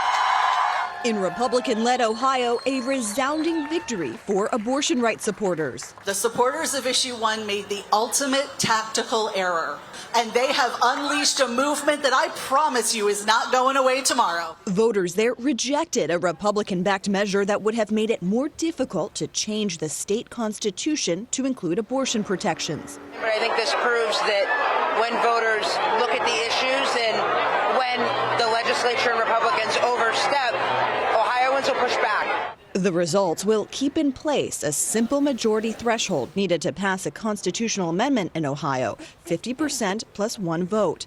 The proposal, backed by Republican Secretary of State Frank LaRose, had aimed to raise it to 60%. Raising that threshold to 60% to me is about a consensus. But I think a lot of people look at this and say this is an attempt to influence the outcome of a specific ballot measure on abortion in November. Listen, I've proposed that this be done in the past, and as I said, there's no bad time to do a good thing. In November, Ohio. Great thing, brother.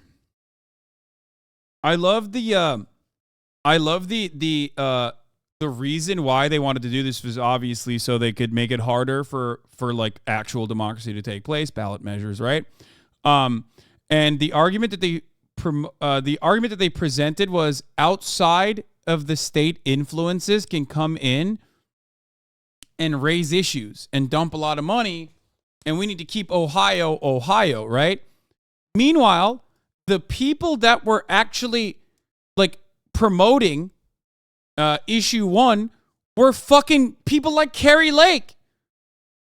Bitch, Kari Lake's not from Ohio. What do you mean? Like, who the fuck was... It was all the national Republicans being like, yeah, we can't do that. We can't have people outside of the state come in and dictate our terms, okay? We can't do that. I'm telling you right now.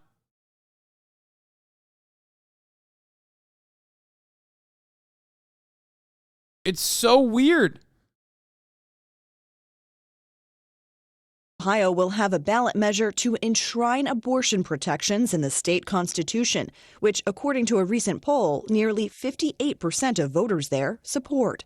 Meanwhile, a CBS News poll shows Democrats nationwide are more driven by the issue than Republicans. And in a sign of how Democrats hope to capitalize on that for the 2024 presidential race, President Biden took notice. Yeah, you can have your roses, Ohio, okay? This is a swag like Ohio moment. I'll admit it. It pains me to admit it, but, you know, I am an honest journalist, okay? There's honesty in my reporting, and this is probably the best example of that. Do I want to give props to Ohio? Absolutely not. Do I want to say swag like Ohio? Absolutely not. Do I want to keep going back to like the, average day in Ohio jokes? Absolutely. But this is your moment, okay? This is your moment. Have your roses. You know, you did it. You fucking did it. And I think what's important as a takeaway from this is Ohio is still a right-wing shithole. And yet, look at that. Look at that. Think about that. Ohio desperately trying to be Pennsylvania. Think about how, in my opinion, think about how important it is that a place like fucking Ohio, which still gave an electoral victory to J.D. Vance. Okay? Imagine having a senator from your state be J.D. fucking Vance, dude.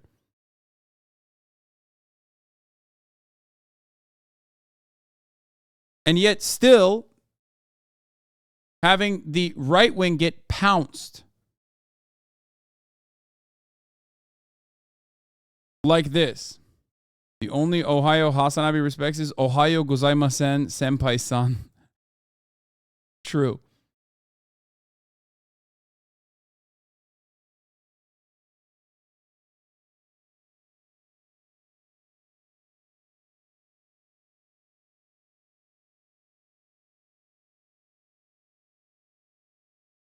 Why weren't activists focusing on state-level abortion rights amendments like this before Dobbs? Because everybody thought that it was a given, and also because, like, Democrats are always in a protective posturing position, so they're too busy trying to like stop further erosion of civil liberties.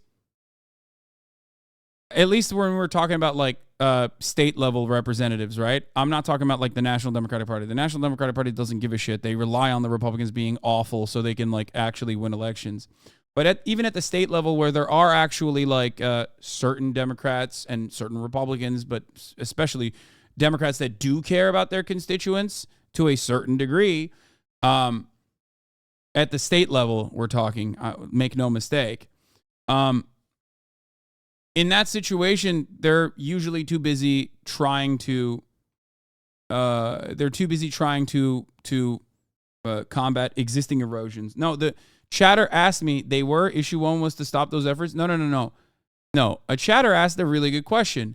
They said, why didn't state Democrats put protective measures that would solidify abortion in their states before the Roe v. Wade being overturned? And part of it was because they were comfortable and thought that that would not happen, which is understandable, right? Because they lied. Every single Supreme Court justice that said every single Supreme Court justice that was appointed under Donald Trump openly stated that Roe v. Wade was a super precedent and would not be overturned. They lied. Right? I mean, I didn't think that they would overturn it. I've told you this before. This was because I didn't think that they would overturn it because I knew that this is what would happen. And I said it time and time again for years because it was a much more successful thing to dangle in front of the Republican Party like a carrot than to actually follow through with it. And then, you get no rewards out of that. All of a sudden, you've lost a really good way to motivate your base of support, white evangelical Protestants. And you can do it in a way where you are already making abortion as difficult as possible at the state level in red states. Right? Now you lost that. You got to find something else. You got to keep pushing. You got to keep pushing forward. Now you have to be even more cruel and advocate for even more shit. Like, what's next? Are we going to just like shoot women that are pregnant and are drinking a glass of wine or something? Like, or doing manual labor? If you're pregnant and you're doing manual labor, I'm arresting you. That's the next step.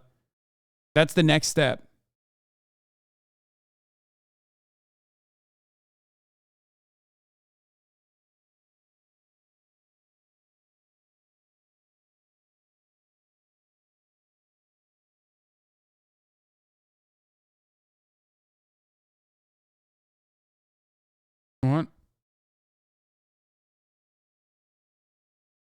Amazon piss bottle. Thank you for the 5. Get the subs. I'm from Ohio, and yeah, it's still super conservative, but the strict abortion laws are moving the needle more left. It doesn't matter. I've told you this already, time and time again. It doesn't matter what part of the country you're in. Like, conservatives get abortions too. Okay? Daughters of conservatives get abortions too. It's just not a good strategy. There are not enough zealots in this nation for this to work. And there's plenty of polling on the matter. They knew it.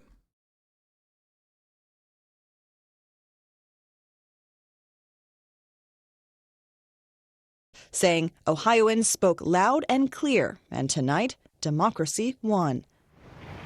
Now, voter turnout in this off-year special election far exceeded expectations. More than 3 million Ohioans turned out to vote. Ironic, because you said even the Nazis didn't fully ban abortion. You know, that's really interesting. So Nazis obviously banned abortion for white people, but they didn't ban abortion and many other things for non-white people. They were killing non-white people, right? And what's really interesting about that is that, like, I could see that being the next step in this policy.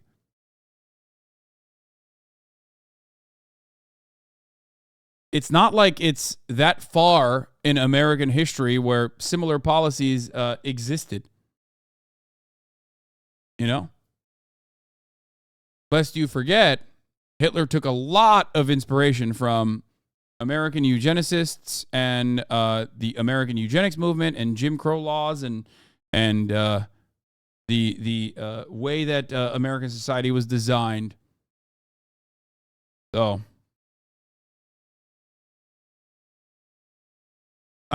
you said the Nazis forcibly sterilized disabled and mentally ill people. Yeah, you know who else did that? Americans. Which is where the Nazis like looked at that and were like, "Oh, that's sick. We should do that." Yeah, we did that.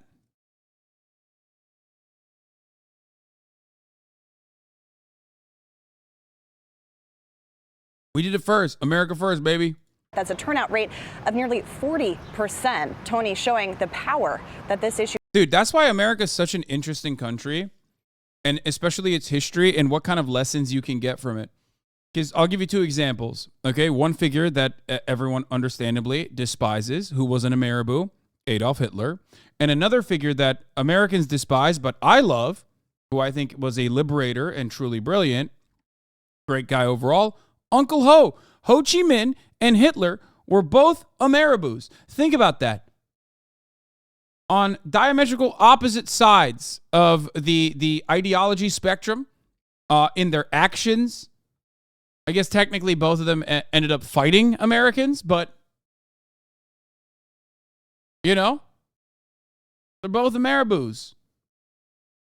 They looked to American history and picked and chose what parts they liked. Hitler was not an Ameribu. Yes, the fuck he was when it came to segregation laws. Dude, what the Hitler was not, he was working on his laptop, so he begged me to stop talking about it, but I know people, what are you saying? Hitler was not an Ameribu? Wrong. I'll fight you on this. What do you mean? Hitler literally gave a Medal of Honor to Henry Ford. What the fuck are we talking about?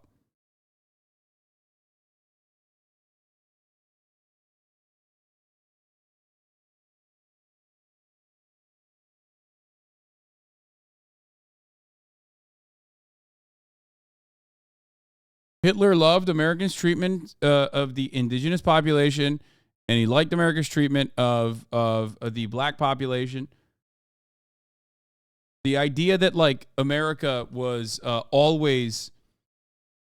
The idea that America, in general, always considered Hitler to be an enemy is also false. You know, we had the American Bund movement in the United States that was very popular. And there was certainly a lot of inspiration. There was certainly a lot of inspiration that Hitler drew from. And none of this is like speculatory either. All of this is incredibly well documented.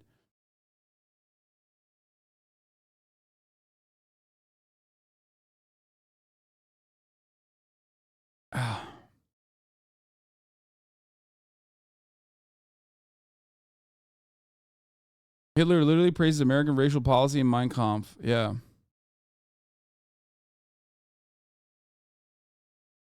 You has in elections. Yeah, I always wish turnout were 100%, but that is high for an off-year election. Caitlin, while we have you, another story here I want to get some info on. What do we know about the upcoming court dates in the criminal cases against former President Donald Trump?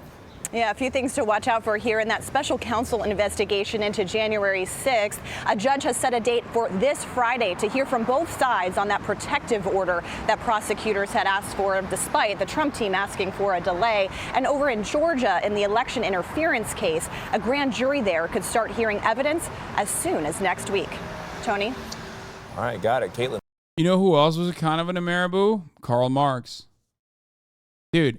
It's hard not to be an Ameribu, dude. America is a very fucking weird place, okay? Very, very unique place. It's got a bit of everything. It has a lot of promise. You just got to know where to look.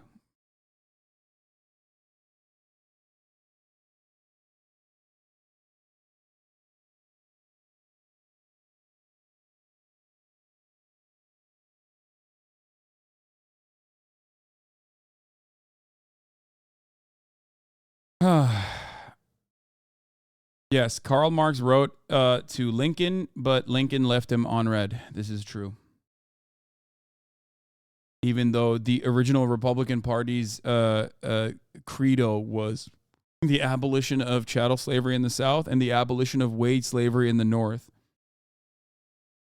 Ideas that they certainly dropped, but in its origins,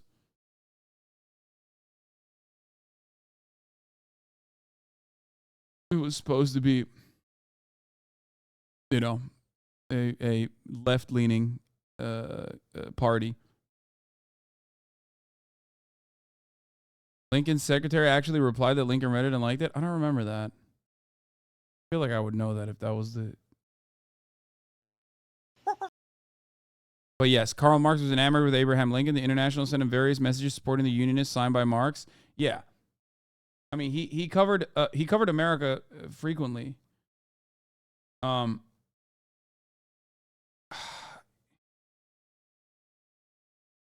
There are comparisons to chattel slavery and the way that wage slavery works. What is the name of it? Hold on.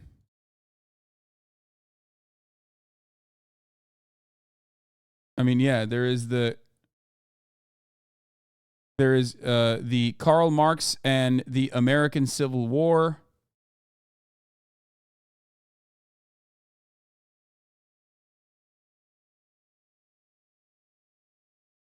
It's not like a full-blown book, but it's a collection of articles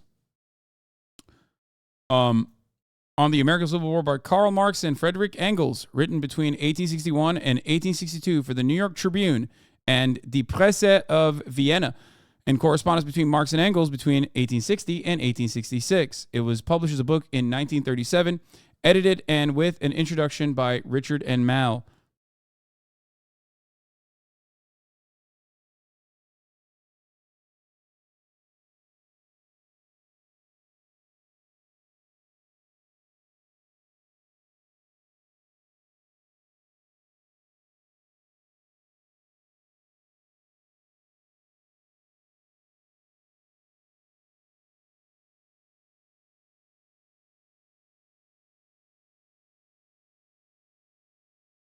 Things have changed a lot since then.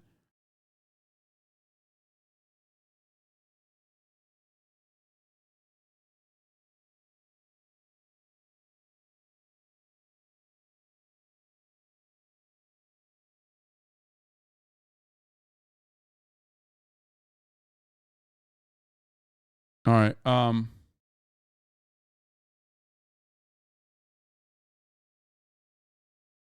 Wait, hold up. What's happening? 1 second, chat. All right. We did Ohio issue 1. But right now, let's go straight to Weijia Zhang at the White House. Weijia, good morning to you. What do you make of the president's comments there where he appears to say that, practically speaking, they have already declared a national emergency on climate? Good morning to you, Tony, and good morning to everybody. So in practice, we just heard President Biden lay out all the things that he is doing to chip away at his ambitious climate agenda. But the fact is he has not declared a national climate emergency, despite a big push from progressive lawmakers. If he did, the president would have temporary executive powers to block things like crude oil exports and oil drilling. It would also unlock a host of federal funds for disaster relief. Tony? Okay, we should changing directions now to some good news from the White House. They got it yesterday from the Supreme Court. The court is going to decide, for now anyway, that the Biden administration can indeed regulate these so-called ghost guns. Those are guns that don't have serial numbers, which make them impossible for law enforcement to trace. That's how they got our man from the Collective. You know what I'm saying? Anne? Oh, thank you. Can I get it?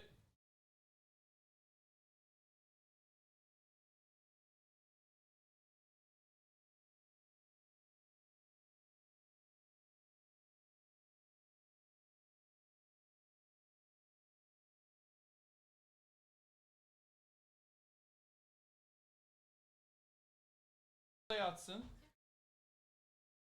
Yanına al yatar. Yeah, Dr. Mom is here. They keep calling you Dr. Anne. She loves it. She says, "Oh, that's so sweet." Ah.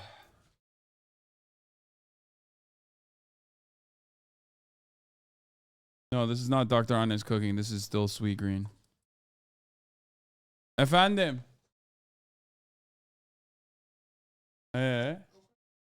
My dad is upset. He said, "I've been a doctor for 32 years. What the fuck is this bullshit?" He's mad that we don't call him Dr. Baba. Which is true, but, you know, that actually makes me want to call Mom Dr. Mom more. Off topic, but I learn more and more every day that Turks have the best sayings by far. Cebinde akrep olmak. Baba! Anne, cebinde akrep olmak ne demek? Ha, hiç duydun mu daha önce? Oh, my mom didn't really know what it was. I didn't really know what that was. MHUD. Turns out it means you're a penny pincher. Evet, cimri olmak. Evet, babam dedi cimri. Dr. Dad. All right. Yeah, I don't care about the ghost gun shit. I'm sorry. All right, let's get to Tory Lanez. A lot of you guys wanted me to talk about Tory Lanez. Like, I feel conflicted about this because, like, I don't want to have, like, my classic I told you so moment, obviously, because I already had that when he lost in a court of law. And this is more, it feels like celebrating that someone is just going to jail. It always feels weird. There's not really too much to talk about, all things considered. I guess the only aspect of it is, like, is 10 years too much? A little bit. There's one element of it that I would like to cover, actually. Here, let's just watch. I'm a hot girl, as you guys know. Anyway, let's continue. Rapper Tory Lanez has been sentenced to 10 years in prison for shooting Grammy winner Megan Thee Stallion in 2020. He's been in jail since December after a jury found him guilty of multiple felonies. Prosecutors yesterday read a statement from Megan in court. It says she has suffered every day since this incident. Carter Evans has more.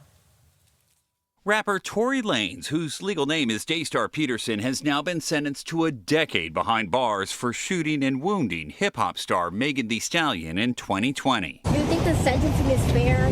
Surrounded by family as he left the courtroom Monday, the 31-year-old's father, Sunstar Peterson, read an emotional statement to the judge.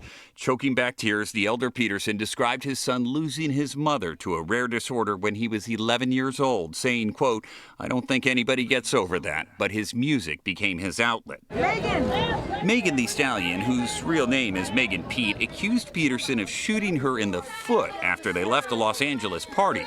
In an exclusive interview with CBS Mornings, Pete described the shooting. Were you afraid for your life at that time? I was really scared because I had never been shot at before. In an impact statement read by prosecutors during the sentencing, Pete said, "He not only shot me, he made a mockery of my trauma." That is the main reason why this, some may even say, that is the reason why this even happened. Because one of the wildest aspects of this case has always been the reality that Megan Thee Stallion literally fucking covered for him. Covered for Tory Lanez from the jump. Here is a tweet that I retweeted the other day. Still don't think I've ever seen self-sabotage like this before. Megan Thee Stallion didn't press charges and lied to protect them, and so he went on a strange campaign of trashing her in public, only for the state to then charge him and for it to end up like this. Never had to happen. What the fuck? What the absolute fuck? Like, if you recall the incident, there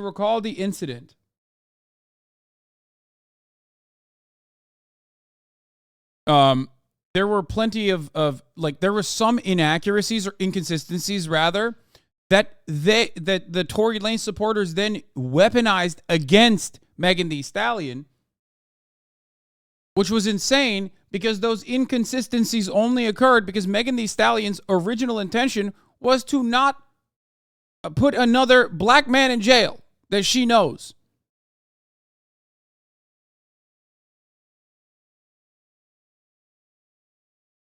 Which is crazy.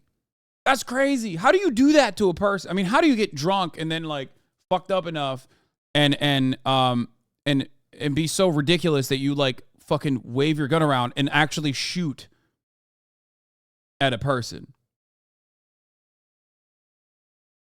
But beyond that, how do you... The music video refers to Cat, which Tory Lanez debuted on YouTube, talking about Megan Thee Stallion.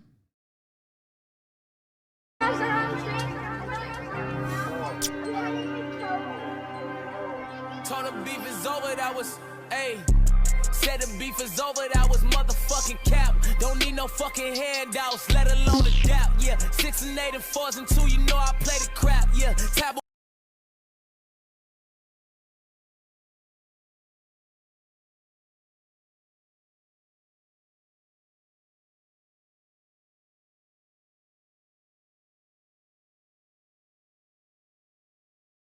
it's like my dude could not have made the situation worse. You know what I mean? Like he could not, even if he tried. I don't think he physically could have made it worse for himself. It's a stallion's leg. Get it? Chat? Like it's a horse's leg. He's cutting a horse's leg. Megan Thee Stallion.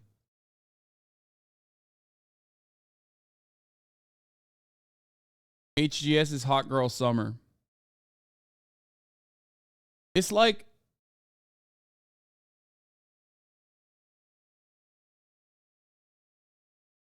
what is this? You guys adding each other like this?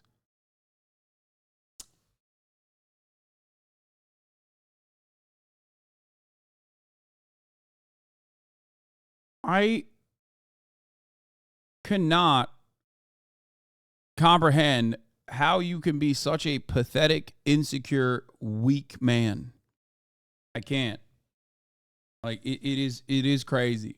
Like shit like this, when I see stuff like this, and I get hit by rad femmes all the time. They say I'm misogynistic, I'm a piece of shit, whatever, right? I'm a man, I'm toxic.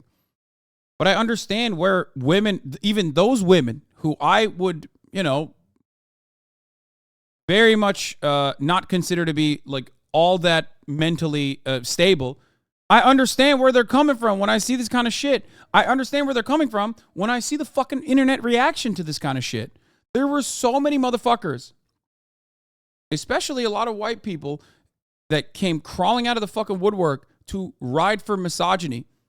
Now, of course, now that Tory Lanez is in prison, a lot of those white incels have stopped talking about it altogether. They're done. They did their war. They fought. They're done. Now the only people remaining are the Tory Lanez fans who are like, "Oh, this is really fucked up. We're for prison reform." Because ultimately, they didn't give a shit. All 12 of them. No, Tory Lanez, to be fair, and this was an aspect that I was unfamiliar with, that DJ Academics was correct on. Tory Lanez definitely garnered a lot of support during quarantine, it seems, from his quarantine Instagram live videos. Maybe even some parasocial relationships that were developed.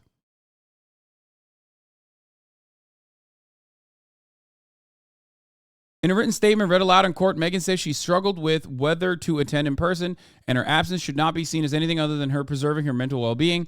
She said, since Tory Lanez I've not experienced a single day of peace. Deputy District Attorney Kathy Ta read out loud.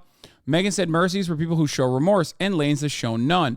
She thanked the Los Angeles County District Attorney's Office for their support and says she wants Lanez's sentence to be a message for every woman who's a victim of violence. He not only shot me, he made a mockery of my trauma. He tried to position himself as a victim and set out to destroy my career and my soul, Megan said. He lied to anyone that would listen and pay bloggers to disseminate false information about the case on social media.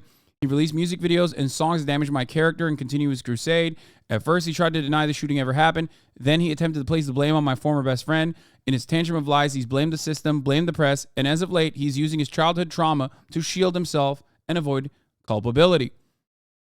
She said that Lanez must be forced to face the consequences. She said that Lanez must be forced to face the consequences of his heinous actions and face justice.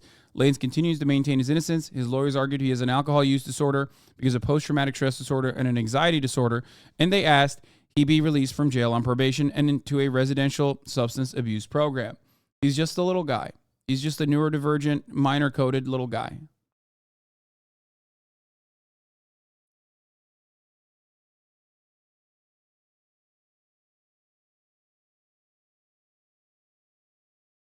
I remember when you talked about it first and people went on a hate, toxic gossip train against you in chat. Now everyone is still, yeah.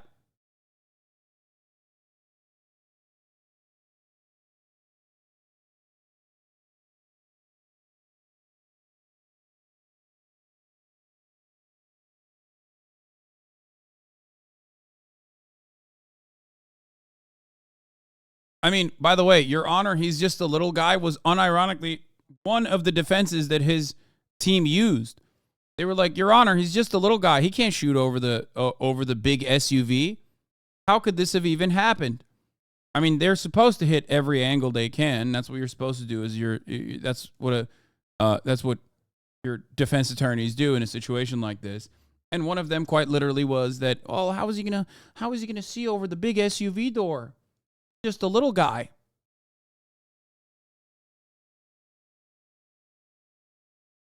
Anyway.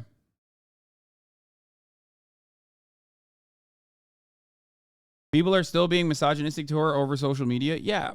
And that's probably never going to stop. But hopefully there will be a little bit.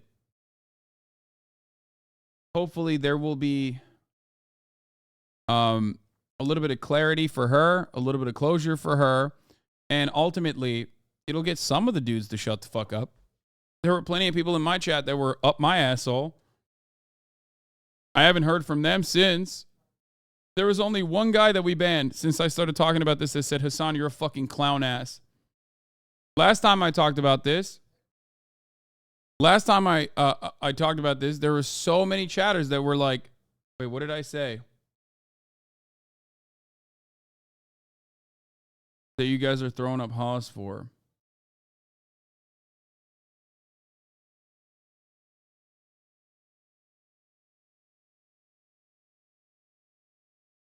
Last time I talked about this, chatters were going fucking crazy. I 1v3'd DJ Wackademics and the fresh and fat guys.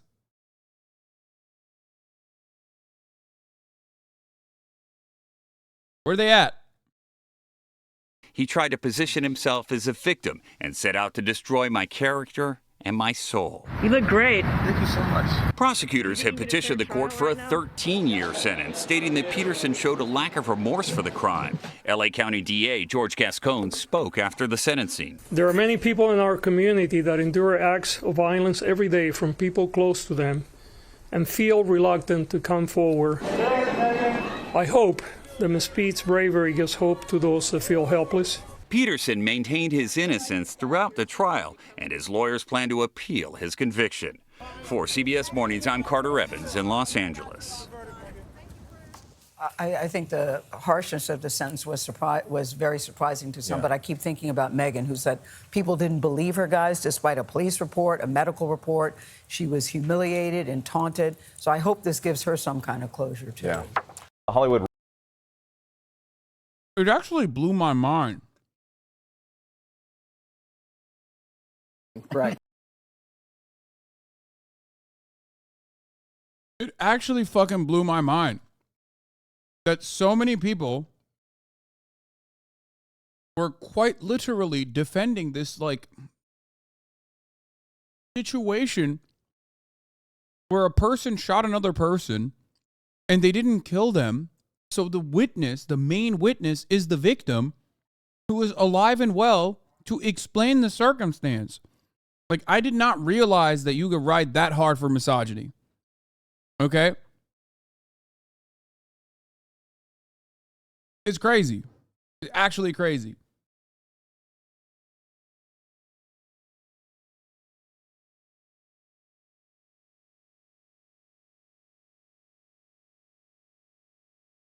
They're still just go on Twitter or Shade Room comments. Yeah, I know. I have seen it.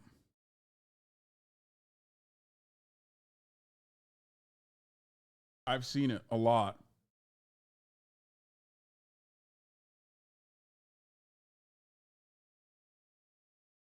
Anyway, wild. Anyway, Jesse Waters had this to say about a climate emergency. About the rain, right. Yes. Or anybody. You know who owns the Weather Channel? This big Democrat donor named Byron Allen. He bought it for $200 million because he said that people are all going to die unless we warn them that they're all going to die. So this is just like the safest possible space that he could possibly go. And she asks him, when are you going to declare a climate emergency? Is that on, as KJP would say, that's not top of mind?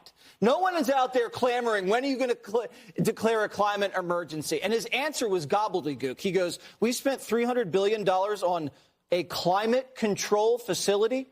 I would love to see this facility. Yeah, what is it? That's going to control the climate. He doesn't know what he's talking about. And then he just basically walls off the entire 1 million acres around the Grand Canyon for uranium mining. So now we're completely dependent on uranium from the Russians and the Kazakhstanis, 2 countries that just happen to pay his son.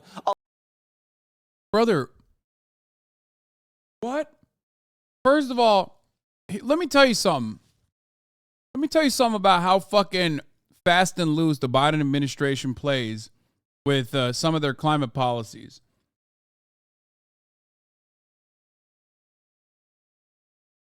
Number one, that is just a moratorium. He's not wrong, Law. No, he absolutely is fucking wrong.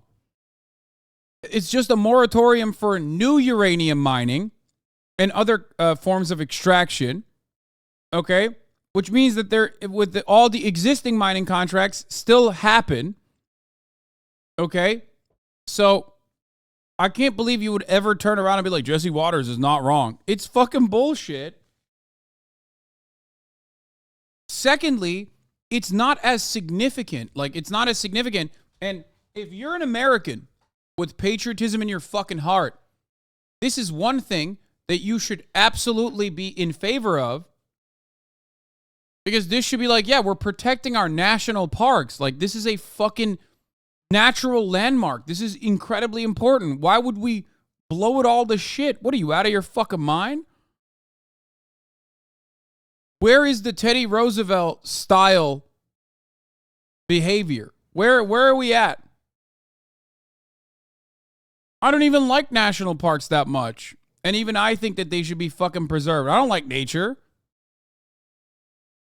What's wrong with you?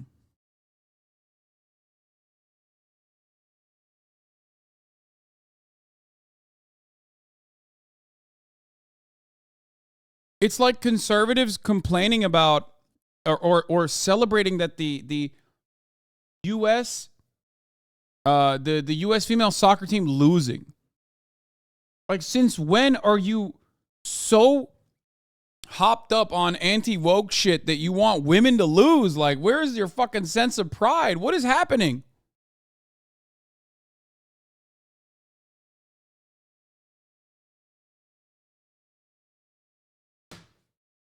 Oh my God. As is the case always, I'm talking about larger issues and chat is perma-stuck on me saying that I'm not the biggest fan of nature.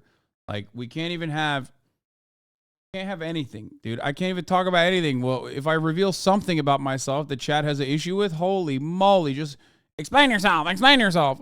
At the top of the hour, there's a 3-minute ad break, okay? That's the only explanation you need, motherfucker. If you no longer want to see those ads, all you need to do is subscribe, which you can do for $5 or free with Twitch Prime by connecting your Amazon Prime account to your Twitch account, where you get 1 free Prime subscription a month. Meanwhile, chatters are like, I can't believe you hate nature as you sit indoors in front of lights for 8 to 10 hours a day. Shocking.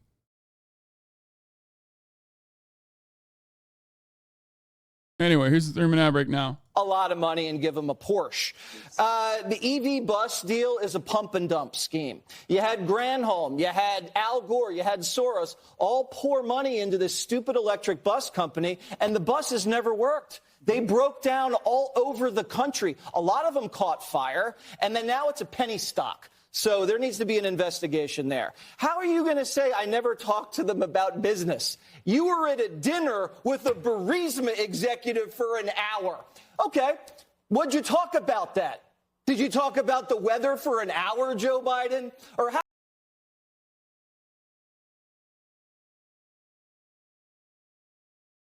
Never forget that if Hunter Biden and his dealings with Burisma were actually improper and there was enough evidence for any kind of improper behavior beyond regular old nepotism, congressional Republicans would not be holding closed-door meetings with the witnesses.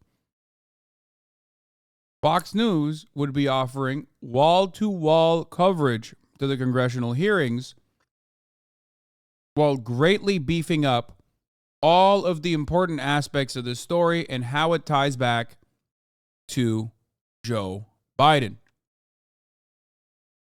What you must ask yourself is why no such open, heavily televised congressional hearings are occurring.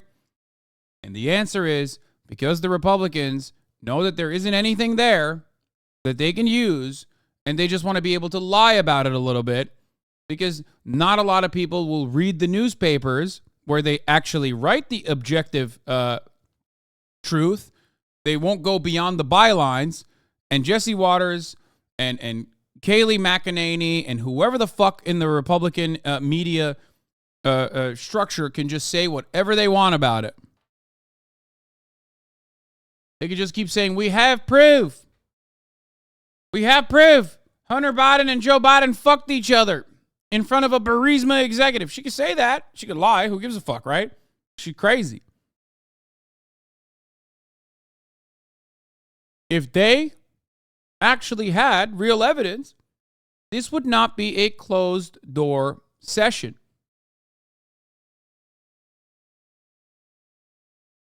Come on now. You mean to tell me they wouldn't run the fucking Benghazi gamut? You know? They wouldn't hit it from every angle they can? Comer didn't even attend the meeting, and the only two Republicans who showed up left early. Yeah, it's a non-starter.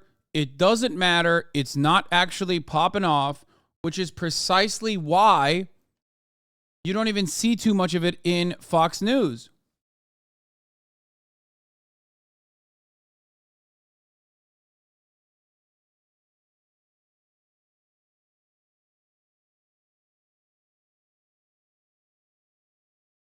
How about they have a stationery from the vice president thanking Devin Archer for going into business with your son? Okay, so you're going into business with my son, but you don't know what the business is? Or how about the voicemail? Oh, yeah, I read the New York Times article about the business that you're dealing with China. You're in the clear.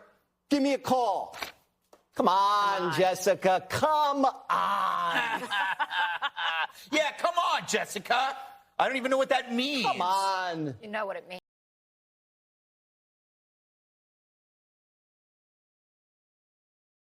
This is literally most of what they do. This is like half of Fox News, Fox and 5 is just like yelling at whoever the liberal stand-in is.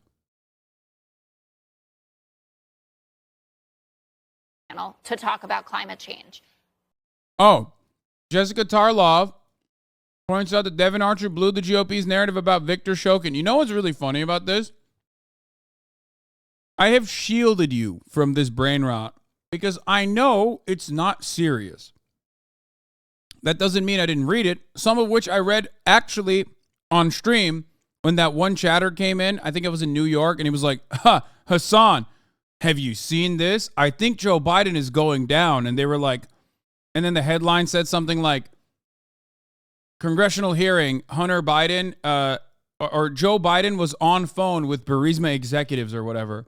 And then we read the article, and the article literally stated that Hunter Biden would just like call up his dad on speakerphone and would like let it play, tell everybody to like shut the fuck up and like let it play. To be like, look, I have access to my dad. I can, I can talk to him. Promise, I got pull.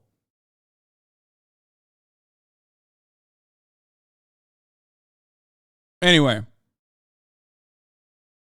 But of course, that is a failure of a narrative. Well, let's hear what Jessica Tarlov had to say. To talk about climate change. Now to Devin Archer. So the testimony, and he wasn't under oath, but he still wasn't allowed to lie to them, was terrible for the Republicans. Jim Comer didn't even show up to think, well, let's use real words then instead of laughing or saying, come on. He was asked, if someone concluded from the 1023 form that you all think is so important that Joe Biden was bribed, would you disagree with that? Yeah, I would. Devin Archer said that. What does he know about that? Yeah. Well, then he doesn't matter. You can't be like, that's my star witness. Wait, how is he this star witness and the most important arbiter of truth But the moment that he like actually tells the truth and is like, oh, there's nothing there, he's like, oh, he doesn't know that. That's so dumb.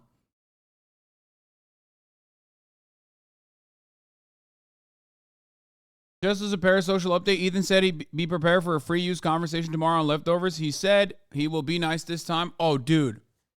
I'm fucking ready, dude. I'm gonna come in with some fucking boxing gloves and shit. We're ready to go to war. War. Actually, I feel like the foot soldiers are gonna lose their minds because I'm about to do the worm, dude. Wear my biggest watch.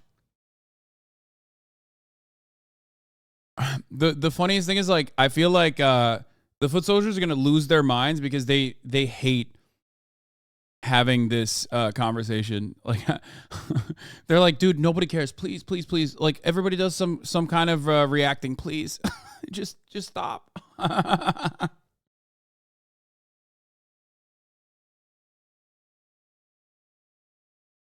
He said you were running defense for XC a little too much. I mean, he's not wrong, because I do have a disagreement. The irony is, I think XQC could have played his cards a lot better in that conversation, which I believe everyone agrees with, because there are reasonable takes on behalf of, like, of defending the not just the abolition of IP across the board, but just like defending reaction and all art being derivative. But XG did none of that. He started off in the right direction when he started talking about, like, EULA and how DMCA laws have been utilized for video games and stuff, and then it quickly deviated into nothingness and shit slinging. So it just it fell apart dramatically. Like, at first he was even making sense. Like, and I mean, even if you don't agree with him, you could understand what he was saying, which is huge, right? Like he was actually clear in the first, like, 5 to 6, 7 minutes of the conversation, which was shocking.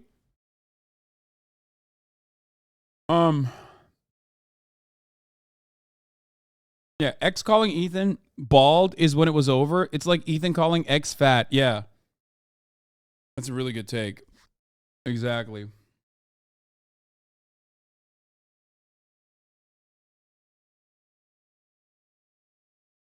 Why does he feel so strongly about all that shit? All content creation is just based off of building on other people's work. Similar shit in academia. Does he just want footnotes? I think it's because, like, he's gone to battle and set precedent for fair use that he gets very passionate about any kind of conversations that even expand on that, especially if he thinks that you are, like, bastardizing those protections and maybe making it a less safe space for fair use to exist. You know? That's what I think it is. I mean, I have two different takes on this, which is not that unique to me. Some would say that is, some would say that is cowardly, but you guys know what my takes are. On the spiritual, ideological, like, perfect world side, I do believe that IP is bad for art, but in the practical matter, I do think that there needs to be some restrictions on what you can do with other people's IP, especially if your creation is being stolen from you and bastardized and utilized, right? And I don't have exact boundaries on that. I've never claimed to. I don't know if Twitch streaming is art. Come on, chat. It doesn't have to be like it's an artistic medium. It doesn't matter. It's content. Like, it could be shitty, but it's still in that same vein, okay? Please. Oh, my God. It's entertainment. Art and entertainment. It is a visual medium.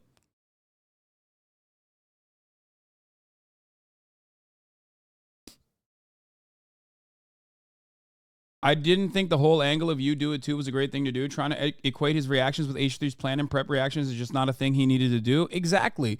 He could have defended it in the fact that people like to watch stupid shit with him. There are two different types of reacts. No, I don't even think that's a good argument.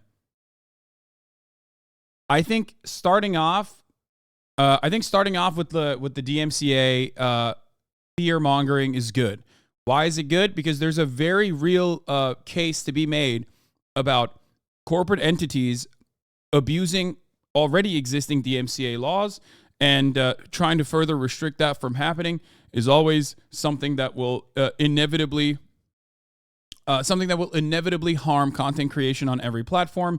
Ethan himself is aware of this on YouTube. That's why they're terrified of like even having a single second of a song played on their live streams, because YouTube will take the fucking live stream down if someone presses the DMCA button. So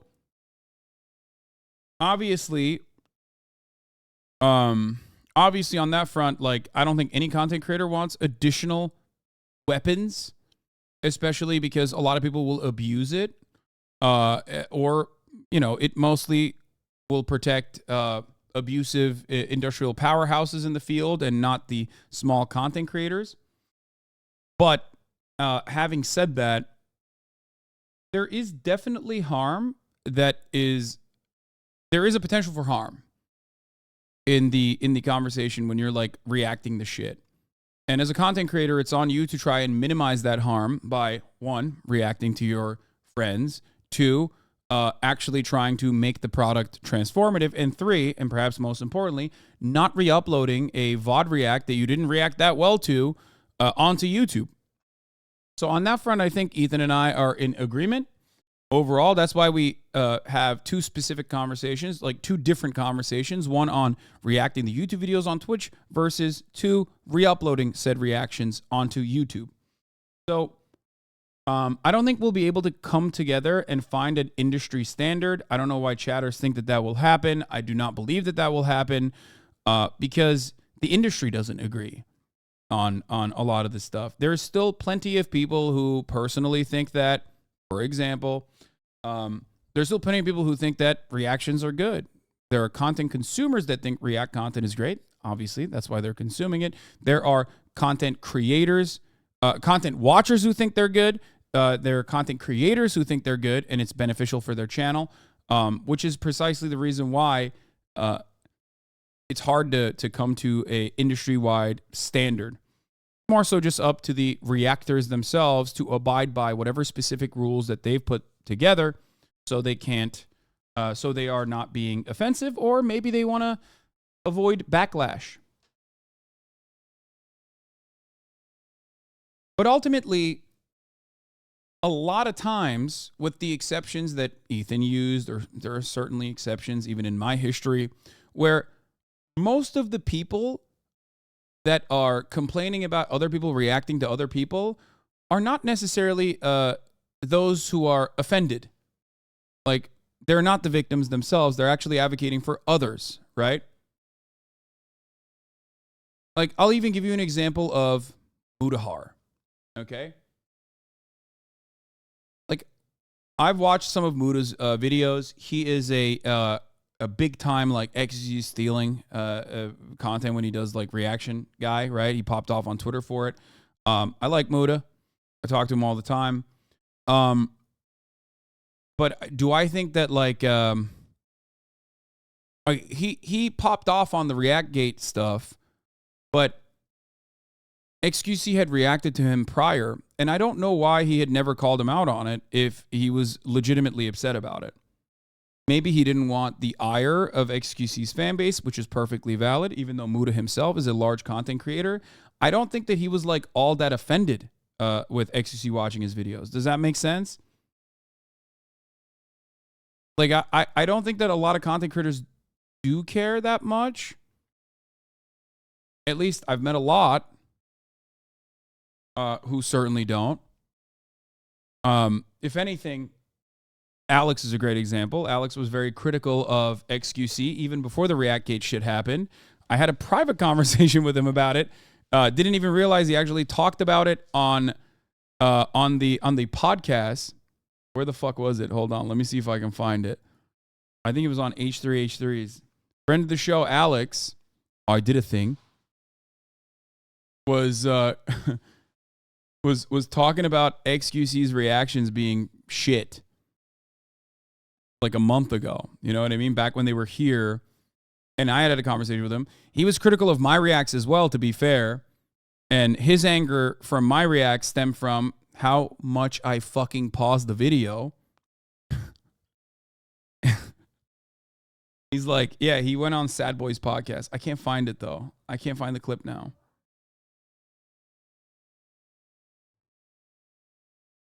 Yeah. Like, you're reacting too transformative.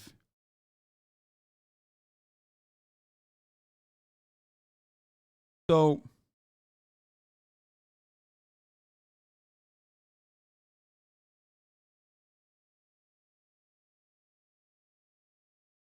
you literally pause the Fox clip for an hour now? Okay, chill. Yeah, that's why he left. Anyway, so there are standards, but I think ultimately it devolves into react hard, or you're not reacting hard enough, or you're not reacting well enough for me to appreciate and enjoy. And that's why it's like it devolves into a silly conversation that's not very productive. Then Devin Archer is either the crux of the puzzle that shows that this is a mob family, or he doesn't matter. No, it he matters said when that he's Victor in the middle of it. If he's in the middle of a dinner, then it matters. If it's something that he's not there, then it doesn't matter. Okay. Victor Shokin was not good for Burisma, as I've been telling you, as has been widely reported, as the entire Western world.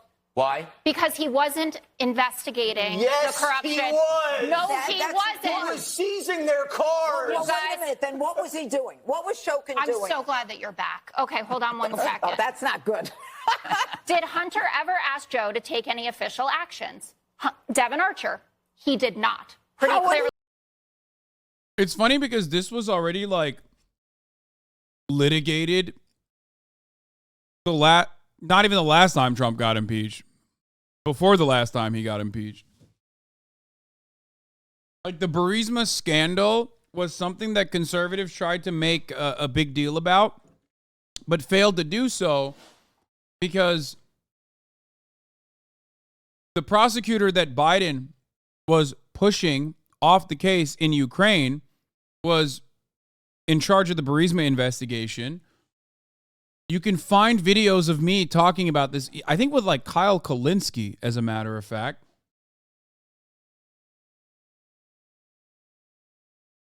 Where I'm like defending the Biden crime family a little bit.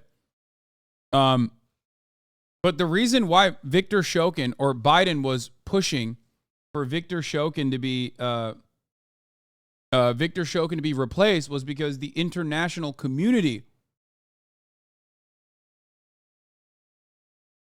was demanding Victor Shokin be taken off the case because he was corrupt. That's it. They talk on the phone every day. Oh, also the calls, which there are 20 calls over the course of a decade, he said weren't just the weather. He said they did talk about family. That was and a fishing. wink and a nod. Did you see the interview? He goes, yeah, we talked about the weather. You guys will say anything. No, that's what he said. There's a new oversight memo that's out today, which again does not explain what services were provided by the Bidens. Exactly. They didn't have any services. Why they is he don't getting have the money? Then what did they do? Exactly. We're asking the same question. No, they didn't. They fired the prosecutor. They got the Chinese kid into school. And I should have said this last week. The IMF, which you said we run, stands for the International We Monetary. fund the IMF. Everybody It's our rich funds people. The IMF. It's our rich guys trying to get the prosecutor away from a company that we want to do business with. Quiet on my boat. Well, it's over. Welcome back. I think we should move. How do people seriously consume this? I mean, it's content. We literally watched Ethan and XQC debate one another on fucking DMCA shit. You know what I mean? Plenty of people like it. It's always funny, though, because, like, her position is usually a very defensible one. But it doesn't matter because the more defensible her position is, the more animal-like Jesse Waters becomes. The more creepy and perverted Greg Gutfeld becomes, and the more like jock-like and monkey-like Jesse Waters becomes, where he just starts literally thumping his chest like, the more she has a case, like he's literally said before, quiet woman. Was it to Jessica Tarlov? Where he like straight up was like, silence woman.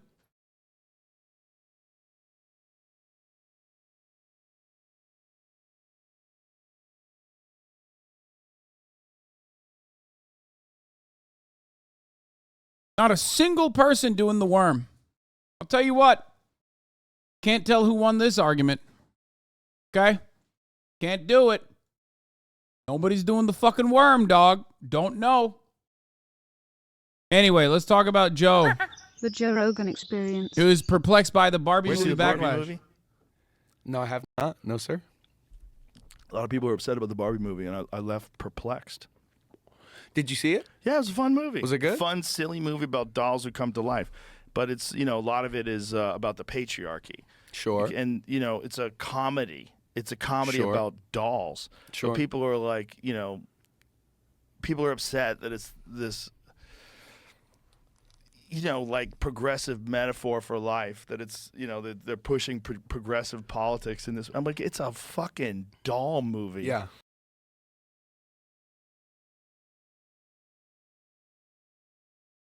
You know what's sick about this? He's absolutely correct. And this is quite literally how the SJWs or unhinged narrative started taking root. People like Joe, who's, I think, too far into the right now, ideologically, so he's not going to change, but like, people who present themselves as apolitical online, who genuinely don't have like well-developed political opinions, maybe some thoughts here and there, were like, why are these fucking SJWs trying to take my treats away? Like, stop trying to make me feel bad about a video that I'm watching or a movie that I'm watching. Like, shut the fuck up. I don't care. The product that I'm consuming is one that I want to eat, okay? It's a jalapeno popper. It's a movie. It's a TV show. You coming in here and fucking bitching in my ear when I'm trying to have Little Caesar's pizza, which tastes a lot better when you don't got a bitch in your ear telling you how bad it tastes, okay? Don't work for me. And after a long enough time of that happening over and over again, people just, naturally, what the fuck? You're crazy.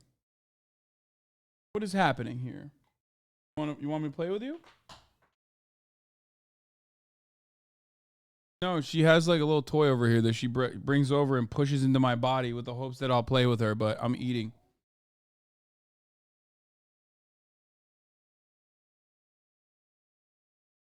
Anyway. It almost feels as he's downplaying the idea that movies have a political effect, so the same argument for their creepy child trafficking movie based on zero truth. Movies do have no political effect. Movies are born out of political, material existence. However, movies, especially ones that are like directed towards the left, do not have any kind of fucking serious, tangible, political momentum in the right direction. You can go in the other direction because it's ultimately a mirror, okay? You can clean the mirror all you want. That's what all art and all culture is. Clean the mirror all you want. If you're ugly as fuck, you're still going to see how ugly you are in the reflection. Okay?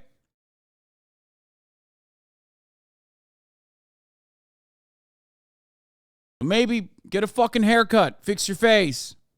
For complaining about the fucking mirror. Now,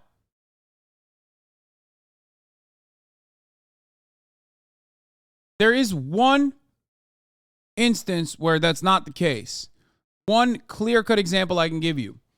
it only has the capacity to be genuinely harmful if it is in support of pre-existing oppressive constructs. Like an additional justification for more harm to exist. Birth of a Nation is the only example I can give you where there's like a tangible, real world outcome that was legitimately harmful. Why? Because America already was white supremacist. It's not like Birth of a Nation made America racist. America was racist, and Birth of a Nation made it even a little bit more racist, slightly more racist, gave them the tools to organize in one direction. But you cannot do the opposite. There's no movie that you watch that makes you less fucking racist. It doesn't work that way.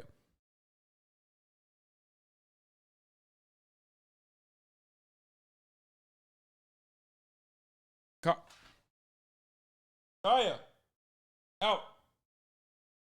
Sorry, hold on. Stop saying 21 Jump Street. You fucking idiots.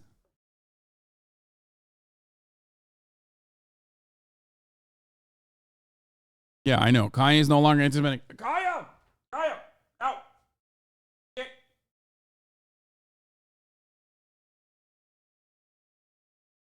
Get out of there.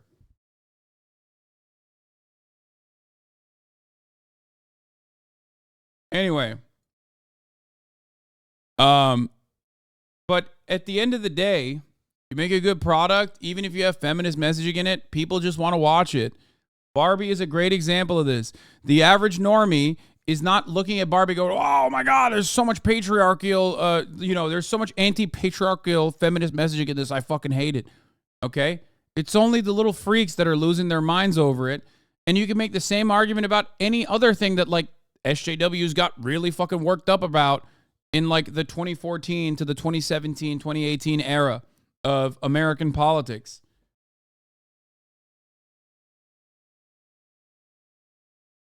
Hey.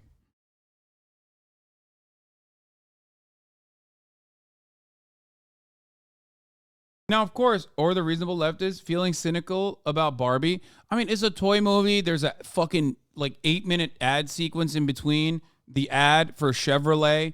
Like, there's plenty of criticisms that you can make. You can make criticisms from a filmmaking perspective if you want. But I'm talking about the average consumer deriving political messages, like trying to take political messages out of it. If you are fucking losing your mind over it, okay, you're going to come across like a freak. It's a toy ad for like babies and also adults.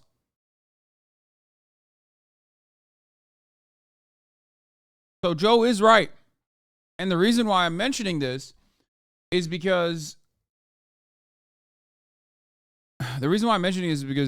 this, like the conservative outrage machine is over leveraged.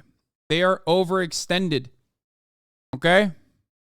They are they're so used to losing their minds at any kind of like invocation of what is ostensibly the left, this scary phantom of the left, that they're so used to fucking yelling at shit that when someone makes an objectively good product and there's like a little bit of, pop feminism or whatever in it, most people are like, yeah, who cares? It's great. Like, shut the fuck up, please. You're being a weird nerd. And that's where the anti-SJWs are right now. Joe said the same exact thing in the Bud Light situation, too. The doll movie. Yeah. It's a fun movie about dolls who come to life and try to interact with the real world. And there's this lady in it who's this mom who, spoiler alert, who makes Barbie feel sad because she's playing with Barbie and she has sad feelings. It's a fucking interesting movie. It's like, because I was like, wow, this is an original movie. Like, no one's ever done a movie like this before. It's not like anything else you could say. It was. No, it is. I saw the TikTok that it is Black Panther for white women.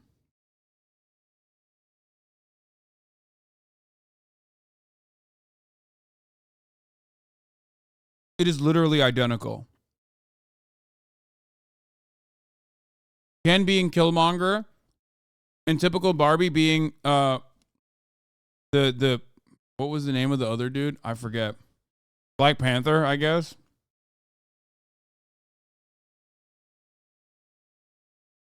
Who's the CIA guy? Allen. T'Challa. Yeah.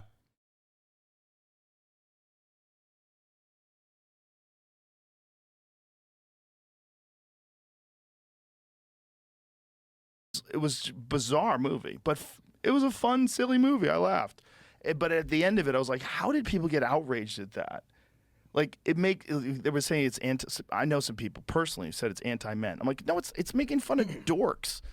It's making fun. It's fun. You didn't think it was fun? Like, if that was a real person? Yeah, it's making fun of Ben Shapiro.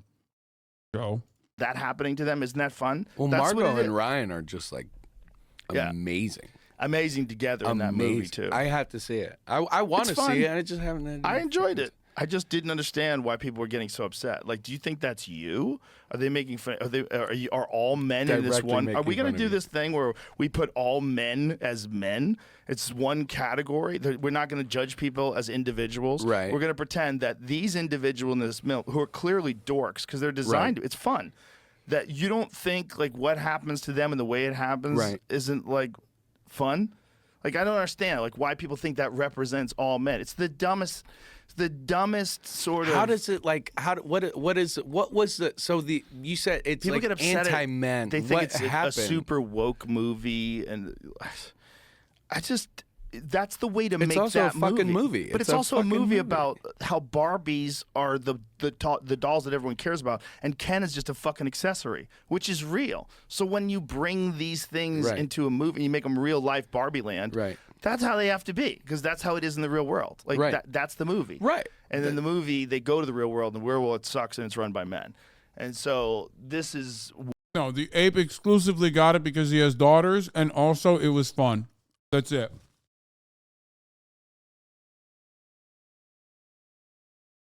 That's it. He went, his daughters loved it. He enjoyed it because it's objectively a fun movie to watch.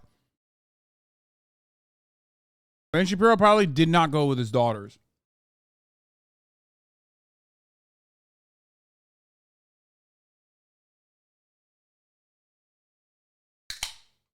Ben Shapiro went with a fucking notepad, dog. Are you kidding me? He went to be a piece of shit. He went to be a smarmy little annoying shit about this thing that other people were going to objectively enjoy, which is why he got hung out to dry by everybody else. So much so that some of the people that watched it after the fact and recognized that it was super successful turned around and started saying, well, you know what? Barbie was really successful because it's conservative, actually, because they didn't go woke. They went anti-woke, and that's why they're not broke. Because they're all charlatans, okay? They are all fucking charlatans. That's it. They're all fucking media demons. They're cretins. I should know. I am also a media demon myself. They don't have any genuine, well thought out positions. They just want fucking anger and clout and clicks. That's it. It makes sense. What do I mean by this? If you're Ben Shapiro, the world is already pretty much created, especially America, is pretty much in your vision. Like, are you that invested in making sure that, like, abortion, anyone that gets abortion needs to go to jail? I don't think so. I think he's just putting on a front. Most things already go his way. America is hyper-capitalist. It's very unequal. There's a tremendous amount of racial inequality. What more do you fucking want? Oh, I want more of it. Okay, I doubt it. I don't believe it. I don't think you actually want more of it. You're already comfortable. You're already happy. You're just saying it because, it makes you money. So in that way, it's technically no different than Ben Shapiro talking about the Barbie movie and being very upset about the Barbie movie. I don't think he's actually upset about the Barbie movie. He's just trying to drive home a narrative. Now, you can tell me, Hasan, aren't you a media person? Aren't you also saying this for money? No, because if I was saying this for fucking money, I'd be saying what Ben Shapiro is saying. Because that side, as you can see, another person that literally has done that and got a $100 million contract from Spotify is actually the profitable side. If I can be entertaining while constantly fucking preaching about social and material inequalities, then you think I can't be entertaining while I just fucking say like, lol, that shit's gay. Of course. It's infinitely fucking easier to do right-wing commentary. All I need to do is point to stuff and be like, common sense, common sense. That's all that they do.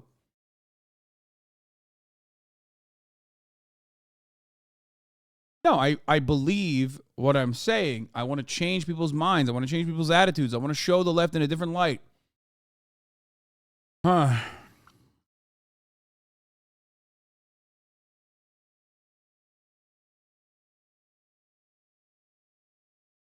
Let's continue. What people are saying makes this an anti-men That's a good concept, movie. though. It's a fucking fun movie, man. I don't get it. I'm appalled at how easily outraged so many people are. I could see if you don't like it. I could see if it wasn't your kind of movie.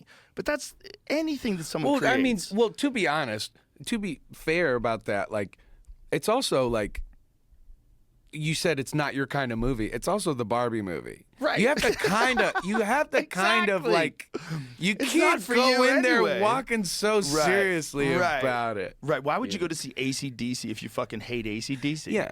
Yeah, if you're like into classical music. It's just to make fun of Brian Johnson. Be like, you're no Bon fucking Scott, man. You know that. I'm scared of that shit. I'm scared that people buy tickets to come and make fun of me. That's my biggest fear. That's my biggest fear.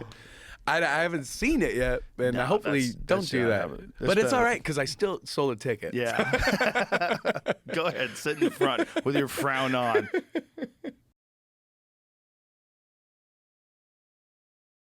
Oh my God. Oh my God. Like 8,000 people sent this to me today. I don't know if I want to watch a 31-minute video about the Barbie movie, especially because, like, I already fucking made these criticisms. I already made criticisms about the Barbie movie. Why are you guys constantly fucking sending this video to me? No, she's probably a great content creator. I'm not saying that. I'm sure she's cool, chat. I just don't want to fucking watch another Barbie movie criticism.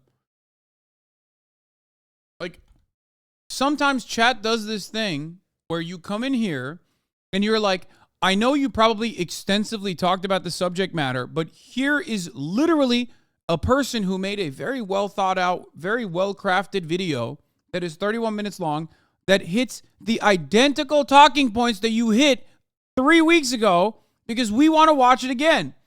And it's like, she's great. And that's wonderful. And you know, that's awesome. But like, I've already covered it so much. Why?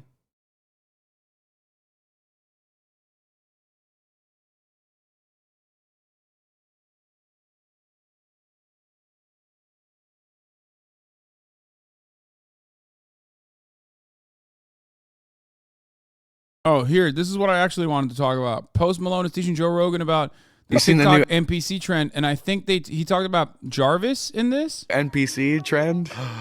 What is the new NPC trend? All right, so maybe, can you, Jamie, would you I know what an NPC is. It is non-player character, it is right? crazy, dude. Is it the memes? It is the TikTok of people that will live stream for hours of doing, and so they'll just stay in like a stance like this. Oh, so they act and then like they're a video player. Whenever someone gives them money or something, like on TikTok, they'll react to it in like a way, and they'll do it for hours. Oh, I saw this young, pretty girl that was doing that. It is crazy. And everybody was going, what is going on? Like, what is this? It is crazy. Like, ice cream so good. Yeah. Ice cream so good. Ice cream so good. And I'm like, wow, this is kind of crazy. What is that? Like, why? It's crazy. Does she ever break character, or does she just keep doing that? I don't remember her name. I was trying to find her show. I was going through a few different things. That was like I a don't wake know. up. I That think was she one of only those wake up breaks call character videos. to like I remember her kid came in on one of the streams and she's like, "What are you doing? Get out of here!" That's hilarious. But now it's not just her. Wait. Also, Post Malone is just one of us terminally online fuckers, bro. He has been the OG permanently online motherfucker. Bro, he's like besties with Ethan. He became besties with Cody Ko and Noel. He literally lives online. Bitch, they invited me to his album listening party. Think about how fucking online and brain broken you have to be like, oh, Hasan Piker, that's a person that we should invite. Nuts. I didn't go, but, well, I tried to go, but I missed it. And he also streams on Twitch too, occasionally. Yeah, he plays Apex. I tried to go, but they had already started, and I couldn't figure out how to go inside, so I was like, fuck it.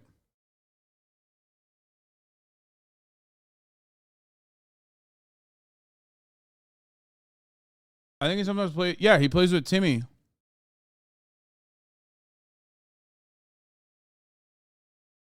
He bought the expensive magic car for $2 million.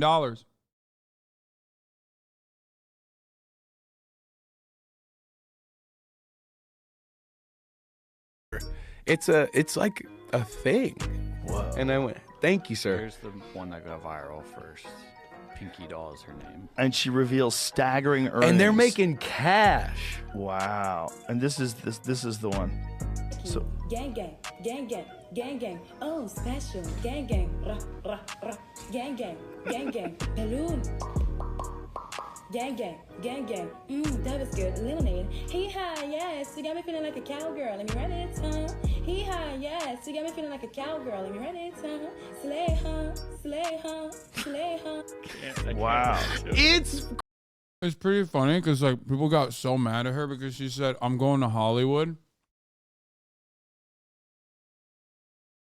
And then people were like, "Hasan, I regret to inform you that Pinky Doll is a scab." I'm like, dude, what are you talking about? You think she knows what the fuck she's talking about? You think she's like, they're hiring her to be what, like the next Wonder Woman? What are you, stupid? Some dude presenting themselves as a producer wanted to fuck her and lied to her and said, "We're going to put you in movies, sugar tits." Like, and then she fucking posted about it. "You're going to be on the silver screen. You're going to be a star." You know? And then there was another video, I think it was like her yelling at her son because her son was like doing some crazy shit at the dog. And people were like, "Oh, I can't believe you're doing that." It's like, bro, you're forgetting. These are normal human beings, okay? This is a fucking civilian, okay? This is a civilian who, out of nowhere, in a once-in-a-lifetime opportunity, started making like $6,000 a fucking live stream for a 3-hour live stream. This is not a person that's like media trained. You're so used to seeing media trained celebrities that you assume that like when someone shows you something, even as a mistake, you absolutely assume that there's like a lot more there.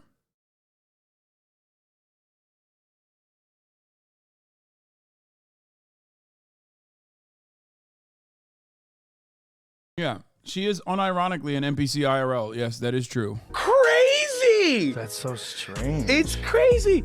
It's but crazy. She is really hot, and that helps. That's why that works. Like, let's not pretend. No, like if she was gross, like that lady's beautiful. So when she does that, people are like, "What is she? I'll get her to lick her lips." Like $7,000 a day. $7,000 a day. That's pretty damn not bad. Good.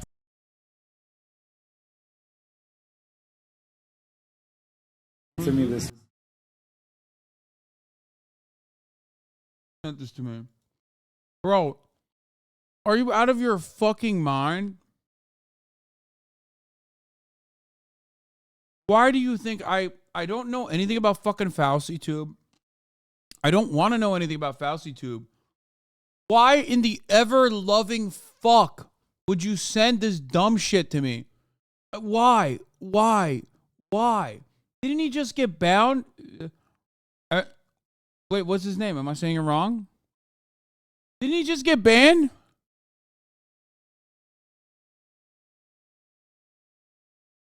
What's his name? Isn't it Fauci Tube?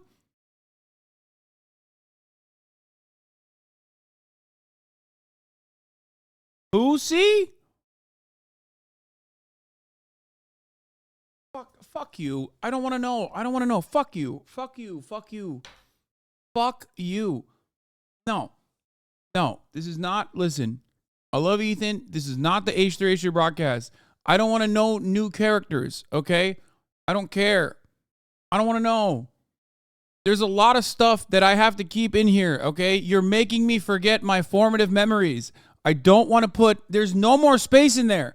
The hard drive is full, okay? I don't want to fucking accidentally erase like my first kiss or something so I can learn about Fauci Tube. I don't want to know. Stop it. Like, you're already giving me, you're already causing me to short circuit here.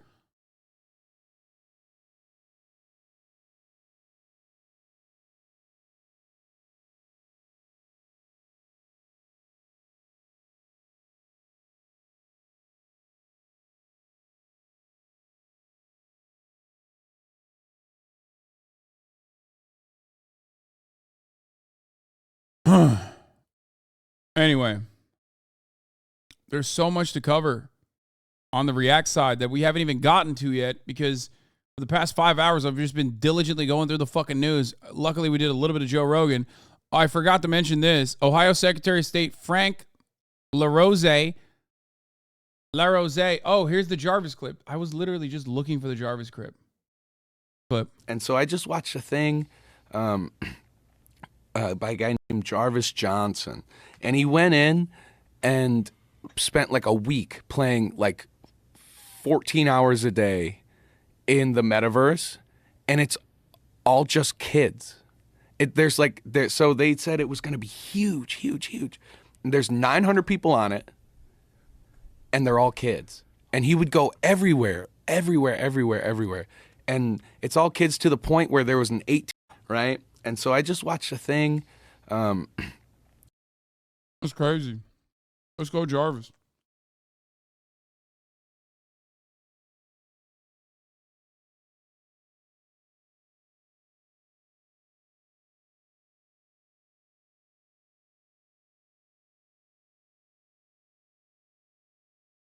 I was scared to watch that vid, Law.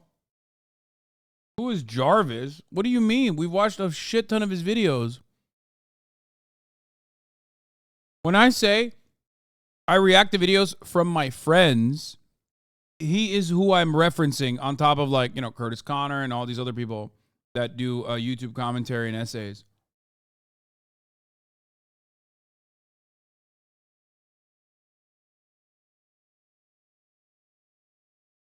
Do you think you will have a name drop on the GRE? Absolutely not. But I am fine with that. But I'm happy for my friends that are getting name drops because they deserve it.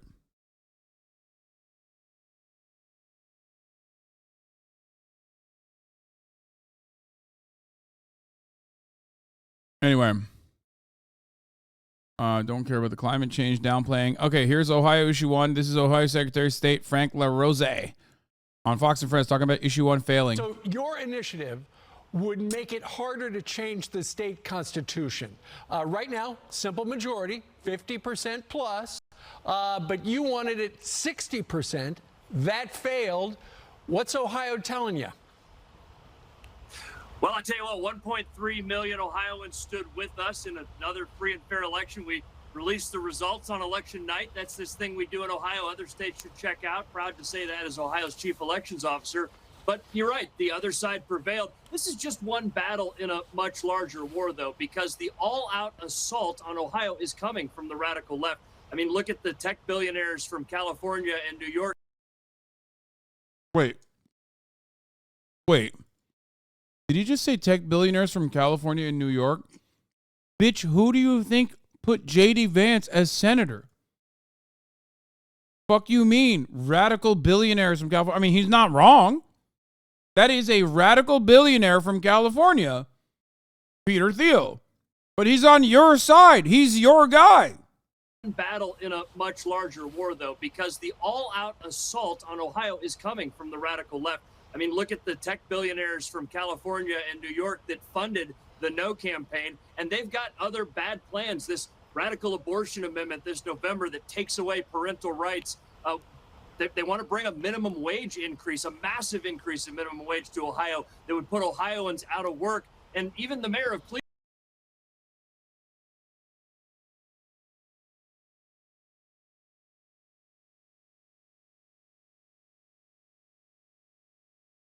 I want more than anything else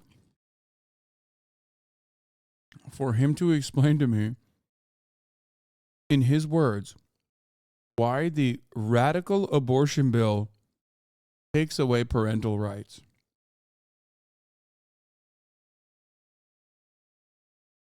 I want this so bad.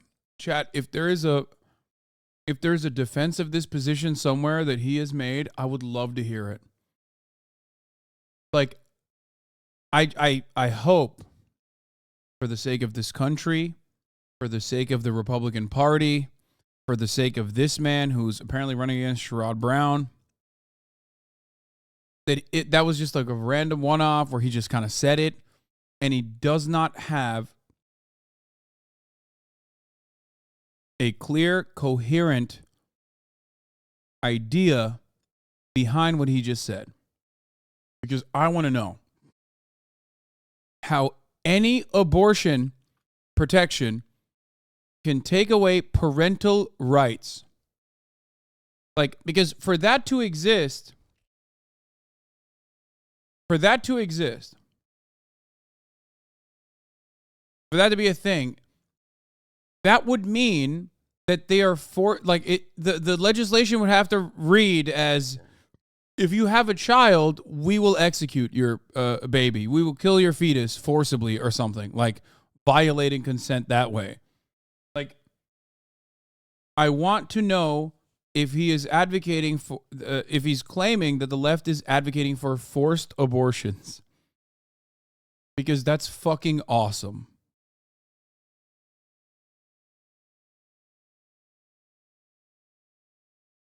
Because no matter how fucking freak like these guys get, I've yet to hear someone, like, they'll say infanticide, liberals are doing infanticide. I've yet to hear them say they're doing forcible abortions on women that don't want to have them. Which is kind of interesting. Because why wouldn't you? Oh, is it parental rights as in like, oh, it's trans medical care. Okay, that sucks. All right, that's classic. Never mind. Maybe I misunderstood what he was saying. Yeah, that's a classic.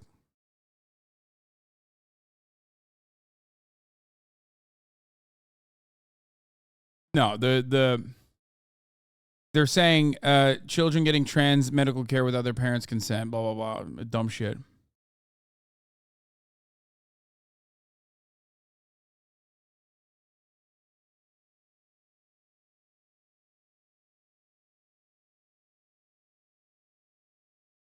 I also want to mention something here. Over the course of the past week or so, there's been a lot of people that want me to cover Niger.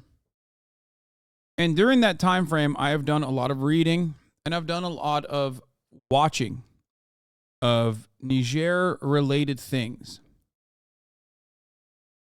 And I've come to the conclusion that any commentator that speaks on this matter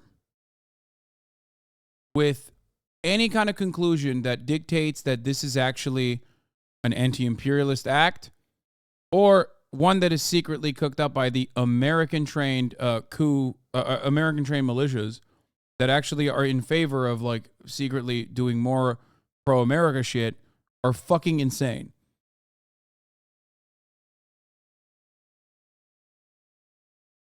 ECOWAS intervening. I feel like a lot of people are reading into it beyond or making assertions beyond what it is so far. I still do not fully understand it beyond what the actual things that I do know that are objectively true. Much like many of the other countries in the region, Americans have a base of operations in Niger that they find to be very valuable. That's where they do a lot of the drone striking and whatnot. Their Africa operations that have been ongoing for a very long time were being conducted in Niger. They trained the military just like they did in every other country in the region. And then a lot of those guys that do get trained sometimes will then turn heel and join alongside Wagner forces. And it seems like it's more so about just maintaining control rather than any kind of like serious ideological purpose. But it's anti-French in origin, it seems, so I'm on board with it for that front.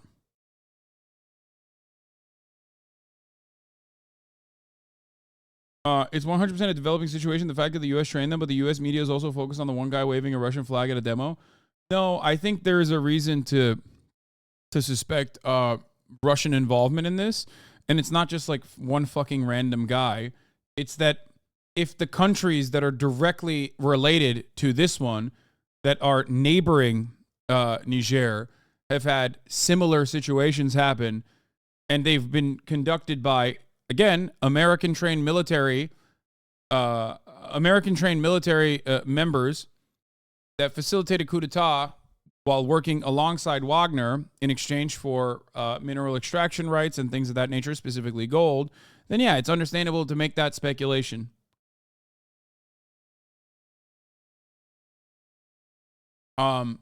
It's ironic because it's yet another circumstance where America caused the problem, America exacerbated the problem, America worsened the problem because then it presented more America as the solution to the problem. And I'm, of course, referencing Islamic terror. You know what I mean?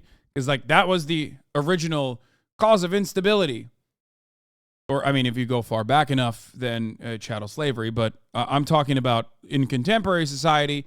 We're not talking about colonialism or anything like that, or I guess technically neocolonialism.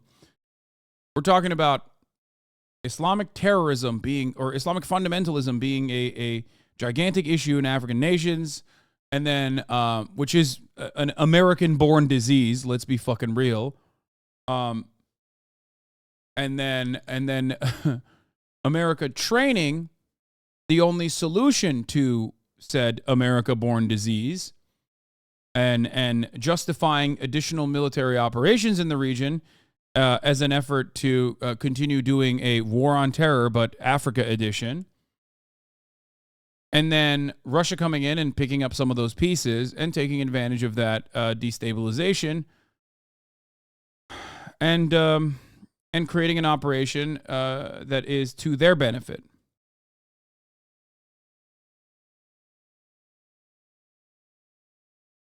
Now, of course, the main villain is still probably France. And like I said, it fucks over France either way.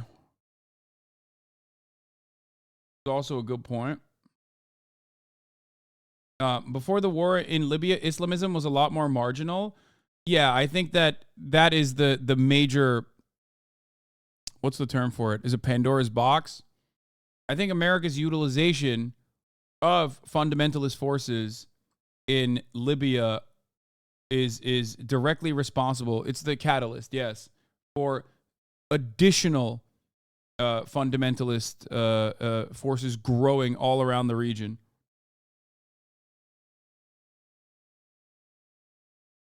The framing of the West African pushback against Euro-American influences as pro-Russia serves to whitewash a long history of Euro-American crimes of resource exploitation, deadly militarization, and political destabilization.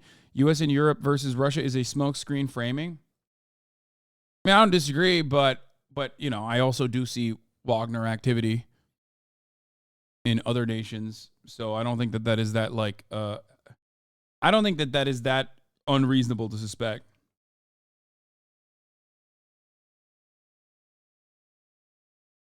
Let me finish this and I'll read the rest of it. I like that I said I don't want to cover it because there's too many unknowns, and now I'm covering it.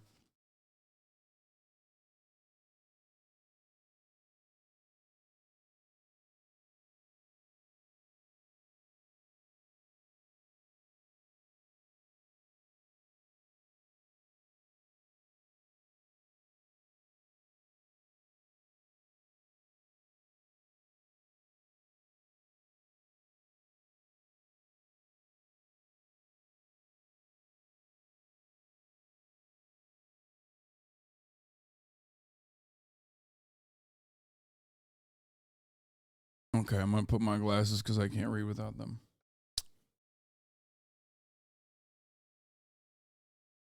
Have you read what the African left is saying in this case? Not just NATO, State Department liberals? What? What am I reading? The U.S. literally cut off all aid to the country? Yeah, I don't think that the U.S. is in favor of their guy being cooed. Considering that their guy was allowing them to operate allowing them to conduct military operations in the country for many, many years. So yeah, I don't think that this is favorable terms for the United States at all. I'm just simply stating that I don't know how good the other side's guys are, and I want to wait. You know what I mean? Russian and Chinese influence has the power and reach that it has because the promise of Euro-American involvement and intervention has provided nothing but corruption, death, destabilization. The latter is a story about the what and why. And those things, corruption, death, destabilization, don't necessarily disappear with Russian, Chinese influence and involvement, but the terms of engagement and agreement change. Using U.S. versus Russia/China as the sole lens reduces client states to only incompetent pawns.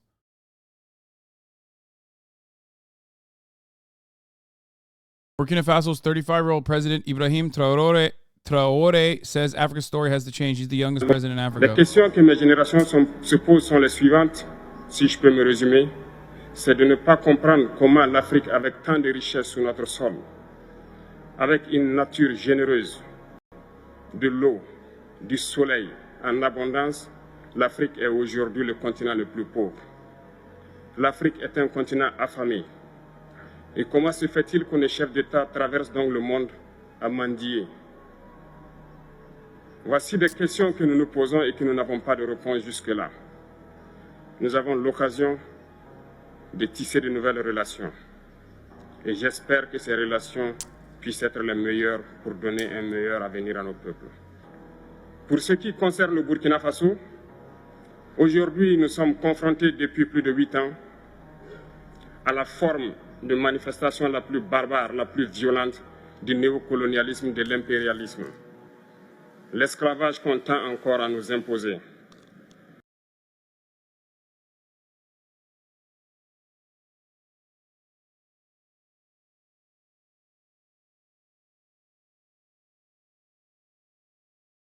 I don't know. I mean,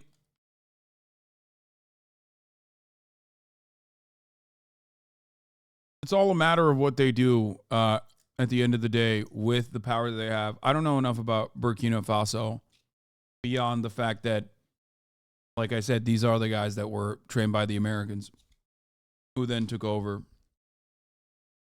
Stop being a centrist. Beyond base on Car W. Let him cook, bro. Stop being a centrist. Yeah, guys, if you're the leader of any fucking African nation, especially one that you took over during a coup d'etat, yeah, no shit, you're going to be understandably upset about neocolonialism and colonialism in general. No shit. Those words are just the truth. That does not say enough about that does not say enough, to me at least, about where your genuine intentions lie.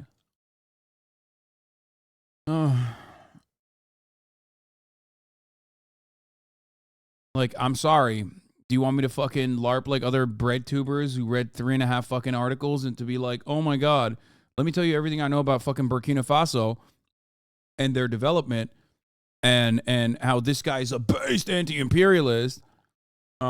Or do you want me to, be honest with you? Because I'm going to be honest with you. I am always, I'm a little skeptical no matter what.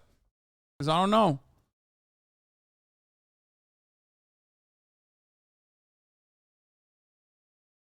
Yes, but the U.S. is not the one who determines that. I'm not saying you are right now. Yes, no, I don't. I'm not in any way, shape, or form in support of American involvement in Africa, of course. As always, I don't share the enthusiasm about what's happening in Niger and or Burkina Faso, but I do enjoy various postmodernist, ultras, anarchists seething over the fact that poor countries are trying not to be poor. Random African country trying not to be poor. Postmodernist, post-colonial anarchists. Oh my God, so reductionist. How dare they?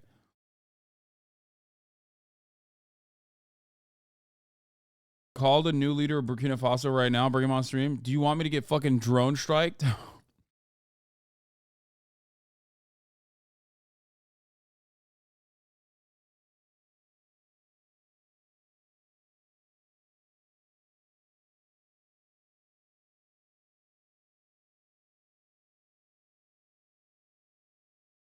Anyway.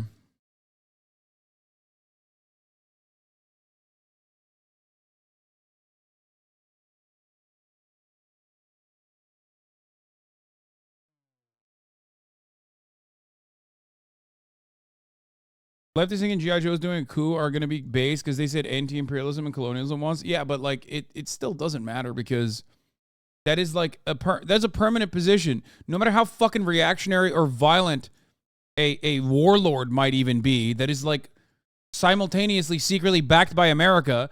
If you're in Africa, you're going to say those things. That's why I was saying, you know, it is entirely dependent on what they do. You could literally be like, you know, cannibal baby eating warlord, and you would still be like, I am here to purge the imperialist influence from our country to win back the wealth of Africa. Because it's true, objectively. And to a certain degree, they do want that. It's not even an aesthetic. I don't think it's an aesthetic at all. I think it's the truth. I think that they do want it. It just oftentimes will turn into, you know, similar corrupt structures, especially depending on who is backing them. Is it a Western nation state, or is it another nation state that has like a genuine interest or involvement in mineral extraction rights, things of that nature are entirely dependent. Is it a fully autonomous, genuine liberation movement that is maybe getting some arms or some material support from another country, but ultimately their goal is to, you know, improve literacy, build infrastructure, things of that nature, and truly uplift their country, then that's different. It's funny how Westerners are either supporting it with no knowledge or wanting NATO to do something and nothing in between. Yeah, I don't know.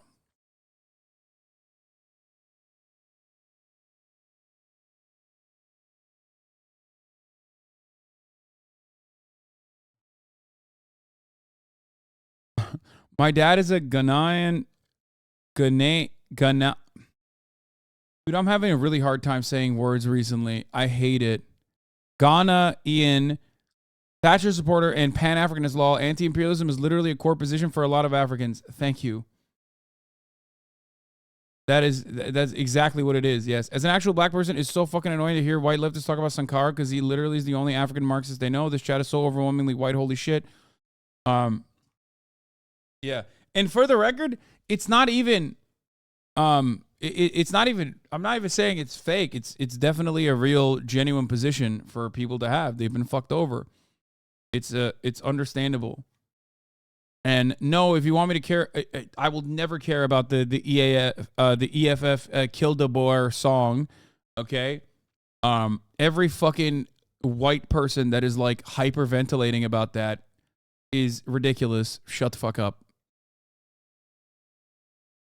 Like, what happened? Like, I saw a couple different I saw a couple different notes on the timeline about that where they were like, what the fuck? Like, this is unacceptable. And people were losing their shit over it. It's an old South African song called Kill the Boer. Killed the fucking, well, technically not the white farmer, but like the farmers. And it's ironic because, like, well, the EFF is popular. And this is a song about killing slavers and colonizers, okay? A song of liberation. And the very same people that were talking about white genocide saw that as a go-ahead to just keep going back to that old narrative that Lawrence Southern was trying to cook up about white genocide happening in South Africa.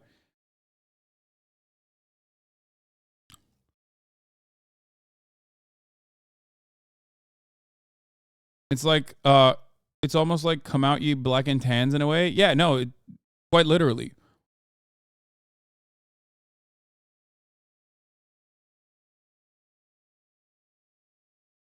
Yeah, the white genocide of South Africa was done by the British. Ironic, but true. You are correct. Wasn't that the original concentration camps, like the first ever version? Anyway,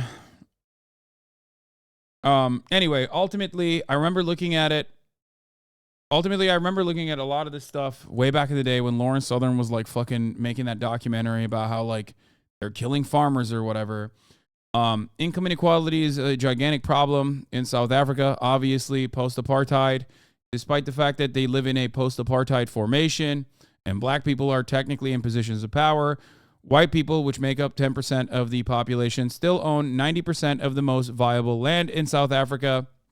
And of course, overwhelmingly black population dense areas have a fuck ton more crime and a fuck ton more violence than the sparse and well-protected white areas.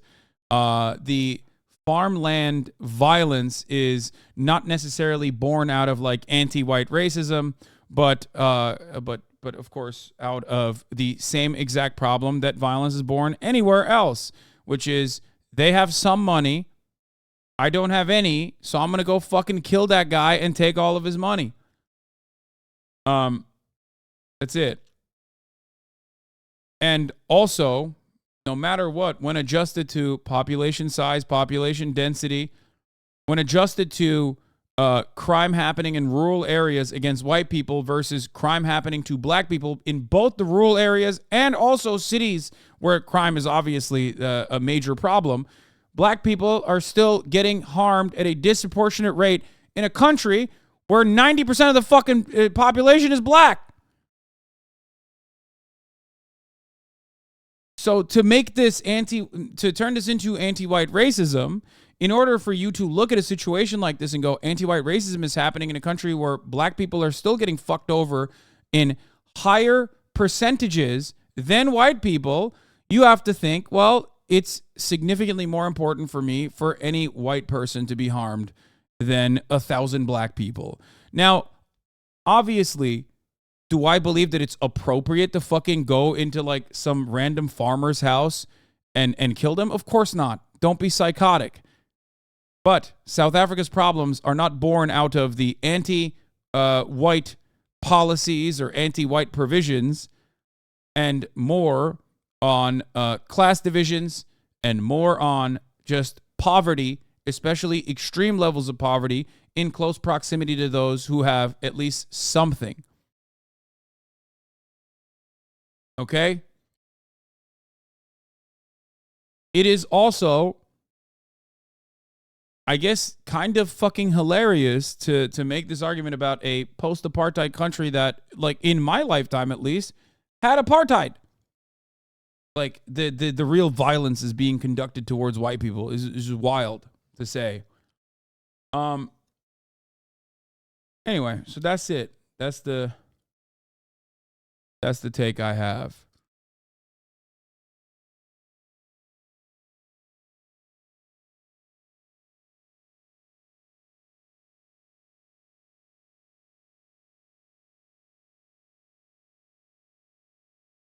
American police kill black people in America at a far higher rate than white farmers are killed in South Africa. If you believe there's a white genocide happening in South Africa, then surely you must agree there's a black genocide in America. Of 325 murder victims last year, 49 were white farmers, accounting for much less than 1% of the country's total. According to police statistics, white South Africans make up 9% of the country's 58 million citizens. Yeah. Guys, don't worry. It was a fun little song about white genocide. Must condemn South African political song on white farmers. It's crazy, dude. Like, It actually is fucking nuts. Like, what like, if they have a song about, yes, killing slavers, if you have like an anti-slaver song and they're singing it, like, how do you get mad at that? I mean, maybe I don't get it. Maybe I don't understand it. Aren't there like white people in the EFF too? Not a lot, but still.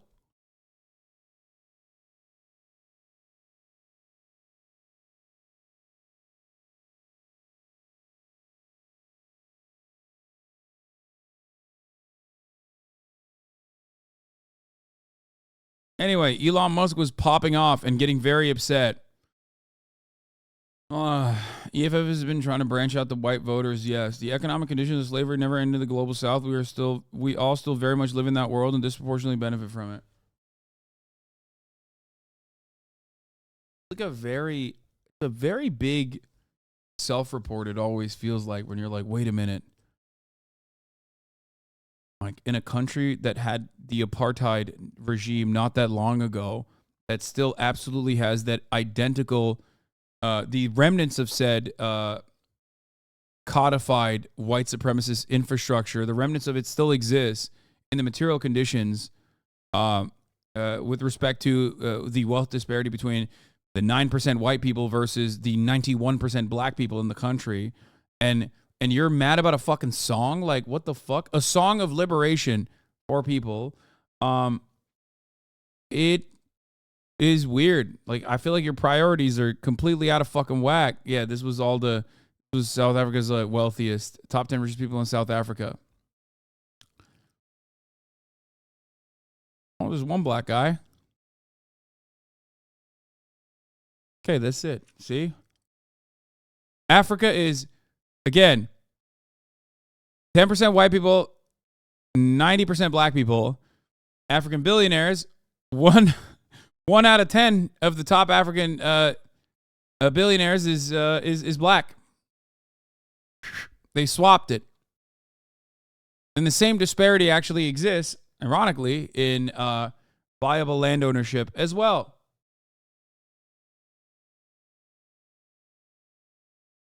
Anyway.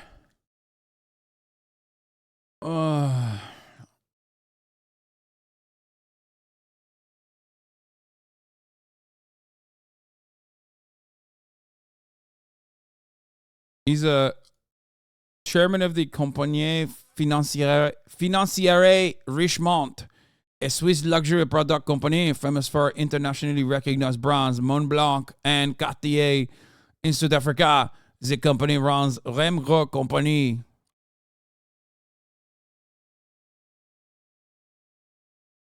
Origin of wealth, luxury goods, inherited and growing.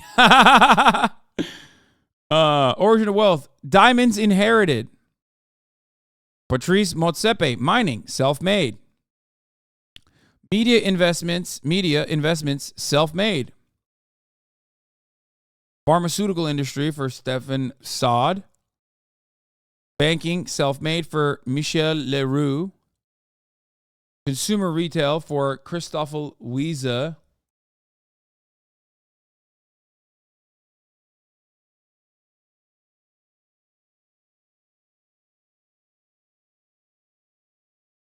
Anyway, self-made with banking. Yeah, I mean, self-made isn't like their daddy wasn't a billionaire. That's what that means. Their daddy was like rich, but not that rich. You know what I mean?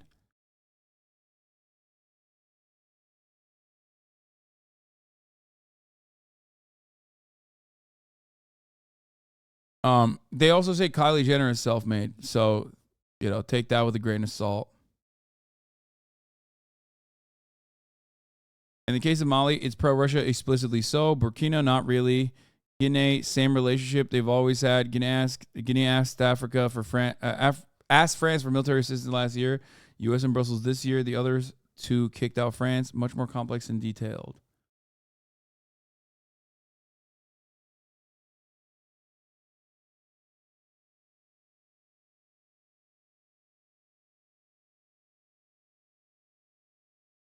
How the fuck do we get here?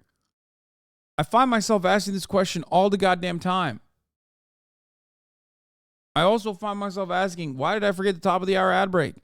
How do I find myself in such convoluted, complicated stun locks. What the fuck? At the top of the hour, there's a 3-minute ad break, chat. If you no longer want to see those ads, all you need to do is subscribe, which you can do for $5 or free with a Twitch Prime by connecting your Amazon Prime account to your Twitch account. I forgot to give Maddie Iglesias shit for saying... here's the 3-minute ad break now. I forgot to give him shit for saying that the Ohio voters were neurotic.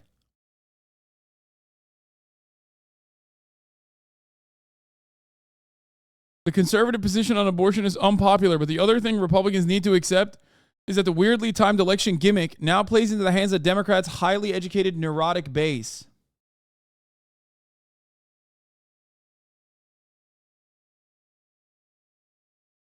What, book talk? Guys, Book talk drama? What the fuck is book talk?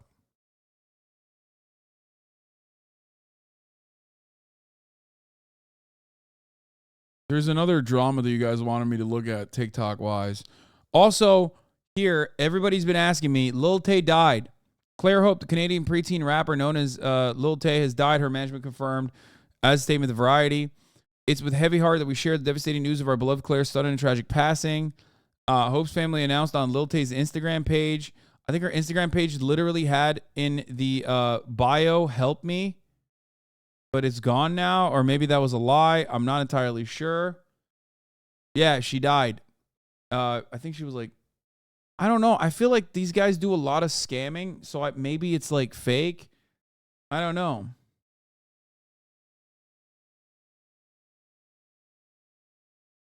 But it seems Vancouver and Los Angeles law enforcement can't confirm her death. Lil Tay's former manager, Harry Zhang, tells Insider the news of her death calls for cautious consideration and says he could not confirm or deny her passing. Her father also declined to comment if she was alive. That's what I'm saying. Like, it's just weird, man. It's weird. And her brother might have passed as well, they're saying. I mean, they've scammed a lot in the past, so I don't even know.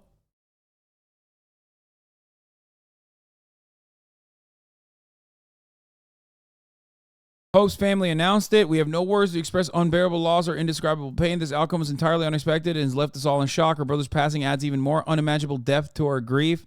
During this time of immense sorrow, we kindly ask for privacy as we grieve the overwhelming loss, as the circumstances surrounding Claire and her brother's passing are still under investigation. Very similar to the recent coup. There are too many unknowns here. Exactly. Axe Cunningham. Weird as fuck, but still not as weird as the chatter who said, R.I.P. Bozo, you need to actually get help. Yeah, what the fuck? Listen, I know I maybe have too much fun with like these kinds of passing stories, but it's usually like fucking Dianne Feinstein, who died at the age, well, she hasn't died yet, but who's most likely going to die soon. You know what I mean? At the fucking, you know, brittle young age of 974. Okay. Yeah. I just pre-watched the Feinstein pack. Who's also like a very powerful person, kind of a piece of shit. You know what I mean? It's a little different. This is like a little girl. You know? That's fucked up on all metrics, okay? It doesn't matter if she was like annoying. She was 9.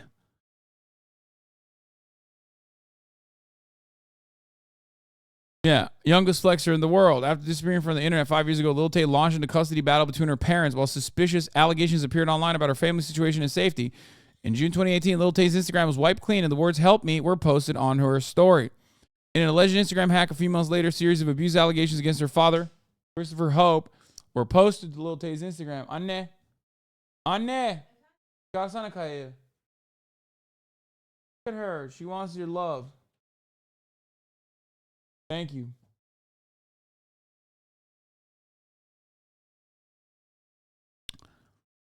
Were posted Lil Tay's Instagram. The allegations claimed that Hope had court-ordered Lil Tay back to Canada in order to profit off her earnings. Lil Tay's manager at the time, Harry Zhang, claimed the allegations were fabricated. In a phone interview with Daily Beast alongside her mother, Angela Tian, Lil Tay said, "Right now I'm in a bad situation. I don't want to talk about these things," adding that her father had filed something to the court, and the court ordered us to go back there. He was in danger and stuff. Yeah, she was like constantly being pulled in different directions by a lot of a lot of different forces in her life, you know what I mean? By a lot of adults that were supposed to not lead her astray. Okay? Taylor Lorenz thinks this shady too. Her brother who exploited her controls the Lil Tay IG account. He sent me and Jay Sham's bizarre and delusional emails throughout 2020 from manager email address. Her bro also met with people just last year about launching a rap career. It's very irresponsible of the media to report her death with zero confirmation or evidence. Off a post on an IG account of the brother who exploited her and has a long history of lying runs. Exactly.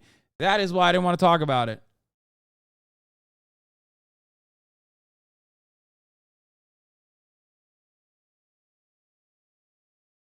Yeah, but she did use the M-word.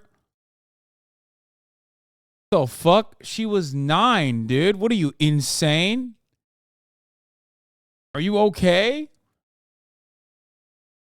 Jesus Christ, dude. What the fuck?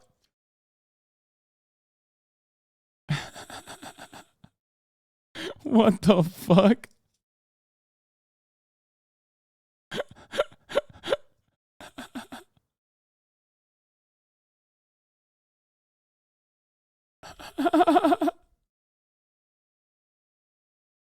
She was 9. She knew what she was doing.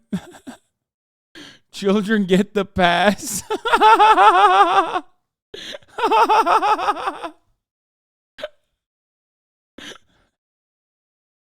That's your takeaway?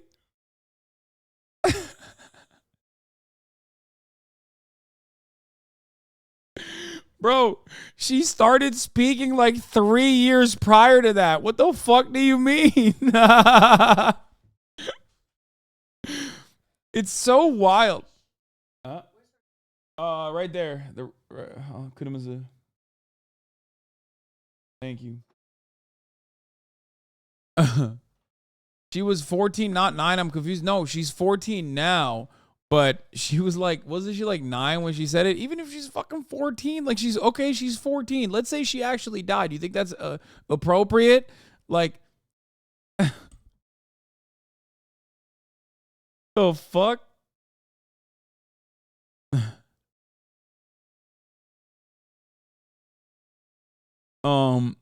She said the N-word as a 9-year-old, therefore we should celebrate her alleged passing. What is this chatter's logic? Yeah. That's a crazy take. I mean, respect for being that insane. I do respect you for being that fucking psycho. You know what I mean? That's like a cool way to be insane in a way that I haven't seen before. TikTok brain.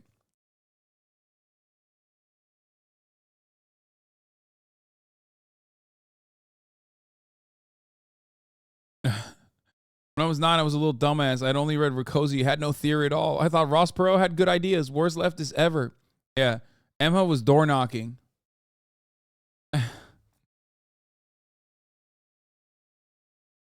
Guys, let me explain something to you.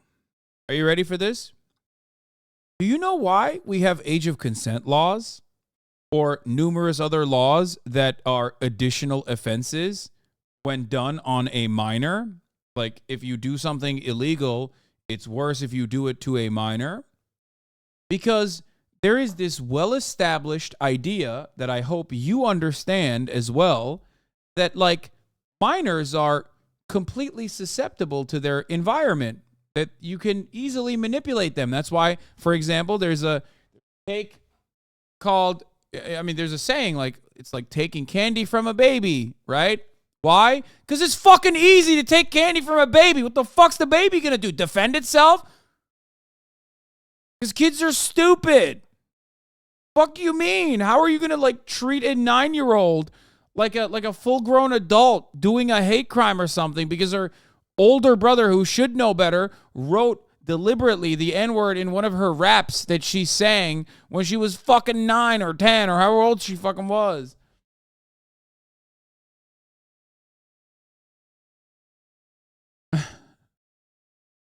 What is happening? That's because they are physically weak. The baby still knows it wants the candy. Bad take.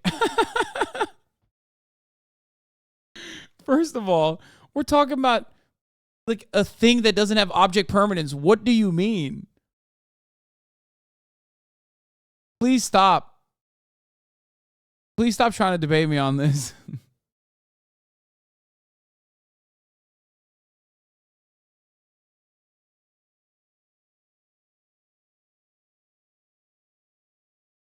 Oh, this is good. Thank you, guys. As a serial baby candy thief, I can confirm. Okay. I do agree with Taylor. This is hyper irresponsible. Harry's not her manager. He was her old manager when she was creating content. For the past several years, she didn't have a manager because she wasn't creating content and had been back in school. Her brother, who exploited her, controls the Lil Tay IG account. He sent me and Jay Shams bizarre and delusional emails. It's very irresponsible. The media to report her death with zero evidence. Yup. Meanwhile, media companies are running garbage SEO articles about a young exploited girl's death with zero confirmation or evidence. Such a mess. Yeah. So part of the reason why I didn't want to talk about it that much because it feels really suspicious. But I didn't also want to say anything because it's like if she's actually dead, then I'm like a fucking asshole. But like, this is a very unfortunate story about a child who was not allowed to be a child. Okay.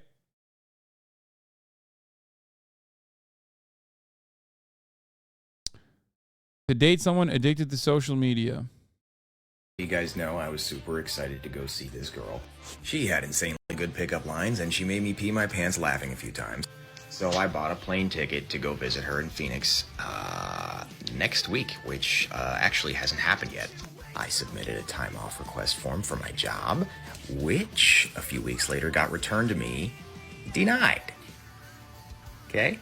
I shot it over to her as soon as I got the news, and she was not happy about it. Neither was I.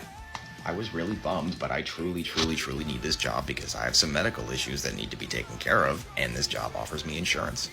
Yeah, she was pretty upset. What is happening? First of all, of course they denied it, bro. Come on. Like, boys, listen, boss. I have to get this pussy. It's a medical condition. It's so fucked up. Every part of this story, I haven't even like gotten to like how fucked the situation is that you can't take paid time off. Like, what the fuck? God, it just sucks. Working in America is so shit, dude. Holy fuck. It's so shit. He shouldn't have to do that. Anyway. Neither was I. She said, I thought you were cashing in non-paid days, not cashing in on sick time. So now what? Well, that ruined my day. But I actually haven't seen my boss at work. And tell you the truth, I'm not really sure I can swing it anyway now. Sad. I'm super broke and I seriously can't afford to miss a week of work right now. I should have confirmed it before I got a plane ticket. And you got all that vacation time approved before I got the green light. And I hate it, but I need this job right now. I've been sticking it out for 3 months, and now I'm just about to finally be eligible for the Costco benefits, which I really need. Oh, shit. He's at, my man works at Costco. So I don't think I'm going to be able to visit this time around. I'm a dumbass. Okay, we'll try to just get this job because I have some medical issues that need to be taken care of, and this job offers. Okay, we'll try and get a ticket. You can plan in the future. Insurance. Yeah, she was pretty upset. Once again, this hasn't actually happened yet. So Saturday, while I'm at work, I get this text. And I get sent this video. And she let he liked you it? guys drag me and my band through the mud. And I mean, over 500,000 people drag me through the mud. And she just let it happen. Let it happen, let it happen. And I'm over here like, I really couldn't get the days off. I am sorry, but I just couldn't do it. 12,000 views for me ditching you. You're welcome. I didn't ditch you. In the same breath, admits that I didn't ditch you. I hate both of these people. That's TikTok. No clear-cut black and white villain and hero dynamic exists here. If you're on TikTok, you're making drama content for TikTok, you're making react content for TikTok, everybody sucks. You know who wins? We do. Okay? We do. As the people from the outside looking in, we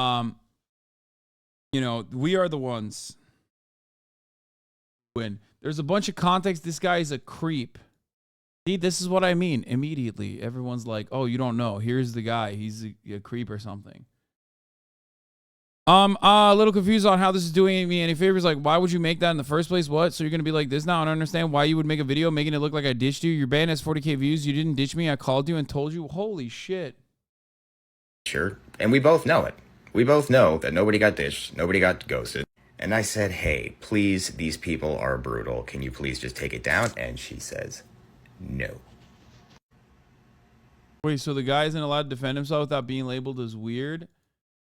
The only way to be likable is to not post content on TikTok. Cash 22. Exactly. Ayo, I work at Costco and fuck that place. Brave Talk and Swifty Talk is also going to war as we speak, by the way. That is awesome. I love that.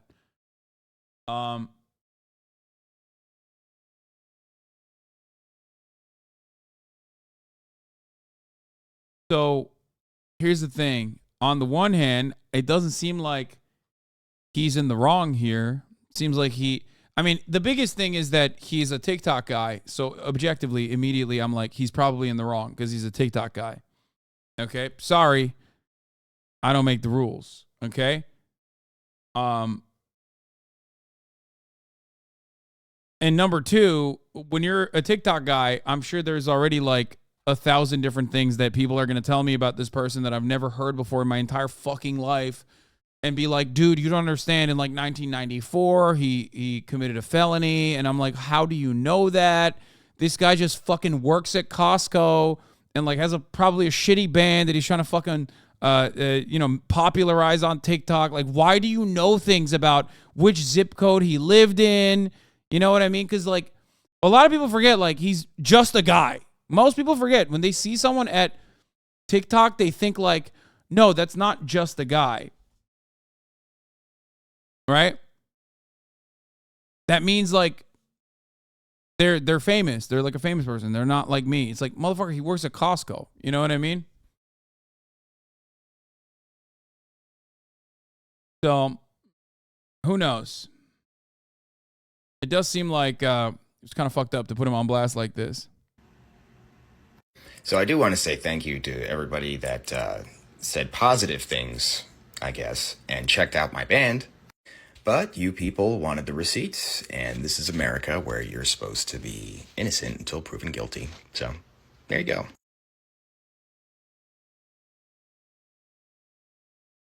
He was suplexing dogs when he was 12, so what's up? What happened?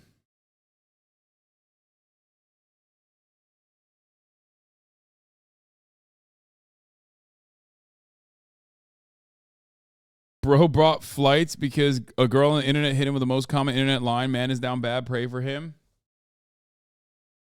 He didn't even show what she posted. Yeah, I want to know what she posted. Can someone give me the OG? Right, here it is, just so you guys. Shelby Snaz 3. Chat, stop saying he said the N-word at age 9, okay? Shut the fuck up. Jesus Christ. I want to know what that guy was saying, because that guy was like, oh, he's a creep. Like, why? Why are you saying that?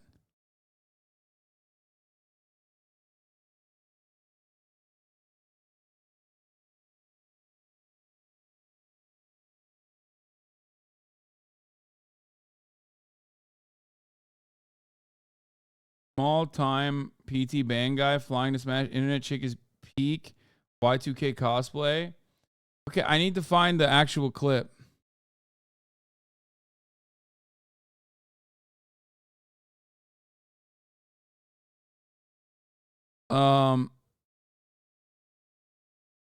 All Costco employees are accused. I want to see what's in my wallet like the cops they are. She privated her account. You have to find a duet. Lady makes a band guy seem like a douche to get views. We started talking. Now he's coming to come visit me. Watch what happens. 1 month before he gets here, go Sons. So she has a kid. Okay. Keep watching for part 2. I picked up some shifts so I had money so we could do something fun. 2 weeks until he gets here.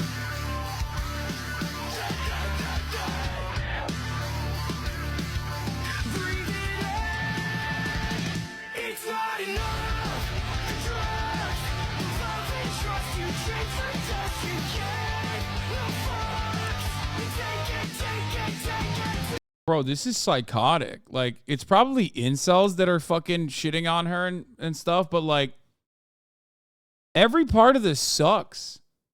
Every part of the story sucks. Like, I don't like the music at all, but like, she definitely is. Oh my God. If this is the argument, that she whipped up, God damn, dude, what the fuck?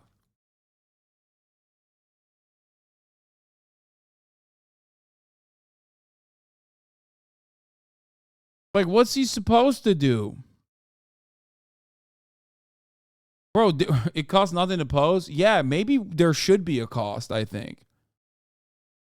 Yikes, dude. TikTok is so weird. Maybe it's because I'm old and I just don't understand it. It hurts my brain.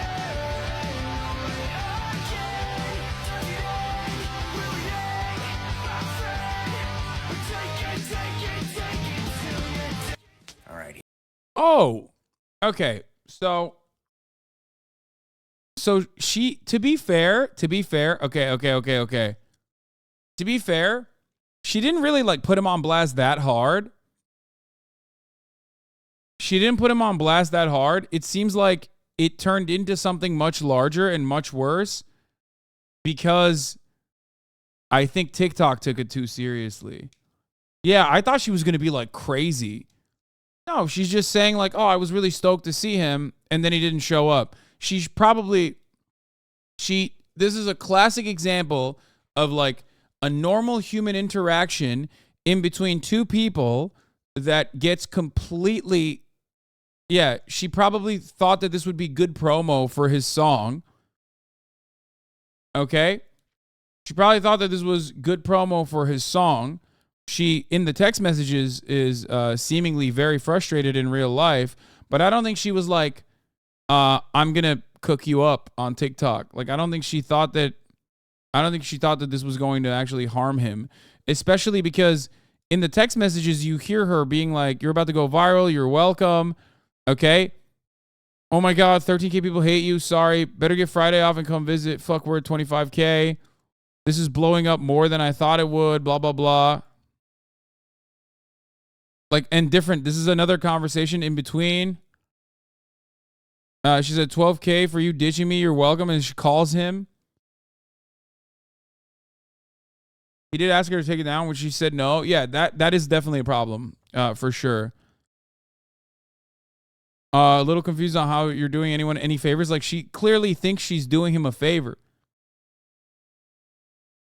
She thinks in her mind, she's a little crazy. She thinks she's doing him a favor, which ends up cooking his ass. Okay. Because according to TikTok, if you ghost someone, that's a death sentence. Like, you deserve to be fucking executed by the International Criminal Court. And they get real crazy. He gets scared. He's like, what the fuck? They're coming up my ass. They're killing me. Please stop. She probably thinks there's no such thing as bad publicity. Chill. Your band has 40K views. You didn't ditch me. I called you and told you it was getting traction. And she probably thinks that she was doing something good for him. It's understandable he didn't think that she was doing something good for her. She didn't do something good to him.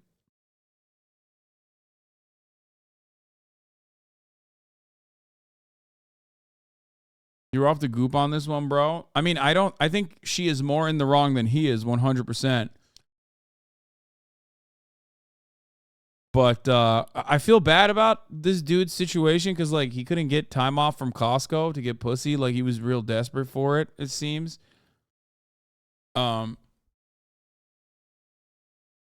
I don't think that she also was, like, trying to flame his ass, but she should have definitely deleted the video before he made this counter. Unless this is all deliberately done in a way to promote the shitty song that he wanted out there to begin with. And they're doing it by jumping on the gender war bandwagon. There's no better way to sell stuff. There's no better way to get eyeballs on TikTok than gender wars, like, because the entire platform is like primarily children and pedophiles who want to fuck children. So it's literally like children brained from the jump. And what do children get really motivated on? Cooties. You know what I mean? Ew, women are gross. They have cooties. Or ew, guys are bad. I hate them. Boys versus girls. Boys stay here. Girls stay there. So like literally every single thing you can gear towards like the cooties narrative, and it will go viral.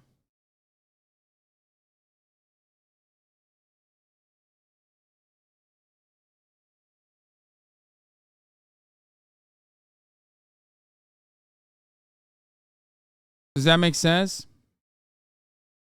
Okay, how hard is it for dudes to get matches that he take a plane? I think he was just, I don't know. It's just, I think in this age, like a lot of people meet people online first and get to know them without physically being in their presence. Maybe because I'm on Twitch, so there's a lot of people in this space that do that. I don't fucking know. I don't get it. I'm not like that, so.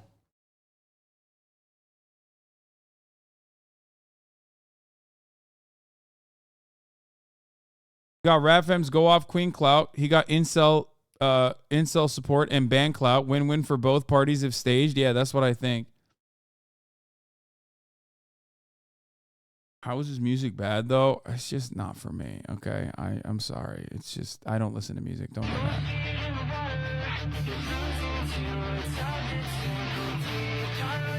It sounds like a video game menu music from like the 2000s or something. Like, that's what it sounds like. People were saying mall metal. I've never heard that term before, but it immediately fits. A crazy taxi? Dude, that's exactly what I was thinking.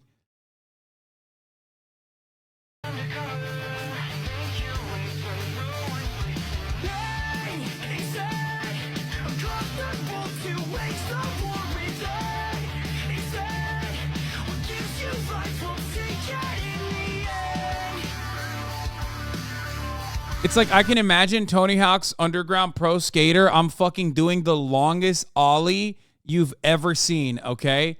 Like, and then immediately fucking kick flipping off of a baby and then continuing the grind off of, or not the longest ollie, sorry, the fucking grinding off of a bar, whatever the fuck you do. Suck my dick. I don't know enough about skating shit, okay? Fuck you. The joke still stands, okay? It's not ollie. You said ollie instead of grinding. You're stupid. You're stupid. Shut up, loser. You know who else fucking skates a lot? Tim Pool, okay? You guys are the same.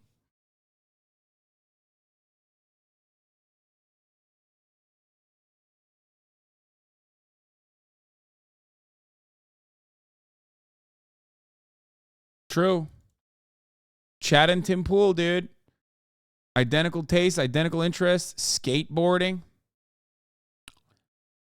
Anyway, you're just a poser, bro. You don't even skate on golf for real. Yeah, I mean, I don't. Yeah. But yeah, this guy seems like he got the shittier end of the bargain.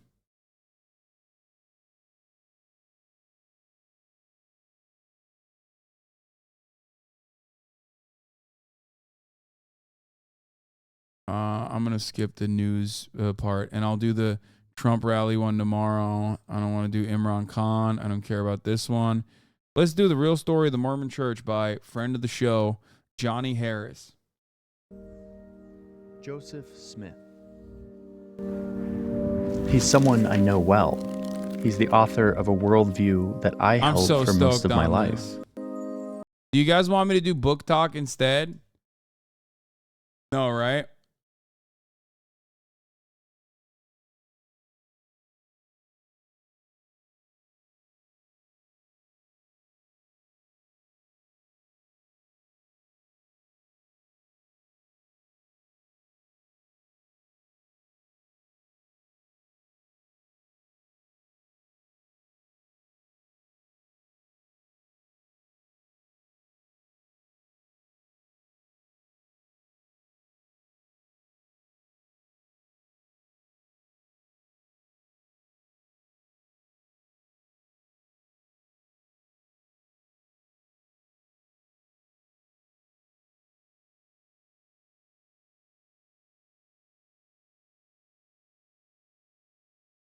Yes, is short book talk. I don't want to watch this Mormon shit. I'm turning off the stream, Hasi. Wait, what? Why? You have a surprising amount of ex-Mormons in this community? It's not that surprising. What is this? You want to know how I got?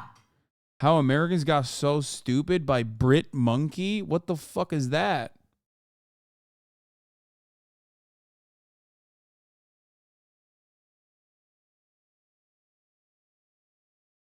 Fuck TikTok. We want CIA propaganda. It's funny because, like, this is about, you know, the Mormon church, which he was a part of. There's 0% chance that there's any, like, TikTok happening in there.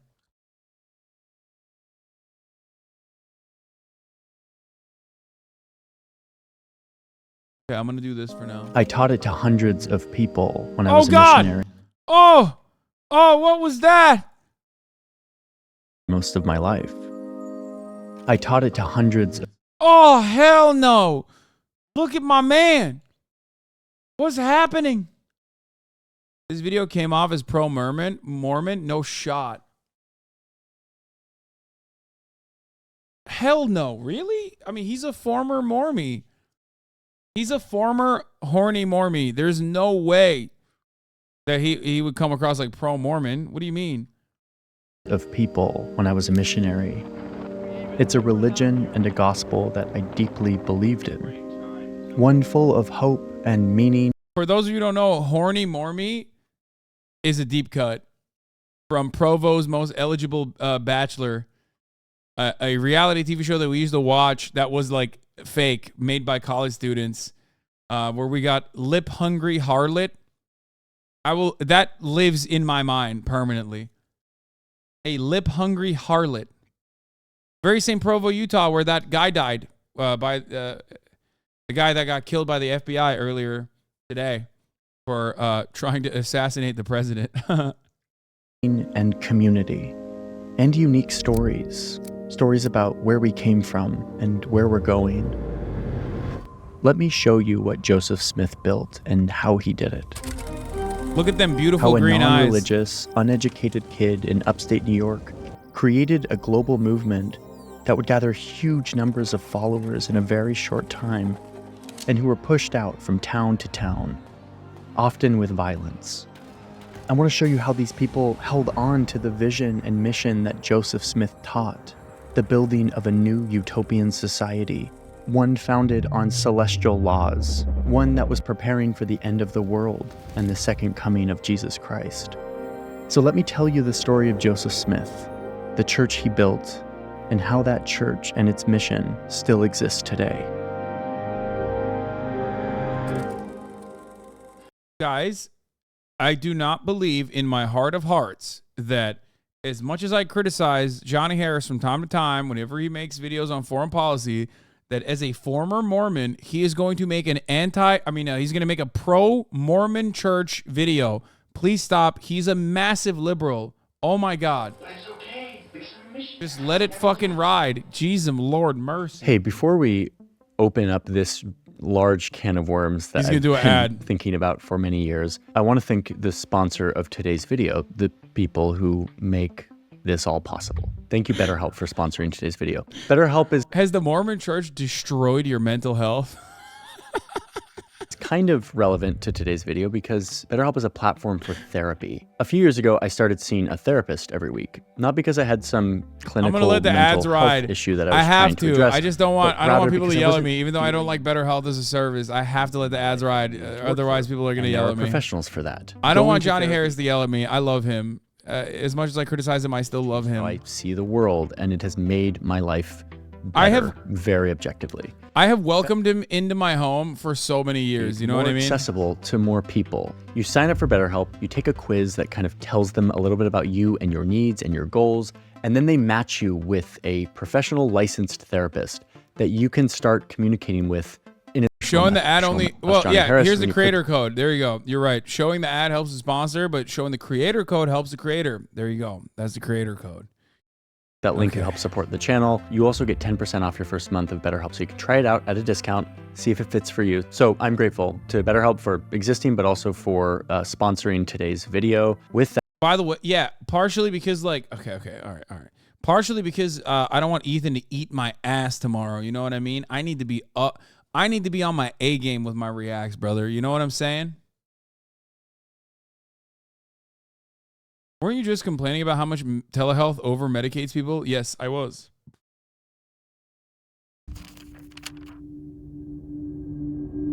Joseph Smith was born in the perfect place at the perfect time. It was the early 1800s, and the US had just thrown off England to become a new country, and it was going through some massive growing pains. Most of these new Americans who had just left the old world rejected a lot of old world things, namely religion. Only 10% of white Americans regularly attended church at this time. So to help revive God, you have all these super charismatic preachers who left the cities and went out to the countryside to preach. And this led to an explosion of religious thought, especially in upstate New York. So now you have all these like hyper... Dude, Reddit atheists just found out about this time period and are literally going to lose their shit. Every Reddit atheist is like, what? America was perfect back then. Yeah. You know, they weren't going to church. That doesn't mean that they had some good ideas, okay? You know, there was some other shit that they were doing. Like a lot of the staple American phenomena, cultural norms started in this period that still to this very day, and I'm not even talking about like slavery, okay? Like I'm not even talking about slavery. I'm talking about like a lot of the puritanical ideas that play a role in American existence right now that were made permanent in that time frame. Okay? This does not mean that religion or organized religion was good, even though you also have to remember that a lot of the radical abolitionists that came after were people who were religious. John Brown being a perfect example of this, okay? So, America's a weird country. You have to remember that. Reformist religions that were replacing old-style authoritarian-type churches. All these new wild religious flavors that were more emotional, expressive, and personal. I mean, none of us were alive at this time, but you can kind of imagine, like, this brand new country founded on these new ideals. It was unprecedented times. America felt special and different. You will never understand what atheists have done to me. What the fuck? Why did you say it like that, Chatter? You always yell at me about shit, especially as it pertains to Islam. You're like, you know nothing about Islam. Fuck you. What the fuck does that mean? What did they do to you, man? They serve you the top of the hour ad break? Is that what happened? Did they not tell you that you can avoid those top of the hour ad breaks as long as you subscribe for $5 or for free with a Twitch Prime? By connecting your Amazon Prime account to your Twitch account where you get one free Prime subscription a month?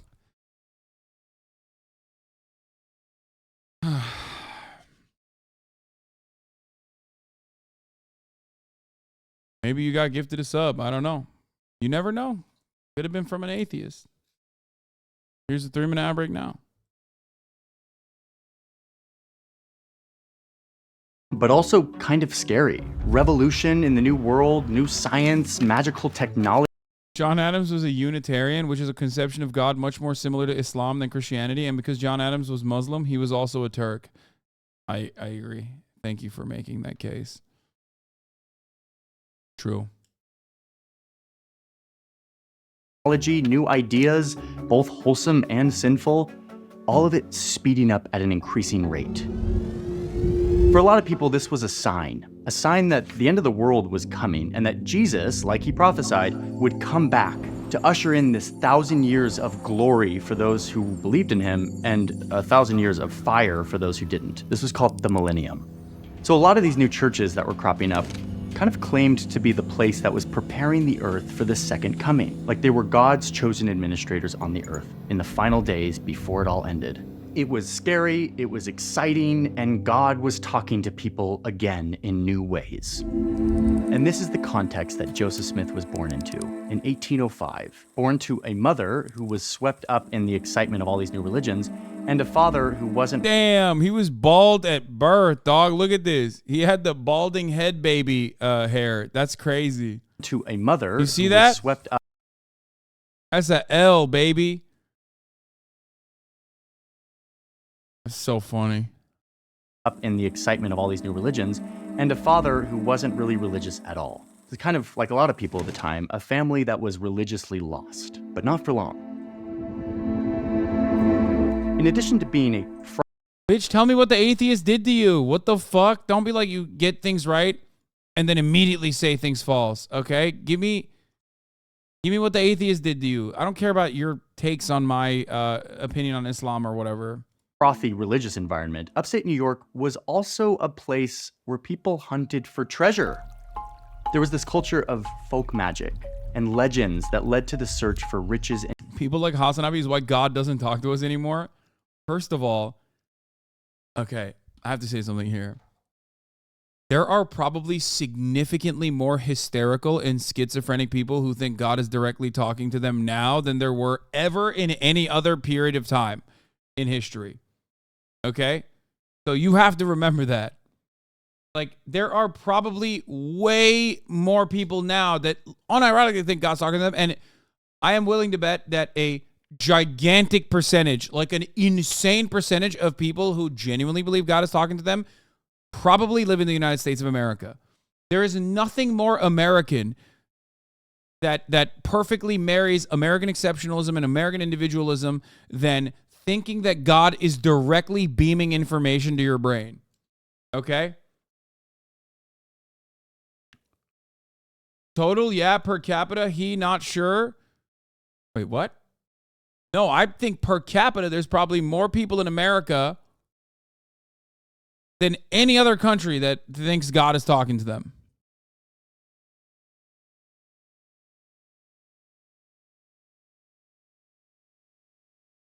And jewels that were potentially buried by Spanish explorers or pirates of the past, or artifacts that were hidden in Native American burial mounds.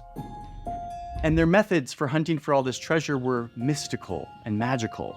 They used seer stones, crystals, rods, visions through dreams, all of this to help them locate buried treasure. Oh yeah, and young Joseph Smith was very caught up in this treasure hunting craze. He wasn't educated, he barely had any schooling, he could kind of read and write. He wasn't religious, but from a young age, he showed himself as a skilled treasure hunter.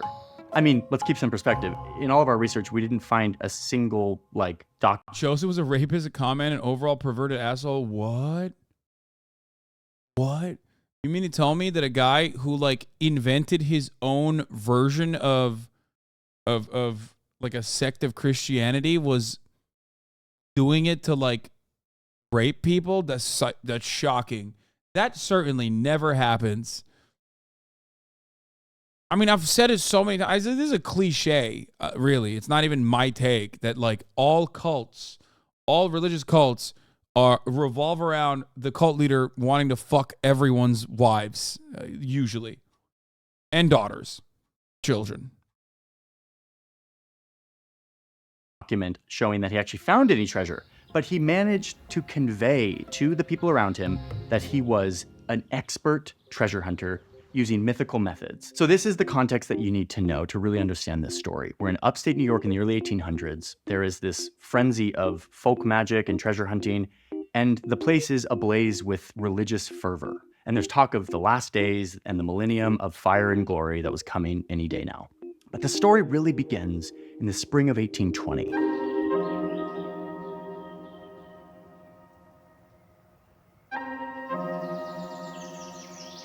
SDA or shining Joseph, light and a 14-year-old What boy, is SDA? gets curious about religion.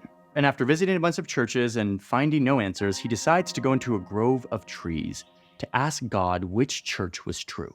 This movie that we're watching right now, I know by heart because I've watched it hundreds of times, of course, dubbed in Spanish. I was a missionary in Tijuana, and the first thing... Seventh-day Adventist? Wait. Why did you say it like I would be an advocate for that? What the fuck? Are you okay, chatter? What? My man accused me of defending the Seventh-day Adventists? What? I think he's probably joking, right? There's no way. From the same period. Thing that I would teach people was this story, and I would often show them this movie. I kneeled down and began to offer up the desires of my heart. So Joseph Smith is in this grove, and he's praying. And after a run-in with the devil, exerting all my strength to call upon God, he sees a pillar of light, brighter than the sun, directly over his head. And within that light, he sees two people whose brightness defy all description. And he finds out that it's God the Father and his son, Jesus Christ. And Jesus goes on to tell... And they're blonde and blue-eyed. By the way, both of them. This will be important later. I don't know if Johnny's going to talk about that, though. Maybe he is, maybe he does have a soft spot for the Mormon church, weirdly enough. But you have to remember, they're blonde and blue-eyed. There's a lot of cool shit in the Mormon lore. So that's why I was excited to watch this video, because I thought he would talk. It is like the most anime religion, and it's also the most American anime religion. Was it, I think it was Felix who said, Mormon myth making is, very Jewish. It's, the closest to Judaism you can get with, American Christianity. Very random rules that you make for yourself. That is definitely a Felix take, yes. Very random rules that you make for yourself that you also have to cleverly break. Famous example of hiring someone to touch electronic devices on Saturdays, which basically, that's not in Mormon church, by the way. This is in Judaism. Or a type of Judaism. But you're still using the electronic devices, but you're not really, you know what I mean? You're not actually doing it yourself personally. And similar structure for Mormons is soaking. You're tricking God. You made these ridiculous rules, okay? And now you're technically tricking God by avoiding the very same rules that you created. Tell him that none of the churches that he's been investigating are true, and that instead Joseph is being called to do the work of God, to restore the real true church that had been lost from the earth, to restore this church to prepare the world for the second coming of Jesus and the millennium that he will usher in. This event... I also do love the idea that I do love the idea of Jesus always coming to America. All of the American Christian sects, I guess evangelical Protestants think that Jesus is going to come back down to Megiddo and fight Satan there. So that's a little bit different. Never mind. Never mind. Mormons are a little bit more American. That's why it's a more honorable and more patriotic religion, in my opinion. Is referred to as the first vision, and it is the founding story of the LDS Church, the Mormon Church, like most people know it. As a member of the church, from a very young age, you learn this story. You sing about it, you talk about it, you study it, and every few years, the church comes out with a new video version representing the first vision. Okay, so this is just the beginning. A few years go by, Joseph doesn't tell anyone about his vision, but by 1823, Joseph is a late teenager, and one night... That's wild, dog. That's wild. You mean to tell me a teenager sees Jesus and God, doesn't tell everybody immediately? No shot. No shot. Who the fuck? Yeah, gatekeeping God? Get the fuck out of here. No way. He's sleeping in his little humble cabin with his family, and he says that an angel appears to him. The angel is named Moroni. By the way, if you ever see a Mormon temple, big white building, you will see a depiction of the angel Moroni on the top of that temple with a trumpet pointing east. But for I thought that those were super temples, though. No? Aren't those like mega churches for Mormons, kind of? The ones that have the golden shit on top of it? Like the golden angel on top of it?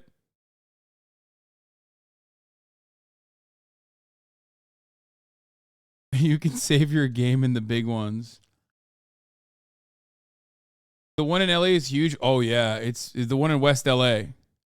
I used to pass by it all the time. It's like one of those...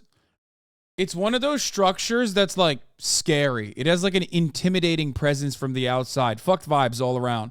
Every week you go to ward, not temple. No, those are temples. You are confused with normal church buildings. Oh, okay. Yeah, like non-Mormies can't go in there, I think. The temples.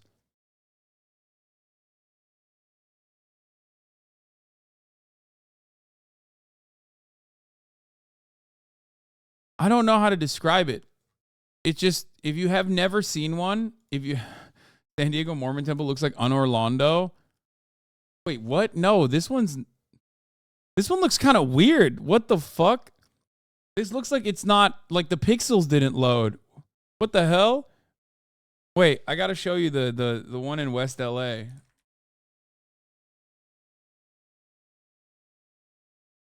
I guess Mormon temples are kind of odd structures, like the way that they were designed and built. Look, dude, at night, this is what it looks like when you drive past it. And like, it's weird. It's got a weird fucking vibe to it, dude.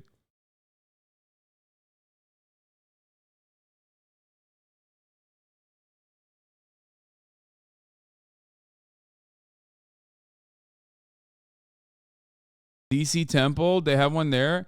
Yo, what's up with their construction? It's always so minimalistic, and I never really noticed that.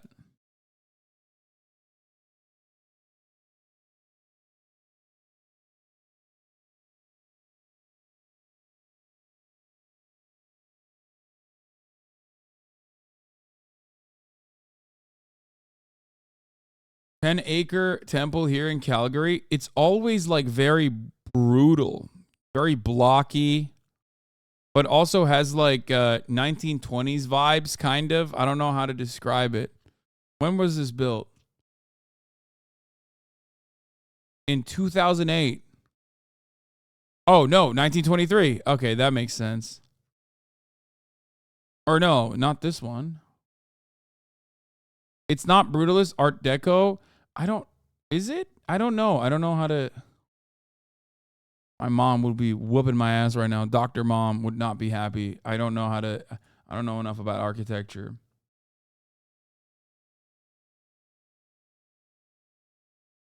The light and the windows look very 1920s, whereas the blockiness and the lack of natural light coming in, despite the fact that it is a dude, this is like a child who designed a castle, okay?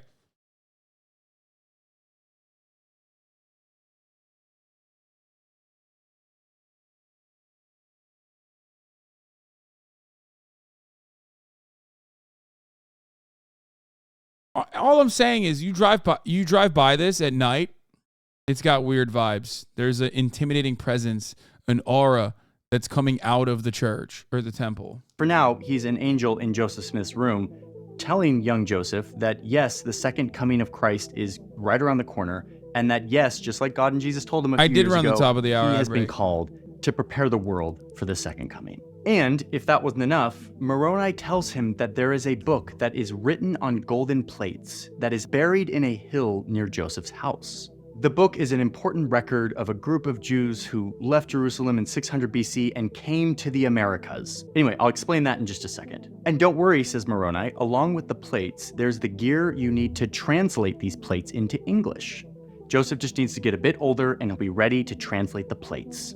At this point, Joseph tells his family what's been happening, and they believe him. So by the time he's 21, he's instructed to go to the hill Cumorah near his house and get the plates. Okay, so now Joseph Smith, in his 20s, he's this uneducated, unreligious treasure hunter, and he starts to focus in on something totally new. In the words of one believing Mormon historian, Richard Bushman, he starts to orient himself away from treasure and towards translation. He's becoming a prophet.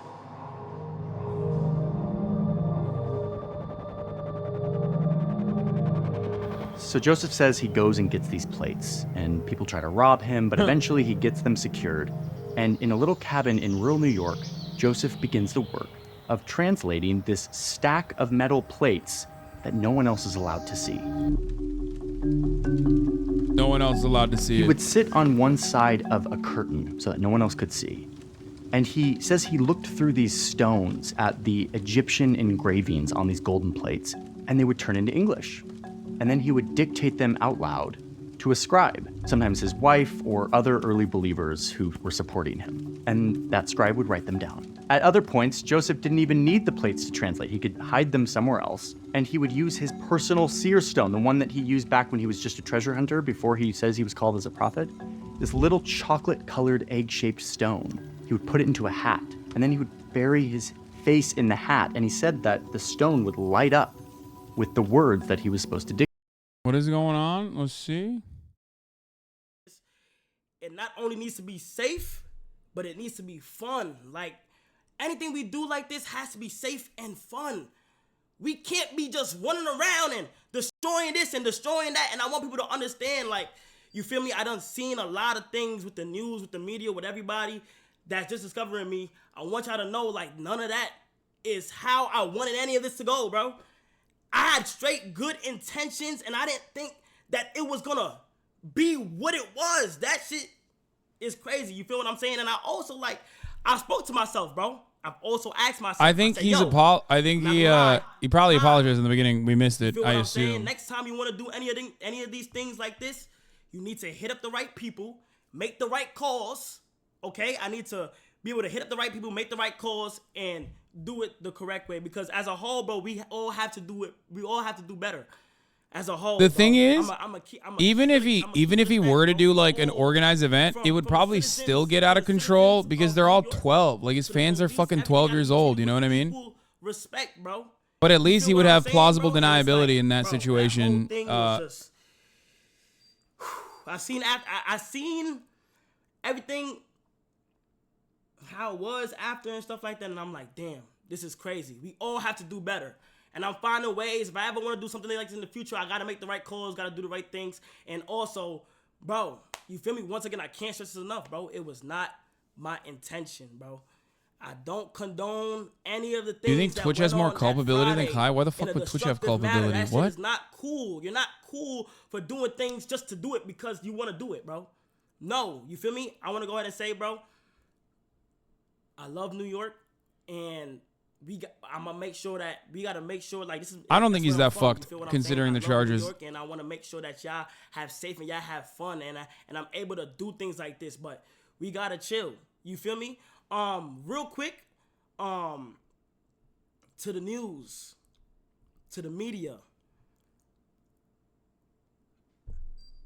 After watching, and to the reporters that I done seen that clown me, paint me in this picture that I'm not. You feel what I'm saying? Whatever y'all said has been done. Okay, I understand it. But please, I beg y'all, bro. You feel me? Just leave my family out of it. You feel me? There's no reason why. Yeah, the media fucked up. They called him a Twitch streamer. They should have said YouTuber. My mom's house with tinted windows, with a big ass camera in the back of y'all stuff, going into my mom's house and recording them. I can handle it. You feel what I'm saying? I can do whatever y'all want to say about me, whatever y'all want to do. I can take it to the chin. I can handle it. You feel what I'm saying? And I just don't want y'all to be going into my mom's house. She don't even live in New York, bro. You have to literally drive a couple, you feel me, just to get to her house. So I feel like that was kind of weird and stuff. So just please, the media is ask y'all fucking gently crazy. and nicely, please do not involve my family members in what's going on and stuff like that. As an update onto what's going on, y'all know, y'all seen it. I'm being hit with multiple charges. Y'all know that already though. For me streaming, I might have to chill for a little bit due to the fact that, one, I got court dates that I got to appear to. My first court date, this August 16th. Bro, they're going to go to the court. Oh my God. Unlike Donald Trump, they actually are going to go and fucking protest outside the courthouse. I have to go to court and I have to handle a lot of things. And yeah, that's about it. I probably won't be, y'all not gonna be seeing me for a little bit. And as a little bit, I mean like a little bit. It's not gonna be no long, bro. It's not gonna be nothing long. Okay? This is actually Zoomer January 6th now. I'm trying to get through this and stuff like that and handle everything the correct way. If Kai's motorcade has an ambulance, he's the president. Yeah, everybody knows that's the rules. You feel what I'm saying? And anybody worried about me, don't be worried for me. You feel what I'm saying? I could do things, anything is possible through Christ. So I'm just been praying. I've been, I'm a firm believer in Jesus Christ and God. So I know He got my back through this whole thing, and I'm praying for anybody who's been affected by what went on. That's not cool. You feel what I'm saying? And those who did the things that they did and messed up a lot of stuff, bro. Y'all need serious counseling, bro. I don't know what is wrong with some of the people that did what they did, and I want y'all to know. I'm gonna end it off by saying this, bro. Bro, it was never my intentions for things to happen the way it happened. Kai has more pull than Trump. Lying already. I heard the say he didn't even have nothing to give away, and he just pulled up just to make no, bro. Like, come on, y'all gotta do y'all research a little bit better. You feel what I'm saying? But yeah, that's about it. I've been praying. You feel me? I can go ahead and pray for y'all real quick. I mean, yeah, cool, it's just it was bedlam. Got affected, you feel what I'm saying? In the name of the Father, Son, and Holy Spirit. Our Father who art in heaven, hallowed be thy name. Thy kingdom come, thy will be done on earth that is in heaven. Give us this day our daily bread and forgive us our trespasses as we forgive those who trespass against us. And lead us not into temptation, but deliver us from evil. God, I pray that, that everybody learn from this and everybody who was a part of that. I pray that they're safe, and everybody who became something destructive, they got to rethink on all the things that they've done and face whatever consequences come their way. You feel what I'm saying? I'm sorry for those who've been affected by this whole thing. And there's something very funny about Zoomers throwing up prayer hands on Twitch. These next couple of weeks that I got to go through and stuff like that, go smooth and positive, and I'm able to get through whatever I got to get through. In Jesus' name we pray. Amen. Holy Spirit. I just had to get that out the way. But don't worry about me, chat. You feel what I'm saying? Let me go handle whatever I gotta go handle. I love y'all so much. And that's about it. Y'all be positive. Y'all just look. This is not to glaze him up. Like I said, I have no connection to Kai in any way, shape, or form. I don't think any of his audience likes me at all. But I do think that he, unlike many of the other content creators that have popped off in his age range, that is like really loved by the next generation, he does seem to at least be super aware of the fact that he's a brand. And for that reason, even if it's like from a cynical point of view, for that reason, like I don't think he's like a bad person in general, but for that reason alone, he absolutely behaves in a way that is much better overall than plenty of his peers. He clearly wasn't on that day. Yeah, I mean, for sure, he fucked up. I can't be down. I can't be. I can't do anything, bro. bro. Through God, I'll be able to achieve everything. Like, I feel, love y'all. dude. I mean, an example that you can, a comparison that you can make is like with, a comparison that you can make was with like Aiden Ross, you know what I mean? Who I think was older than Kai when he did the whole like fake raid shit, like the fake SWAT raid shit. And like, I don't think, did he apologize for that? He just doubled down. I mean, that didn't turn into as big as a commotion as this, obviously, but still. Anyway.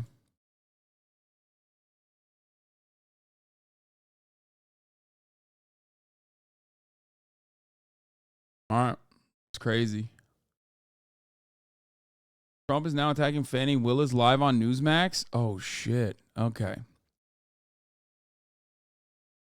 He's got to show up to court with a Rolly watch and flex on the judge, or, and this is a bit dangerous, high risk, high reward, he does the worm.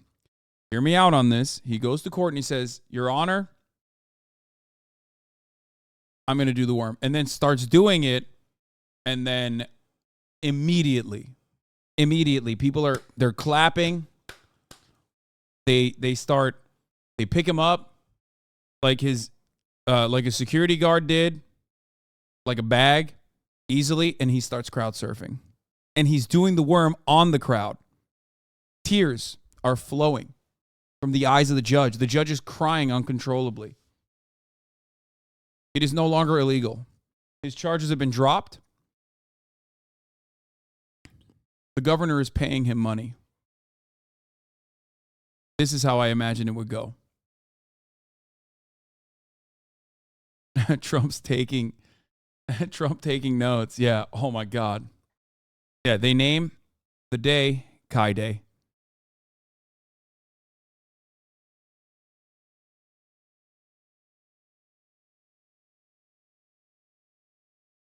XUC did some bullshit worm, though. It wasn't the Scooty 2 Hottie worm, if we're being honest. What are you, the worm critic? What the fuck? Eric Adams personally handing him bills out of his wallet. Eric Adams now has a photo of Kai. A picture card of Kai in his wallet. That's a deep cut. For those of you who don't know, Eric Adams lied about having like a photo of a fallen officer, I think he said, in his wallet, which wasn't real. And then when pressed on this question, he doubled down and he made someone in his office like actually print it out and like coffee stain it so it looked older. And then it came out that it was bullshit, that he had printed it out recently after saying this lie that nobody asked him to say. Anyway. Didn't they do forensics on the photo? It was insane. Yeah. Eric Adams, the guy who's still a virgin? No. Eric Adams is not a virgin. Eric Adams is poly, chat.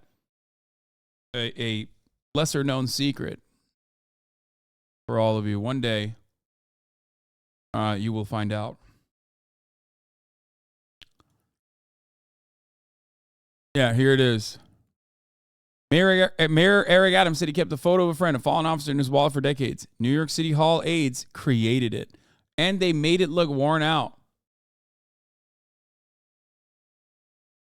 Now picture this. Eric Adams, photo of Kai Cenat after he does the worm.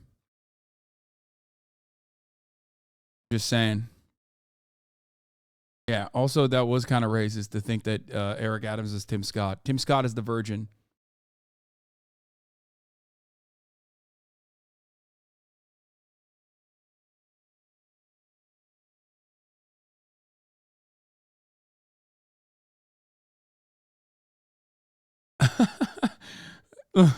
Rookie mistake, leaving all those loose ends. Yeah, I know. He should have.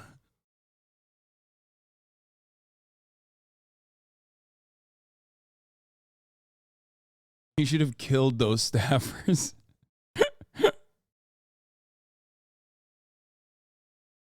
Anyway, yeah, I mean there isn't much to say about the Kai Cenat situation. I feel like it's been talked about endlessly. you know? Especially on my end. Like, I've gotten yelled out more than he has so far online, I feel like. Anyway. Here's Trump on Newsmax.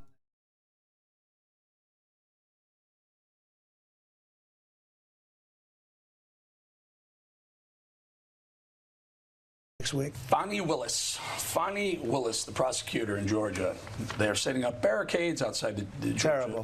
They're in preparation, obviously, I would assume, for an indictment. Dude, Newsmax is so sweet because they're like, if you've been fired from Fox News for sexual harassment, which is like, I don't know, getting fired from the Gestapo for being too much of a Nazi. You know what I mean? It's like, how the fuck do you get fired from Fox News for sexual harassment when it's like a requirement for your job, right? That's how they like elevate you in the company. Didn't this guy get fired? Was it Eric Bowling? Is that his name? Am I remembering my hogs right? Oh yeah. Eric Bowling is out at Fox News over sex pictures. What? Who wrote this article? Sex pictures.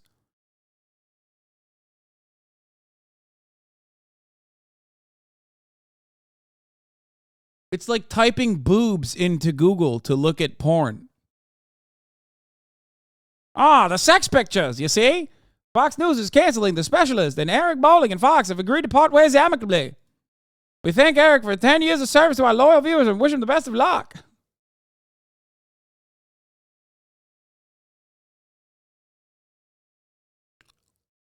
Charles Payne was cleared in an internal investigation of sexual harassment claims lodged by female political analyst who was a frequent guest on his program. Bowling got its final airing. The allegations against Bowling were among the many to hit 21st Century Fox, which has been plagued by sexual harassment allegations since former Fox News anchor Gretchen Carlson filed suit last year against the former network's former chief executive, Roger Ailes. Bill O'Reilly was pushed out. Bowling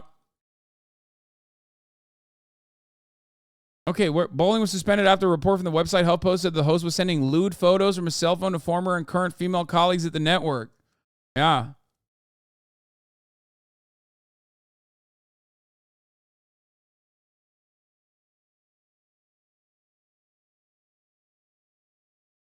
He denied it.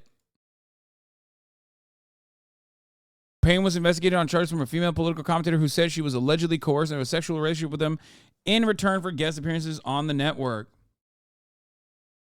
Yeah, I mean, this makes a lot of sense. Anyway, Newsmax is literally like, if you were sexually harassed or if you were sexually harassing at Fox News to a degree that like made it untenable, made your relationship with the network untenable, unmanageable, please come over to Newsmax.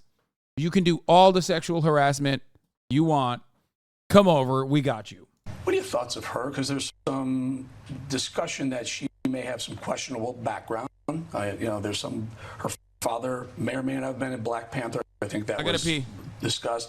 She's had perhaps incorrect relationships with some of the people, some of the gang members that she's also prosecuting right now. Can she give you a fair shake? No, of course not. Look, I don't think the people of Georgia, where I did very well, and I won it the first time, and I won it, I think, by much more the second time.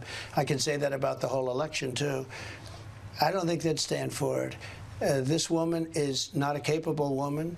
She's a woman that has, and maybe she'll change her mind. And I don't know what she's doing. I really don't know. All I know is she could have done it 2.5 years ago if she was going to do something. And this is about a perfect phone call, a call where I'm questioning the election. I'm telling them that, in my opinion, the election was rigged. And they're saying that I did something incorrect. I didn't do anything wrong. I believe I won that election by many, many votes, many, many hundreds of thousands of votes. That's what I think. And I expressed that on the phone call. And I said, I don't know what the number was, like 11,000 or something. I said, what I need is 11,000 votes. I won this thing by hundreds of thousands of votes. That's my opinion, and it's a strong opinion, and I think it's borne out by the facts, and we'll see that. But she wants to do something on a perfect phone call. This call, I say, was more perfect than my call with Ukraine, which turned out to be a hell of a lot better than people even thought, because I was right about Ukraine. When I said you should look into and take a look at Biden, I called to congratulate Zelensky, nice guy. I call and I get along great with him. I get along great with Putin, and frankly, I'll have something worked out within literally 24 hours. I will get.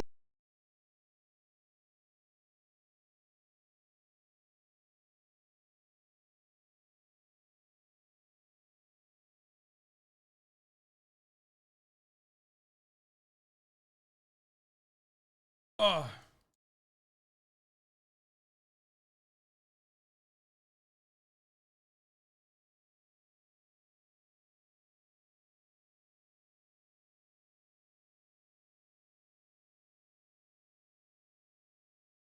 Hunter Biden's ex, Allie Kennedy, tells our stripper girlfriend and reveals how Joe's whipping boy was into FaceTime showers, 800 all over spray tans, pricey dinners at SDK Steakhouse, and group sex.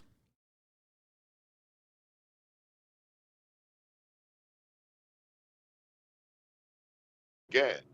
And even when you're talking about the light stuff and the personal stuff. No. And wait until you hear. Why is he going on Newsmax? Joe Biden's state of mind. Here's the president from Bedminster moments ago. Mr. President, thank you for sitting down with us, spending some time with us. A very busy schedule. You've been killing it. You've been doing extremely well. The poll numbers are off the charts. You got some new polling. Tell us about it. Well, I guess we're up by 45 and 50 points now, and it's a great honor. People see what's happening with our country. They see how badly it's doing. I think they're trying really to contrast that to 4 really incredible years. We rebuilt our military. We got the largest tax cuts in history, the largest regulation cuts in history. We did so much, and we had such success. We were respected around the world. You know that better than anybody. We were respected by China and by Russia and by everybody. You wouldn't have had Ukraine and Russia. You wouldn't have had Taiwan and China.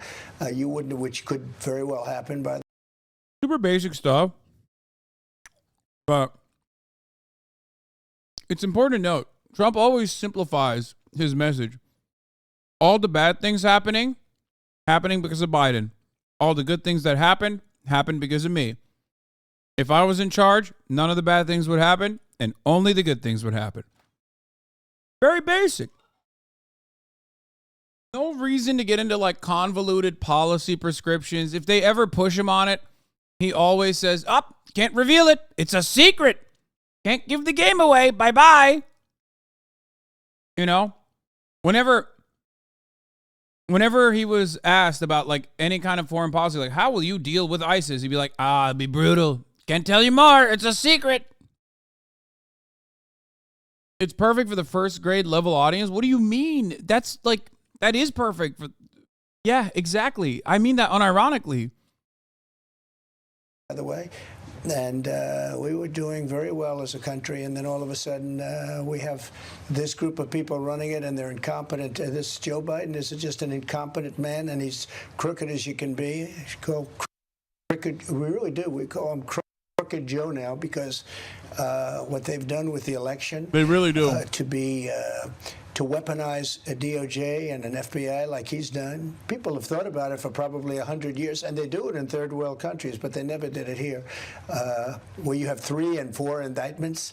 You never had an indictment in your whole life, and now you have 3 or 4 in a period of a month. It's all because of the election. They could have done it 2.5 years ago, by the way, if they really wanted to. This is my favorite Trump line, because no, you can't. Like, the classified documents thing could not have happened. Even the January 6th one that just came down could not have happened. The first one could not have happened 2 or 3 months ago, or 2 or 3 years ago either, because when you were president, you wouldn't let it happen when the investigation originally started. But the second one and third one, you absolutely couldn't do because it hadn't been an issue yet. Like, how are you How are they supposed to prosecute him on mishandling classified documents?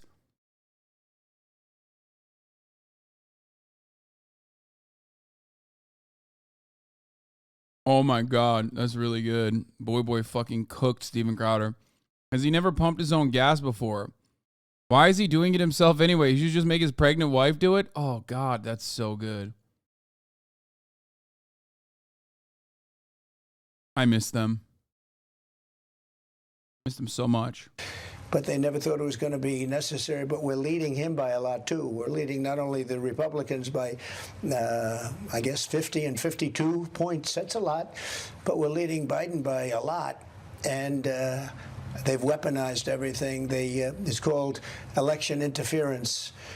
And I don't think they're getting away with the game, because since they've done this, our poll numbers have gone up. The people of this country know it, but we have a crooked guy. We have an incompetent man. I would have never said that, but when they did that, then you sort of say, what do you mean you would have never said that?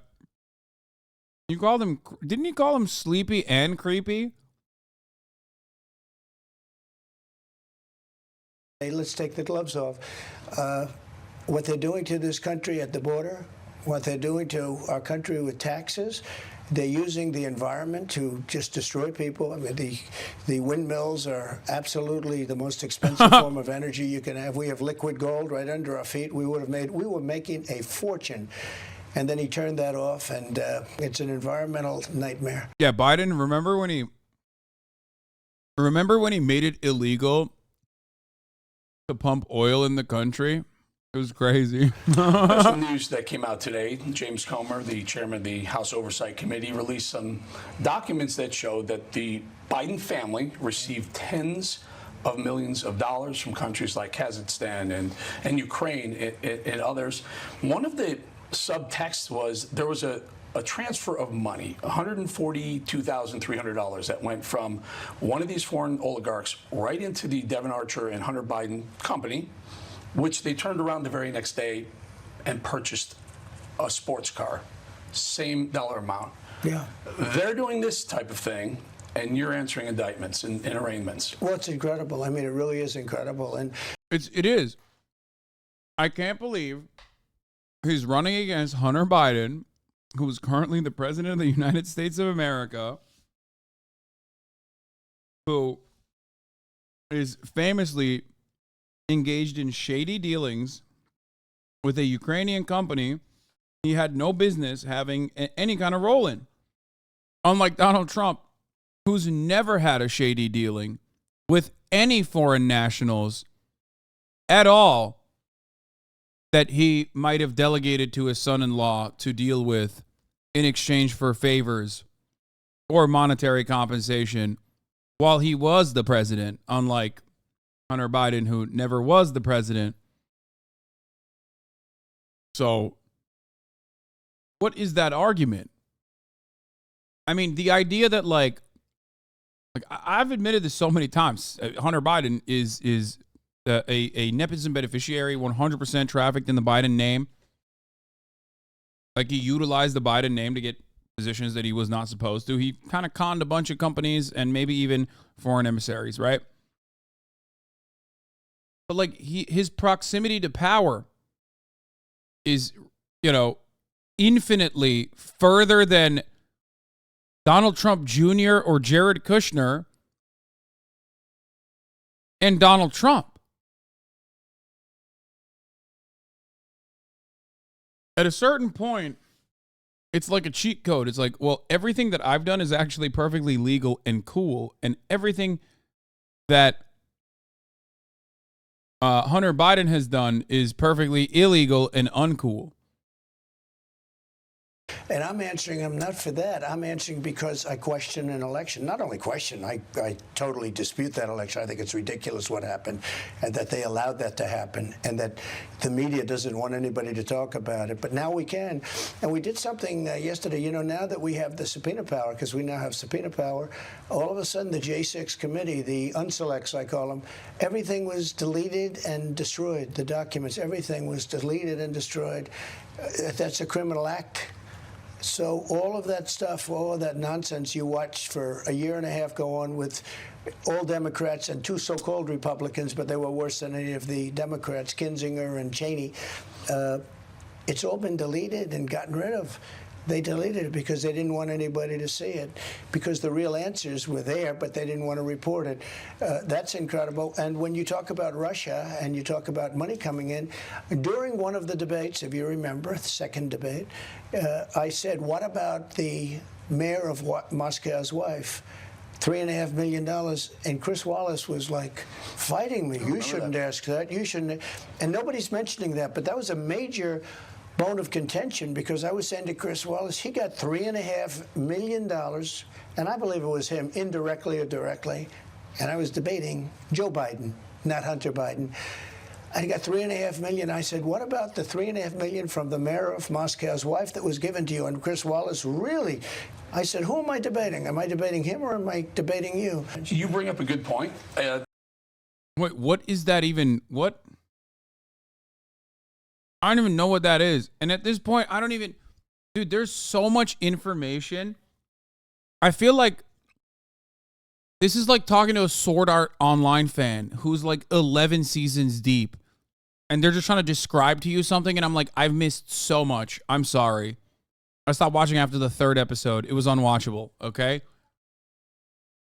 It's like, what...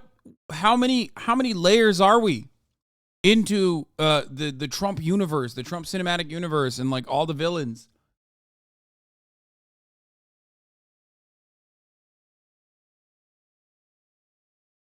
The mayor of Moscow gave Joe Biden money? Mayor of Moscow's wife gave Joe Biden money? What? Like, what the fuck? It's one of those things where it's like, I don't even know what he's talking about. I've never even heard of it. And he apparently said it on the debate stage? I don't remember that.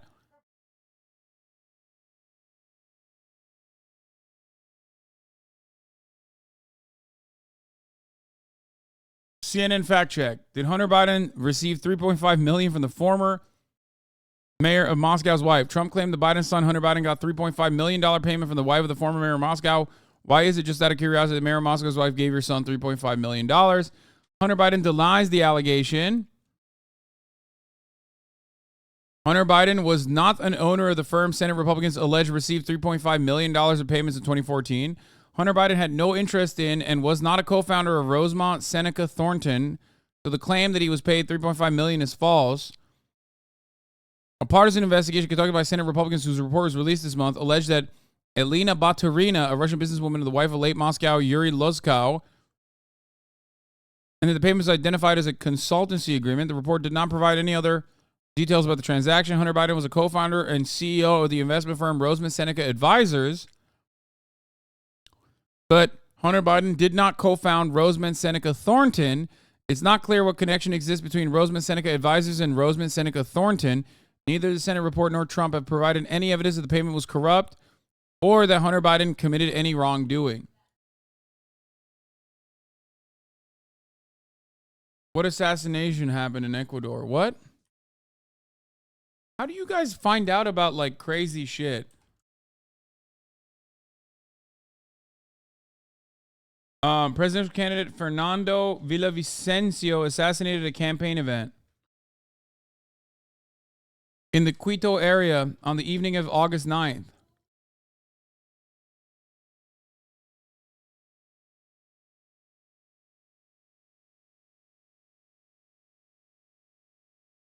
Two weeks ago, mayor of Ecuadorian city of Manta assassinated and attacked. What's happening, bro?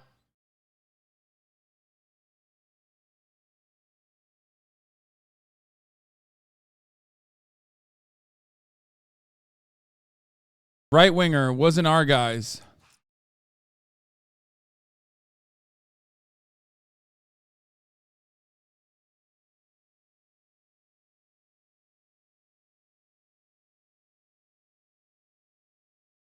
This happened 5 years ago to Eric Bowling. Wait, what? Oh, did he get fucking hacked? Türk Siber Ordusu Ay Yıldız Tim tarafından hacklendiniz. Oh, Ay Yıldız Tim hacked him. Hey. How you doing? Oh, Olivia. Wow. Oh, she's excited. Hell yeah.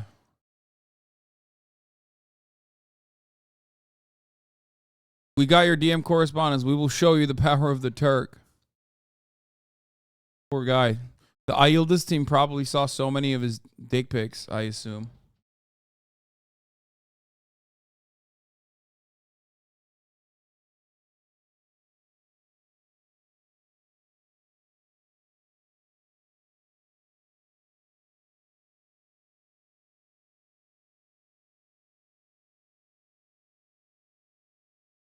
Donald Trump uttered the phrase, the mayor of Moscow's wife, literally hundreds of times now. It irks me every time because he means the wife of the mayor of Moscow. The way he says it from a linguistic standpoint means the mayor who presides over the wife of Moscow. Okay, well, that's not that important. A report on the Indonesian massacre of native Papuans? Are you guys fucking joking right now? Dude! What is happening?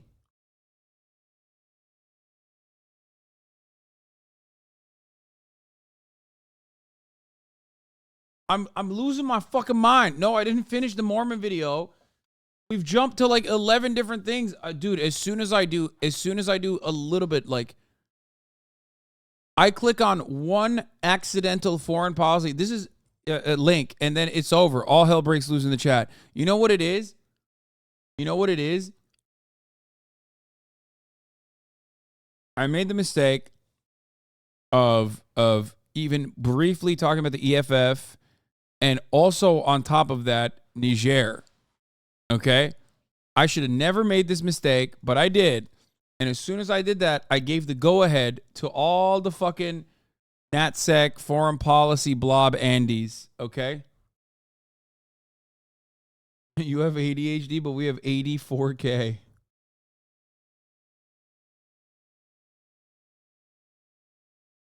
The next topic I want to talk about, the debate. Chris Wallace was at Fox. He stopped that debate down and fact-checked you, and he was wrong. He was so wrong. Which begs the question, August 23rd, Fox debate. You've said, in the past, you said I'd be stupid to go to the debate because I'm winning. Someone else used a comment like, why eat when you're not hungry? You're not going to that debate, are you? So I'll let it be known next week. But look, I'm leading by 50 and 55 points over DeSanctimonious. The nice part is I'm leading by a lot over Biden. Nobody's ever led by so much over somebody. We just have to make sure they don't cheat on the elections, because that's the question I get more. Sir, will they do it again? Will they cheat again? We're not going to let them. We can't let them, because that election will be the most important election in Nobody the has gotten as big as a lead as me. Going to hell. You look at our borders, we're being invaded at our borders. Prisons are being emptied out into our country, and mental institutions, insane asylums, it's a stronger word, but or words, because he would say word, it's words, but insane asylums being emptied out into our country. Terrorists are pouring into our country. They're catching a lot, but the ones that are really bad and really smart, they're getting through, and we have no idea where they are and who they are, where they come from. Our country is in serious trouble. We are at a level where I don't think we've ever been like this. I think it started with the election, but I think it also, a big part of it was Afghanistan. When they saw how incompetent we handled that, when we left, when we took out the soldiers first, and I was all set, we were going to leave with dignity and strength. My favorite part about this is that he always wants to get the best of both worlds. Like, the Afghan withdrawal makes him a peaceful dove. So, like, he's actually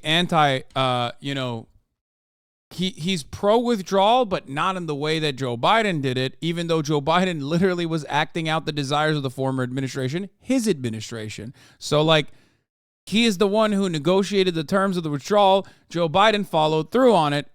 And so he can just say, it was my withdrawal, it was really good, and if I were to do it, it would be really good. It was my, but he will never say it was his plan. Okay? It's just, he gets the best of both worlds. Same with the abortion thing, which is, in the Afghanistan withdrawal situation, he can at least make it seem like he could have done it better. But the abortion thing is entirely his fault.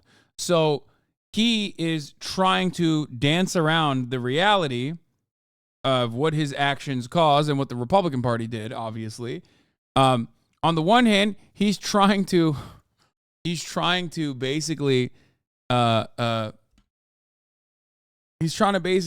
take ownership over, the 3 Supreme Court justices, which he did do, and also the abortion ban. But also he's like, but I did it so you can have a conversation, because he recognizes that it's not very popular. That, on the other hand, is not a very good talking point for him. I dealt with the head of the Taliban, and the press went crazy. How would you call him? I call him because that's the one that was making the decisions. As they said to Jesse James, you remember Jesse James, the bank robber, why do you only rob banks? I rob banks because that's where the money is. So I spoke to the head of the Taliban, and we had a very good understanding. For 18 months, not one American soldier was even shot at, and he knew not to do it. And then this guy takes over, and he moves the military out first, leaving 13 dead soldiers, 36 horrifically wounded, many other people dead. People don't talk about that, but many, many people dead. And all of this for nothing. And what else did we leave behind? $85 billion worth of equipment. Billion, not million. $85 billion worth of the best military equipment in the world, because I rebuilt the military. So I bought most of that equipment. They gave a lot of it to the Taliban, to Afghanistan. So I don't think we've ever had a country in worse shape. One thing very important, today it's nuclear. It's not army tanks going back and forth. And we have a man that can't put 2 sentences together, he has no idea what's going on with Russia, with China, with Pakistan, with India, with Iran. I had Iran. They were going to make a deal within 1 week after the election. They would have had a deal, and there would have been no nuclear weapons. Now they're very close to having a nuclear weapon. It's really fucked up for him to say anything about Iran, because objectively, he made that situation worse. Certain things that Donald Trump did that were all right with foreign policy. And then certain things that were actually pretty decent with the Obama administration as far as foreign policy goes, both of which Donald Trump destroyed. The things I'm obviously referencing are ending the embargo on Cuba, ending the blockade on Cuba, normalizing relationships with Cuba, which was a good decision, and the Iran denuclearization agreement was a good decision. And it took a very long time to get to that point. And Donald Trump just literally destroyed it, eviscerated it, absolutely cumstered and dumpstered it. It was very fucked up. Very, very fucked up what he did. And we have a man who's grossly incompetent as our president, and he has no idea. You take a look at what's happened to us worldwide. Saudi Arabia has left us, essentially. Iran is a disaster. We would have had Iran. It was going to be very good for everybody. There would have been no nuclear weapons. But China's trying to take over the world, and they're doing it. They're in Cuba now. They're taking over, essentially, quietly, militarily. They're taking over Cuba, but they're taking over South America. They're taking over the Panama Canal. How about the Panama Canal? We lost 36,000 lives. The mosquito. We lost 36,000. I heard about the Cuba thing before. It's too good to be true, but I had not heard about Latin American takeovers in general.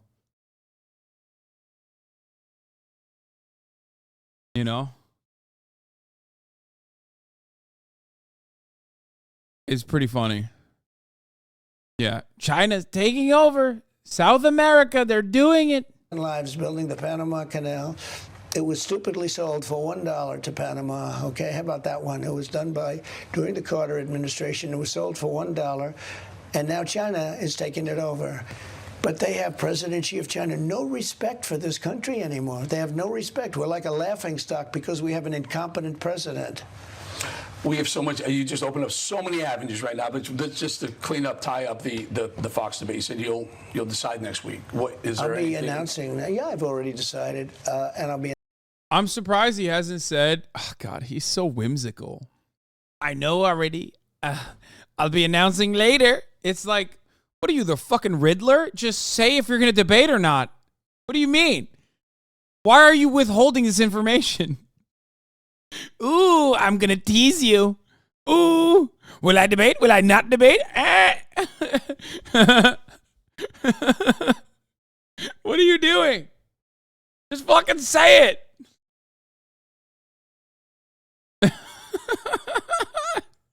He loves gamifying it, dude. He's just like, it's awesome. Announcing something next week. Because I noticed the Fox senior executives came and had dinner with you and pitched you. Did they move the needle? Well, they were very nice. Look, they were very nice. Here's why, Mr. President. The only reason I say this, I put a poll. Damn, that he had a hard time getting that Fox bit out. He's like, those fucking bastards. Poll up on Twitter. At least 2/3 of the people don't want you to do the debate because they feel it could be a setup. Are you concerned about Fox setting Well, up? when you're at 75, 78, 80%, and other guys are at 0, 1%. Brother, Fox News needs him more than Trump needs Fox News at this point. No, actually, that's not true. They both need each other. It's a mutually beneficial relationship, which both parties should understand. There is 0% chance that Fox News is going to try to fucking long dick him, especially when Trump, very cleverly, is already going on Newsmax a week prior. You know what I mean? What do you mean a setup? They can't do anything unless they, like, shut his mic off or something. But even then, that would actually garner a lot of support for Donald Trump. People would go nutty mode. People would lose their minds. They'd be like, Fox News is rhinos. They're crazy. Look what they did to my boy Tucker Carlson. Like, it's really fucked up. Now they're doing it to Trump. Like, no shot. I genuinely don't understand why they wouldn't, like, why Trump's team would not want to thrive in that environment, because he would. 2%, 3%. You do say, what's the upside? Am I going to go up 1 point? But they could go up. You know, they're not dumb people. They're senators, they're governors, they're intelligent people. You have some very good people. I think you have some very good people, and you have some people. I mean, I have a problem with the debate for another reason. I wouldn't sign the pledge. Why would I sign a pledge? There are people on there that I wouldn't have. I wouldn't have certain people as, you know, somebody that I'd endorse. So they want you to sign a pledge. But I can name 3 or 4 people that I wouldn't support for president. So right there, there's a problem, okay? Right there, there's a problem. But I don't have to use that. Right now, no, I don't want to do that. I don't want to do that. There's no reason to insult them. But there are some people there that a lot of people wouldn't endorse, but they wouldn't be right. They're not going to go anywhere, by the way. They're not going to get it. But I wouldn't endorse it. So the RNC said that's one of the requirements for, so you won't sign it. Well, they have 3 or 4 people that I wouldn't, you know, who would put these people as president? If you ever put these people as president, but you'll get somebody else. There'll be somebody. But right now, I saw Christie, who's terrific. She's done a fantastic job. I watched her this morning. She was on television. They asked her, are you going to run? Because there are other people running. Are you going to run? She said, no. Why aren't you going to run? Because nobody can beat Trump. She said it, which I greatly respect. I mean, she's saying, I hope the truth. She said, why would I run? Nobody's going to beat Trump. There's not even a contest. These people are just wasting their time. Somebody like Asa Hutchinson, who's polling at 0, will ask me nasty questions. Somebody like Christie. Yeah, I mean, yeah, it doesn't help that, like, most of Trump's detractors are polling at, like, somehow new lows, which I didn't even think you could get to. Like, they're polling at like minus 10% somehow. Like, people are spitting on them. It's like it was impossible before. We had to create new scientific polling methods to figure out how poorly these guys are doing. Christie, he's polling at 1%, and he's going to ask me nasty questions, and others too. And then you have some that are very good. I mean, Tim Scott has been very nice, and Ramaswamy has been very, very nice. I mean, these are, you know, very capable people, very good people. But why would you do that when you're leading by so much? Ronald Reagan didn't do it. Nixon didn't do it. Many people didn't do it. And but I'm going to look at it very seriously. I'd like to do it. I've actually gotten very good marks on debating talents. Wait, what? But you want to be, you know, they want a smart president. Wait, is he talking about Is he talking about incumbents?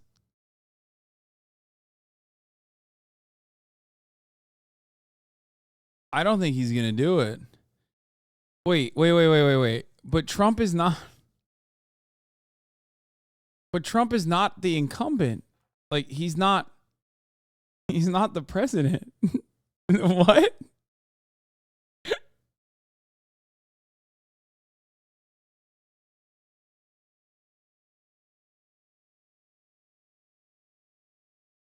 I don't get it.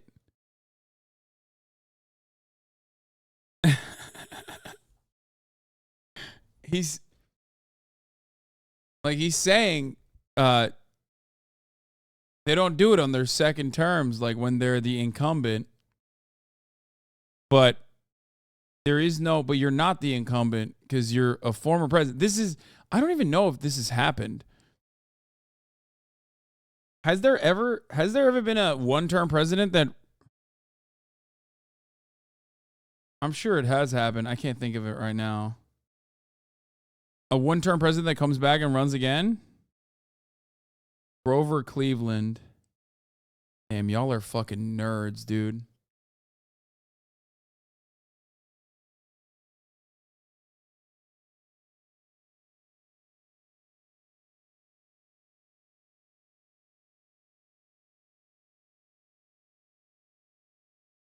So, I don't know. I don't think that you can get away with claiming that you're still the incumbent president. You asked him, "Oh no, it was nice. It's good that there's better than Google immediate answer feedback machine." They want somebody that's going to be smart, so we have to do the smart thing. Yeah, I think I would agree with you that why would you do it? Christie and Pence both said you may not have the guts to come onto the debate. Well, that's what people will say. They'll say, dude, he's like scared to ask him. He's just like, come on, just say it. He's like, oh, well, some people are saying that people are scared, maybe. I don't know. Like, just fucking say it, pussy. oh, he doesn't have the guts. He doesn't have the guts. I mean, I did CNN town hall. That was about as hostile as you can do. I did very well because, I did so well that they fired the head of CNN. Okay, to be fair, that is an environment where you are a Republican against a liberal establishment media. This would be a Republican channel with a Republican moderator, and it would be you against other Republicans. I don't know. I feel like him not doing the debate might actually hurt him, especially if any of these losers develop at least somewhat of a spine to openly call him out and be like, why are you so fucking scared? You keep saying that I'm polling so poorly. You keep saying I'm polling so poorly. What are you, fucking afraid of my little old self? Like, that's crazy. You know what I mean?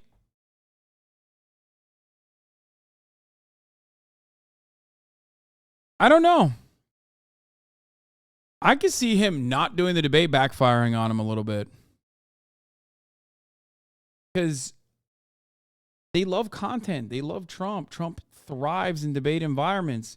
I'm saying this as a fan of like the content that Trump creates, which basically puts me in the same exact mentality as like 90% of his supporters. Like, they love him because of what he does. They don't love him because like he gave fucking he gave tax breaks to the top wealth bracket. You know what I mean? That's not the reason why they love him. They love him because he's content. I think that it's a good idea, and I think that his supporters might be disappointed. And if there's anyone that has like an ounce of charisma and smarts, they would use this against them to be like, you're too afraid to stand up to other Republicans because you're afraid that Americans might have a choice. Like, Republicans might have a choice. You're worried. worried? What are you so scared of? Over that debate. But no, it's not a question of guts. It's a question of intelligence. And I'm going to make a decision. I haven't, totally ruled it out. I would love to do it in many ways because I sort of enjoy that. But we'll let people know next week. Fonnie Willis. I don't think he's going to do it, which is odd. I'd be shocked if he doesn't do it, but I don't think he's going to do it. He's like hyping it up like he's not interested in doing it. So I don't know.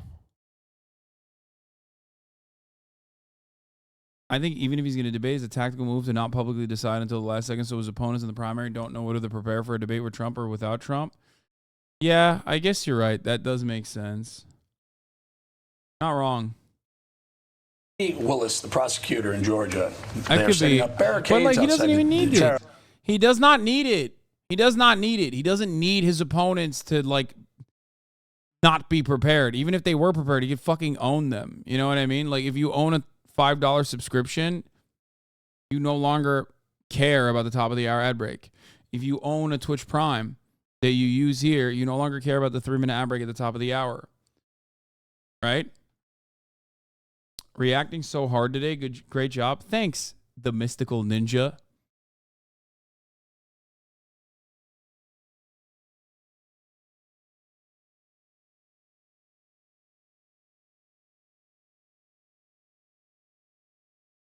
Here's the 3-minute ad break now.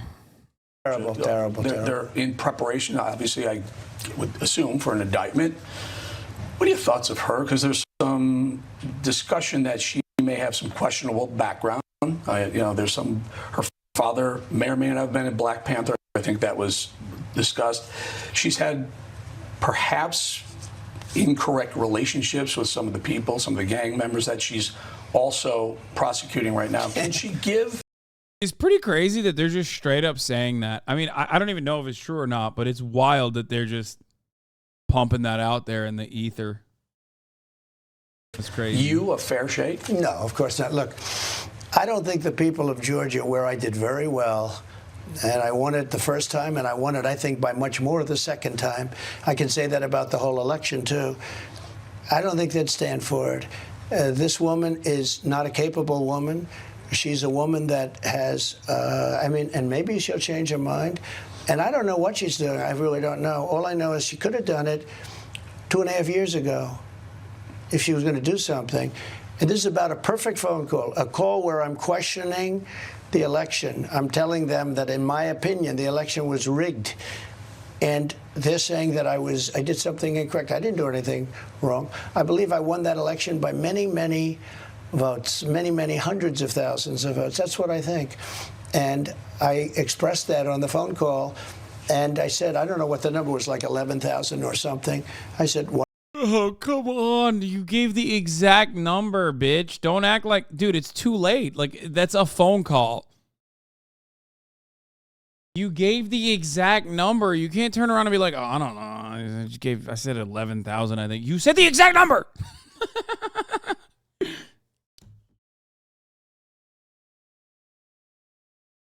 It's awesome. A less perfect phone call would have actually saved his ass a little bit. If he had just ballparked it, it would have been better. He gave a hyper-specific number. 11,870. That's insane. Too perfect. Phone call, too good. Shouldn't have done that. What I need is 11,000 votes. I won this thing by hundreds of thousands of votes. That's my opinion, and it's a strong opinion, and I think it's borne out by the facts, and we'll see that. But she wants to do something on a perfect phone call. This call, I say, was more perfect than my call with Ukraine, which turned out to be a hell of a lot better than people even thought, because I was right about Ukraine. When I said you should look into and take a look at Biden, I called to congratulate Zelensky, nice guy. I call and I get along great with him. I get along great with Putin, and frankly, I'll have something worked out within literally 24 hours. I will get them to the table fast, and we'll get it worked out, because people are dying at levels that nobody's ever seen.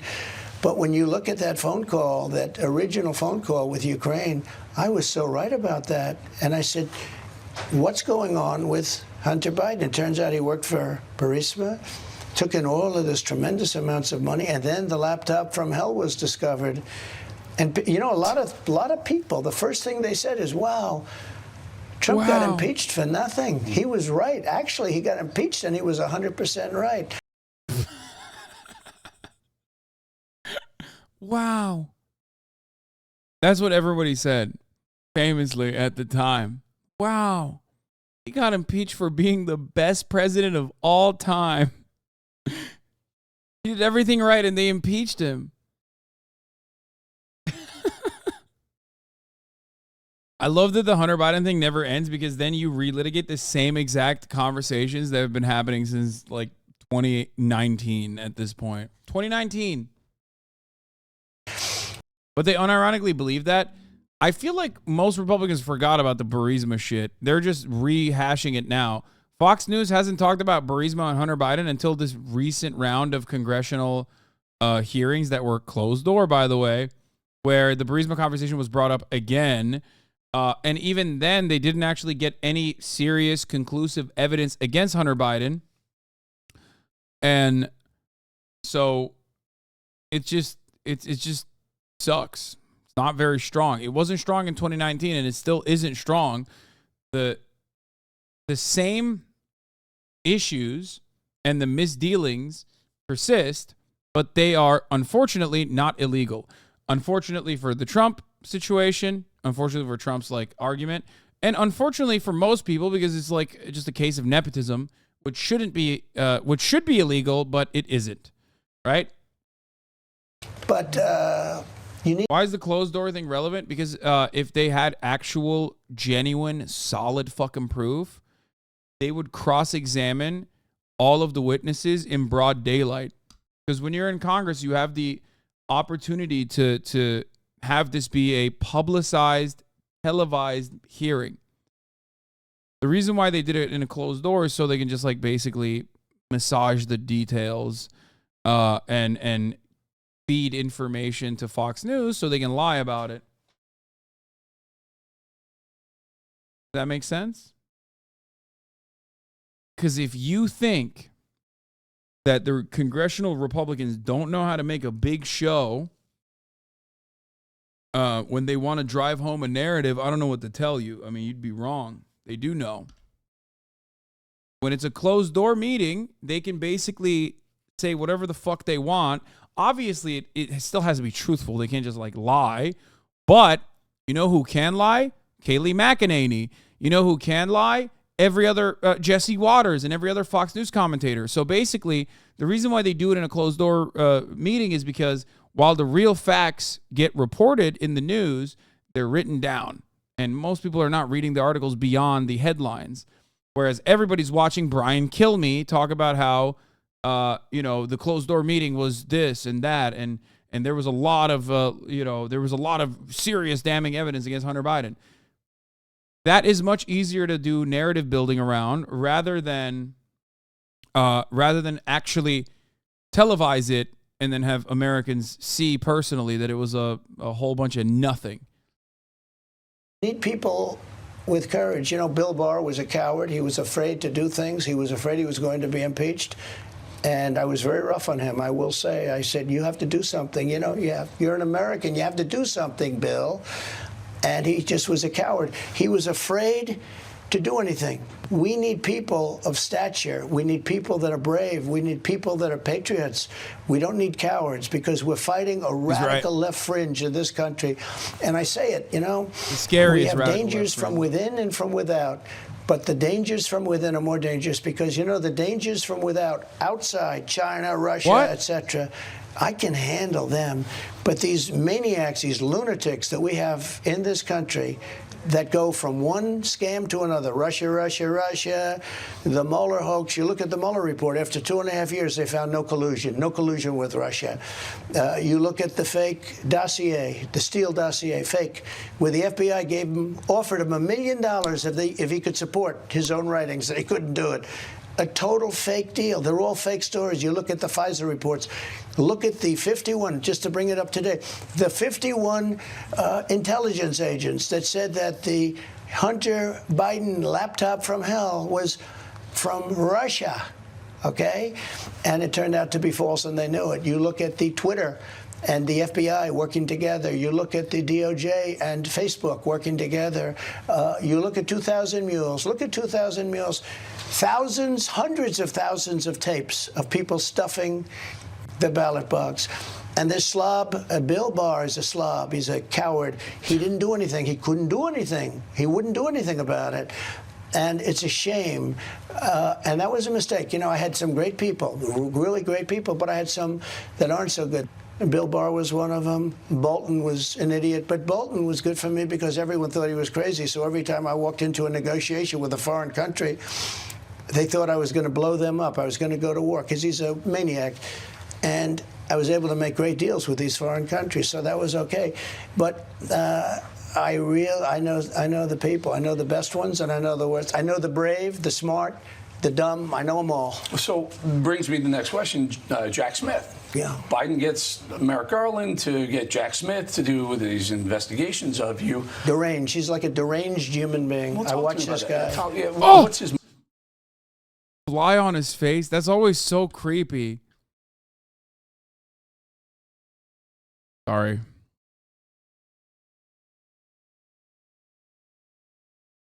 Are you listening? It's hilarious. Yes. Motivation. I think he's just a sick guy. He destroyed the lives of many people. He was overturned unanimously in the Supreme Court. I believe he's 0-5. In other words, he takes it to the end.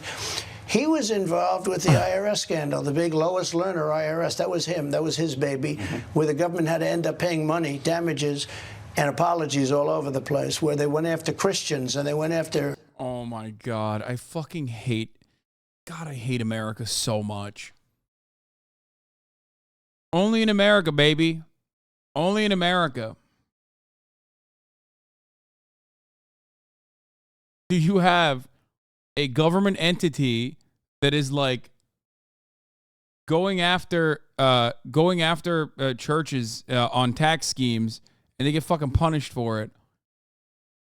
No, he's this is a old Obama era classic, okay? Obama's IRS goes after churches is like a classic meme. The IRS targeting controversy. In 2013, the United States Internal Revenue Service under the Obama administration revealed that it has selected political groups applying for tax-exempt status for intensive scrutiny based on their names or political themes. This led to wide condemnation of the agency and triggered several investigations, including an FBI one. Conservatives claimed that they were specifically targeted by the IRS, but an exhaustive report released on the Treasury Department's Inspector General found that the IRS used both conservative and liberal keywords to choose targets for further scrutiny. So remember, what's really important here is that, of course, the liberals would not just go after conservatives. Of course, they would go after liberals as well, because they're fucking stupid. Okay? Because they're stupid. They're dumb. They should have just gone after everybody as well, but they should have gone after churches in general. And by the way, for the record, it wasn't even like remember, it's a controversy that turned into something much larger than it actually was. Okay? Tax exemption and donor anonymity. Jim Comey, who was the FBI... Oh, so here. Initial reports describe selections as nearly exclusive conservative groups in terms such as Tea Party. According to Republican lawmakers, liberal-leaning groups and the Occupy movement had also triggered additional scrutiny, but at a lower rate than conservative groups. Republican majority on the House Oversight Committee issued a report which concluded that although some liberal groups were selected for additional review, the scrutiny that these groups received did not amount to targeting when compared to greater scrutiny received by conservative groups. The report was criticized by the committee's Democratic minority, which said that the report ignored evidence that the IRS used keywords to identify both liberal and conservative groups.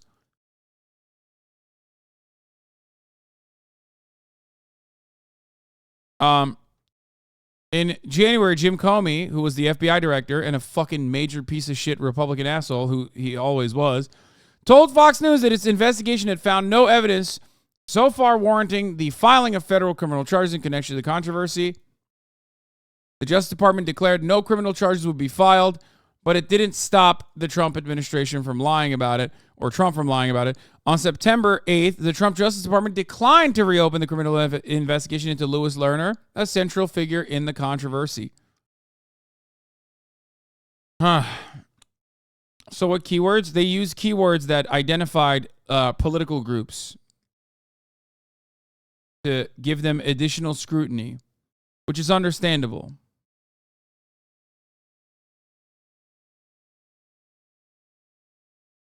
In October 2017, the Trump administration agreed to settle a lawsuit filed on behalf of more than 400 conservative nonprofit groups who claim that they've been discriminated against by the IRS for an undisclosed amount described by plaintiffs' counsel as very substantial. The Trump administration also agreed to settle a second lawsuit brought by 41 conservative organizations with an apology and an admission from the IRS that subjecting them to heightened scrutiny and inordinate delays was wrongful. I fucking hate this country.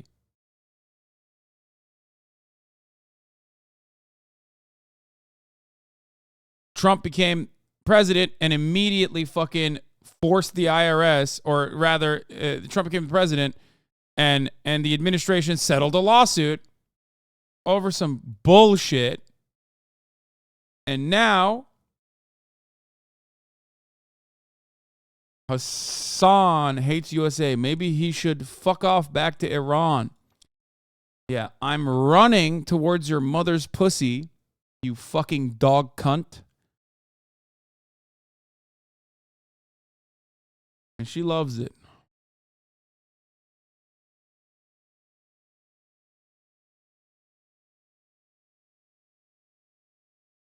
Not even from Iran. Turkey.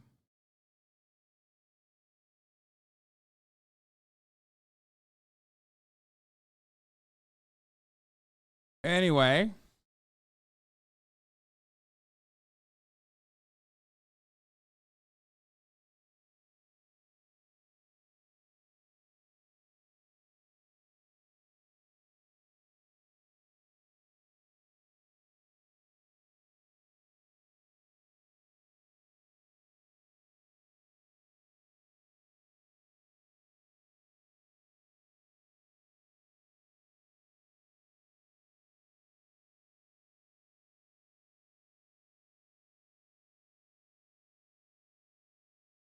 Eight, 9 new cancellation holiday? Wait, why? What did I do? I didn't do anything that fucking is worthy of cancellation. Incredible people. Jack Smith, he's like a deranged individual, and I think we're doing very well with that guy. But he's a sick puppy. And you know, you look at the boxes. I come under the Presidential Records Act. I'm allowed to do everything that you see. Biden didn't. Biden's got 1,850 boxes. He's got boxes in Chinatown. Now, here's a guy getting money from China, and he's got boxes in Chinatown. That's big stuff. He's got boxes at Penn, totally unsecure, and he's got boxes under his Corvette, right behind his Corvette, sitting on a wet garage floor, classified documents. I never hear anything about that. It's a rigged system. It's a corrupt country. We're living in a very corrupt country, and I've exposed it. I fired Comey. That was a big thing when I fired Comey. I got rid of a lot of other people, too. And I was really knocking the hell out of the deep state. And then COVID came along, a gift from China. The China virus came along, and we did an incredible job in rebuilding. And by the time we handed over, we had the stock market at a higher point than it was just prior to COVID coming in, which was like a miracle what happened. And then you had all that we call them the returning Trump jobs. They all started returning. And we did a great job with that. But the deep state is something we have to fight very strong in this country. I talk to a lot of people. People will come up to me, even the independents, liberals, and say, I'm not sure I like Trump, but I love the fact that when he gets back in there, he's going to clean house. Like you wouldn't believe. Where do you start? Who's first? Well, and where do you go? I mean, it's sort of an easy question. The first thing I'm doing is we're going to have great border security. We're going to put Tom Homan and the guys. Brandon Judd's fantastic. As you know, you've interviewed him many times, and he's great. We have great people on the border. They want to do the job. It's incredible, actually, that they want to do it so much. They cry when they see what's happening. Our country is being invaded. But we're going to strengthen up the border. We're going to drill, baby, drill. I say it. We're going to drill. We're going to get the energy prices way down. You famously dropped tomahawks on Syria with President Xi at Mar-a-Lago. Yeah. I mean, it was an amazing moment. Why is Biden so afraid of China? What's going on with the Bidens and the Chinese that I heard today that Jennifer Granholm actually contacted the CCP when they were about to release oil from the SPR, and also maybe have sold some of the Strategic Petroleum Reserve to a Chinese company that may have a link to Hunter Biden. What is with this connection? By the way, the reserve, which I helped fill up, and now it's at the lowest point in history. Right. We have almost nothing. You know, that was meant for wars and military, not to reduce the gasoline prices for an election, which is what they did. And now it's almost empty. And I had it full. We were full. And I was buying it cheap, too, really cheap. And Congress was fighting me. The Democrats basically were fighting. I believe we have a compromised president. I believe he is so petrified of China because they know how much money has been given to him. And they know where it is. You want to know the saddest part?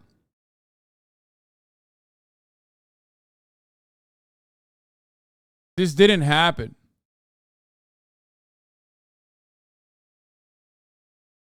He didn't actually, he was right where he wanted to purchase 77 million barrels of oil.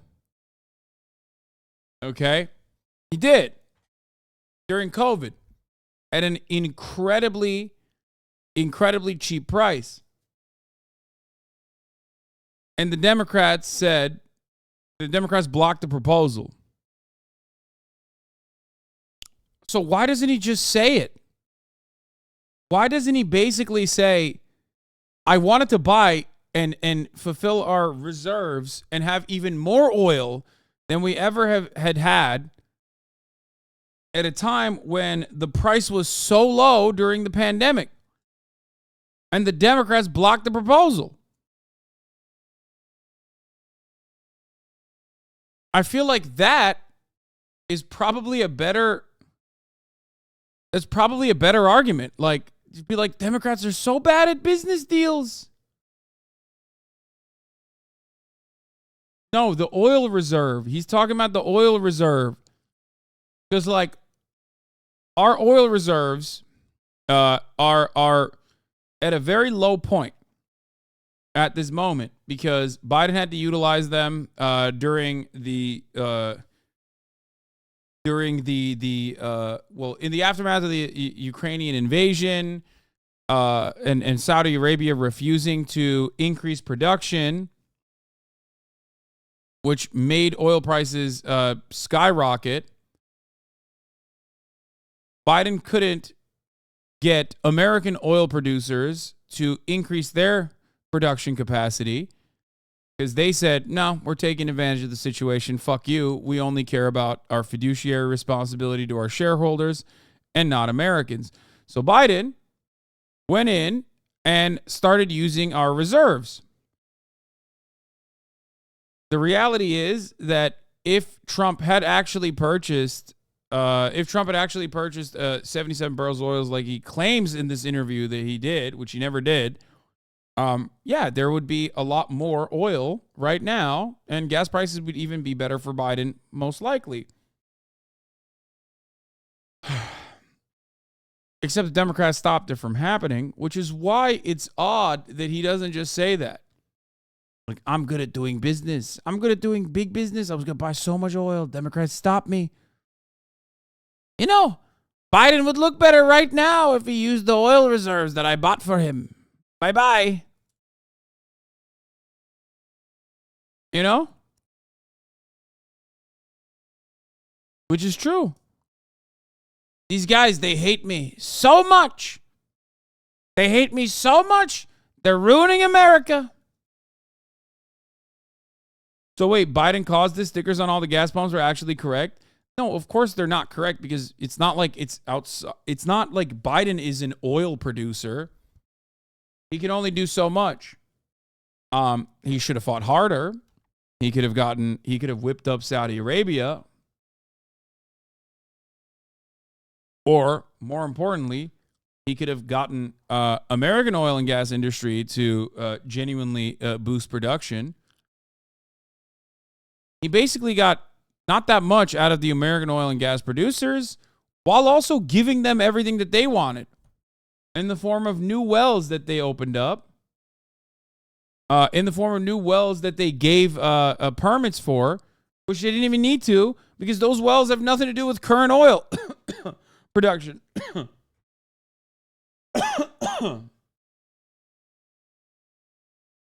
You know? And I tell you, Jamie Comer's done an incredible job. Jim Jordan, they've done an incredible job. But they found, as of today, I think $32 million that went into his accounts and the various accounts of the family. That's a tremendous amount of money. And nothing was done for it. It was just a bribe. It's just a bribe, extortion and a bribe.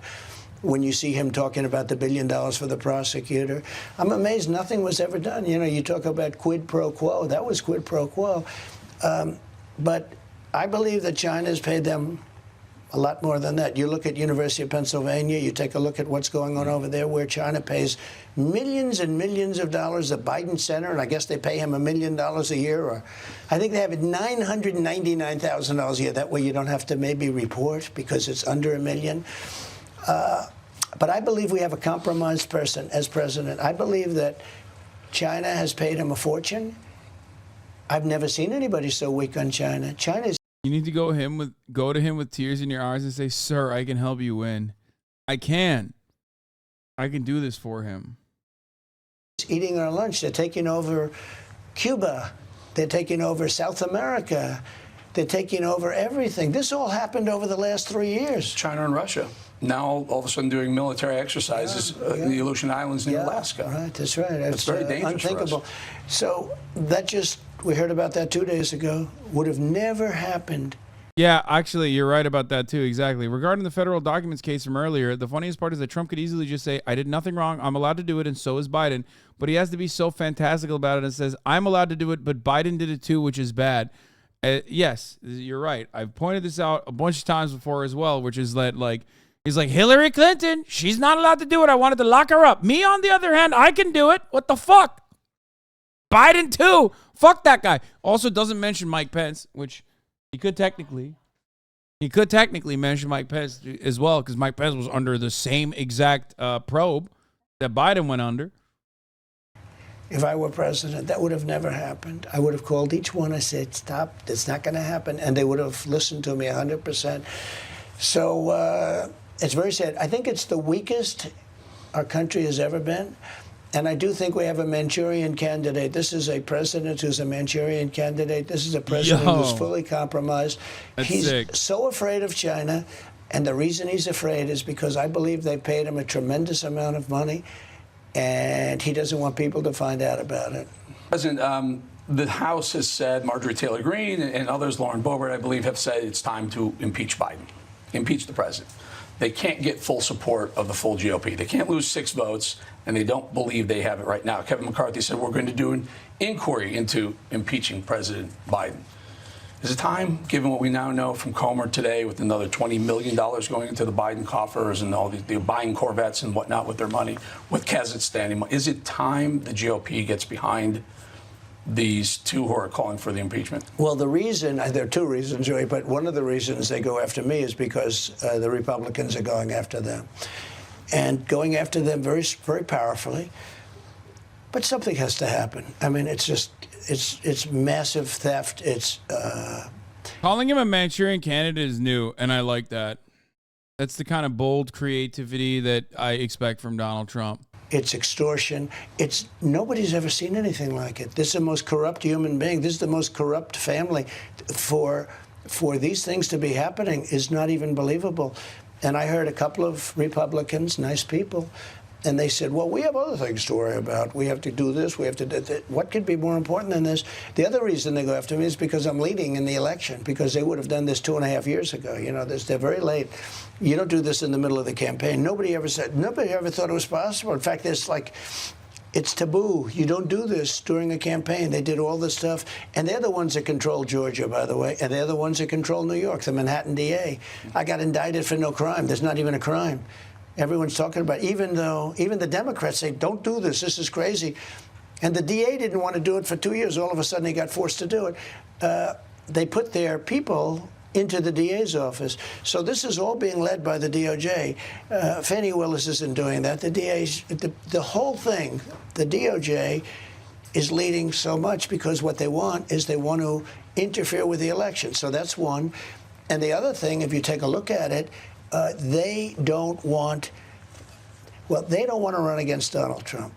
So let me ask you, there are two competing theories on this, right? One of them is they have some internal polling that they think Biden has a better chance of beating Donald Trump. It's not internal polling. Look, they don't have internal polling. They're all disinformation, misinformation. Or is it the only one they don't want to run against is Donald Trump. I beat Hillary Clinton. Or are they? Do they not see that you are polling, and now you're polling above Biden? Yes. And is it maybe they just can't help themselves? They take it and they go the opposite. They say the opposite. They don't want to run against me, so they say, we want to run against Trump. And then the stupid fake news, or not fake news, they get along with it. Oh, they really want to run against, they don't want to. If they wanted to run against me, they wouldn't have me being indicted every single day, every time my airplane flies over a blue state. They don't want to run against me. Remember a person named Hillary Clinton? They said the same thing. Oh, we most want to run against, it's very interesting. They made that statement. Oh, we want to run against Donald Trump. And then Bill Clinton, who's a professional, he's a pro, like him or not, he said, the one you don't want to run against is Donald Trump. And he said it very loud and clear, and it turned out that he was right. He also said I was going to win Wisconsin, Michigan, Pennsylvania. He predicted this before, and he told his wife, you're not doing the right thing.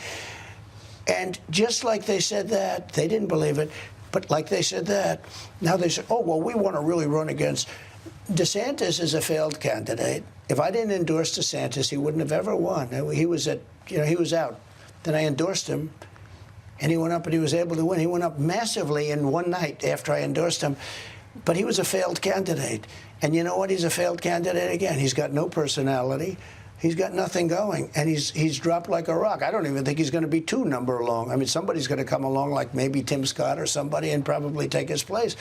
And probably this stops him in 28. He could have walked into 28, maybe. He can't even get him to say, he can't even get himself to say, like, this would have, if he didn't do this, maybe he had a shot in 2028, which is true, right? I agree. I do believe that. But then he stops himself before he completes that sentence and goes, probably not. Because, he just doesn't have any charisma, right? Like, he can't even get himself to say anything nice about him. Still have to campaign. You don't walk into anything. This is a tough world in politics. This is a nasty, nasty world, as we found out. Probably it's never been nastier than it is right now because we have sick people. We have sick people in office. And again, they are a bigger problem than the outside world because the outside world you can, for the most part, you can cajole, reason with. They need things that we have. You can do things with them.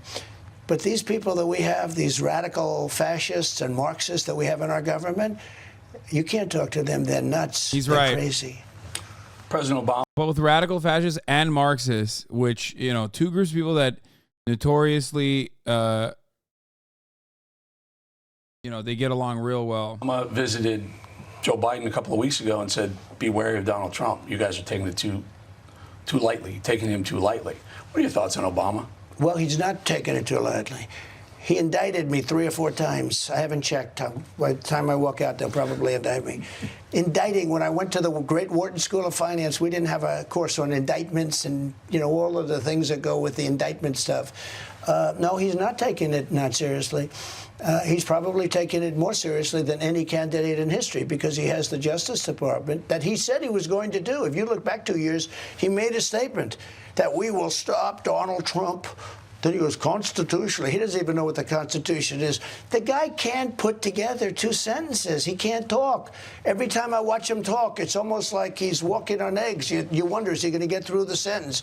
We have a totally, grossly incompetent man who was incompetent 20 years ago, by the way. He was never the smartest. Ted Kennedy, you heard the story. Ted Kennedy was a friend of mine because of Palm Beach. I did him a very big favor. And I said, who was the smartest senator? He told me. I won't tell you because I don't like the guy. But I said, who's the smartest senator? He gave me a name. He said, who's your dumbest senator? This is 25 years ago. Who's your dumbest? He says, Probably Joe. I said, Joe who? Joe Biden. Joe Mama, come on. Oh, dude, my head hurts. That was definitely way more. That's more than I thought it was going to be. That's so much. Okay, maybe he's not back. I can't take him in like full uninterrupted 2-hour long rants. Like I can't do that. Was that just a single question? No, I don't even know what that was, dude. I forgot what the question was. Like, he just hasn't shut the fuck up.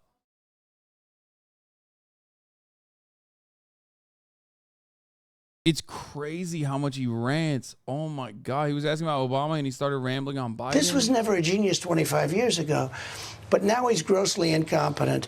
And the sad part, or the dangerous part, is that we are on the cusp of possible World War III. And this will not be army tanks shooting at each other. These are nuclear weapons, a level of weaponry that the world has never seen before. And we have a man that is incompetent. He has no idea. You take a look at what he's done. Take a look at the money standard. Take a look at all these countries that are going off the dollar. They're being forced off the dollar. I mean, Saudi Arabia is, he goes to Saudi Arabia and he gives the king or the crown prince, who will be the king, but probably I heard gave the king also a fist bump. What is a fist bump? A fist bump is don't shake my hand because your hands are dirty. I don't want to shake your hand. And he offended the Saudi Arabian king. He's a prince, but he could be the king. He's my king. It's like if Trump did that shit, CNN would be saying this, and Trump would be like, yeah, I did that. I did that because, you know, I wanted to show him how strong I am.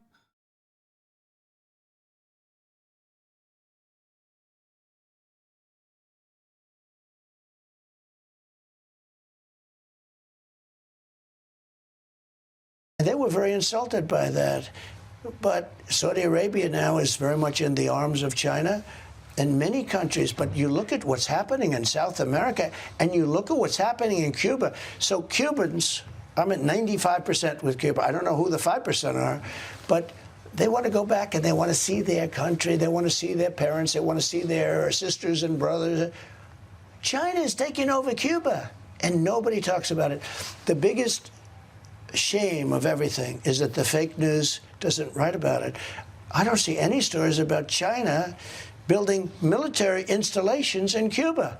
That's scary. Final question, Mr. President. Melania Trump, she was a huge part of your first, she was a great first lady. Yeah, she was very popular, too. Is she up for it? Is she ready for another 4 years as first lady? Well, she really is, and she, you know, it's very interesting. I was talking to her the other day, and she said, it's so sad what's happening to our country. She just said it just so poignantly, but really so, it was sad, and yet it expressed it. She said, it's so sad what's happening. She looks at the news and you see the border. Now, actually, for the most part, the news, you know, the fake news doesn't report it. You report it incredibly. You report, for you, it's like one of your biggest subjects because our country is being poisoned by people that are coming in that shouldn't be here. But she looked at it and it was that, it was interest rates, it was the housing market, it was so many different things all.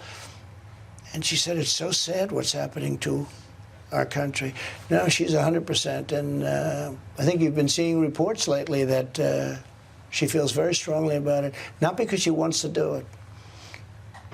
I don't think she loves him, right? Fuck no.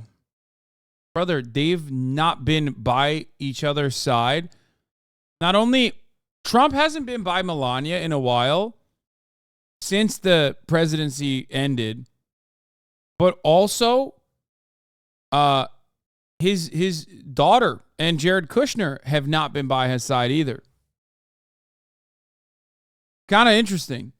Like they haven't been publicly showing support at all, which is odd. She had a very nice life before, I'll tell you.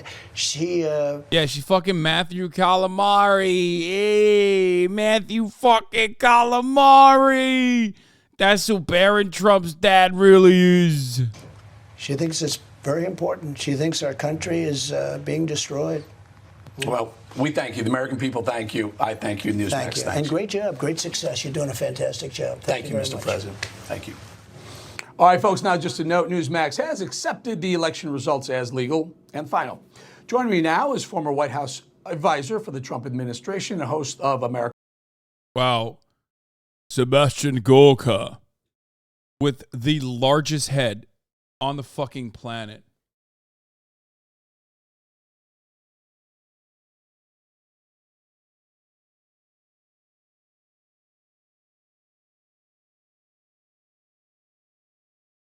Cenat talks about the New York City giveaway. Brother, what do you mean? We watched it live. You sent me a video of what we just watched live before we started doing this. I'm really tired, guys. I'm going to end it here. My family's here. I'm going to go hang out with them. We'll cover the Hunter Biden sex story tomorrow and numerous other things that happened, including the Mormon church. We didn't even do any fucking reacts today. These are all politics. Kind of crazy. That's probably why I'm a little tired. Tomorrow we got leftovers. We're going to duke it out, me and Ethan. And yeah, and then after that I'll be live. So love you guys. See you tomorrow. Bye-bye. All the shadows trickling in has helped people hate. Sunny Los Angeles, California, says Hasan. The starlight to the starlight to the topic just begun. There he is again, Hasan is streaming. Hasan is streaming. There he is again, Hasan is streaming. Hasan is streaming. Reviewing the P.O. box, Uncle Uger's face. Sudden discord agitprop, great names take embrace. Tiny Bernie Sanders, LGBTQ Air Force. The whole left at your fingertips, on at your door. H3 crowded debate, the Young Turks online show. 3 full fucking years of this, plenty more to go. 90-day fiance talks of champagne bourgeoisie. A Trump rally live reaction, a mass riot at DC.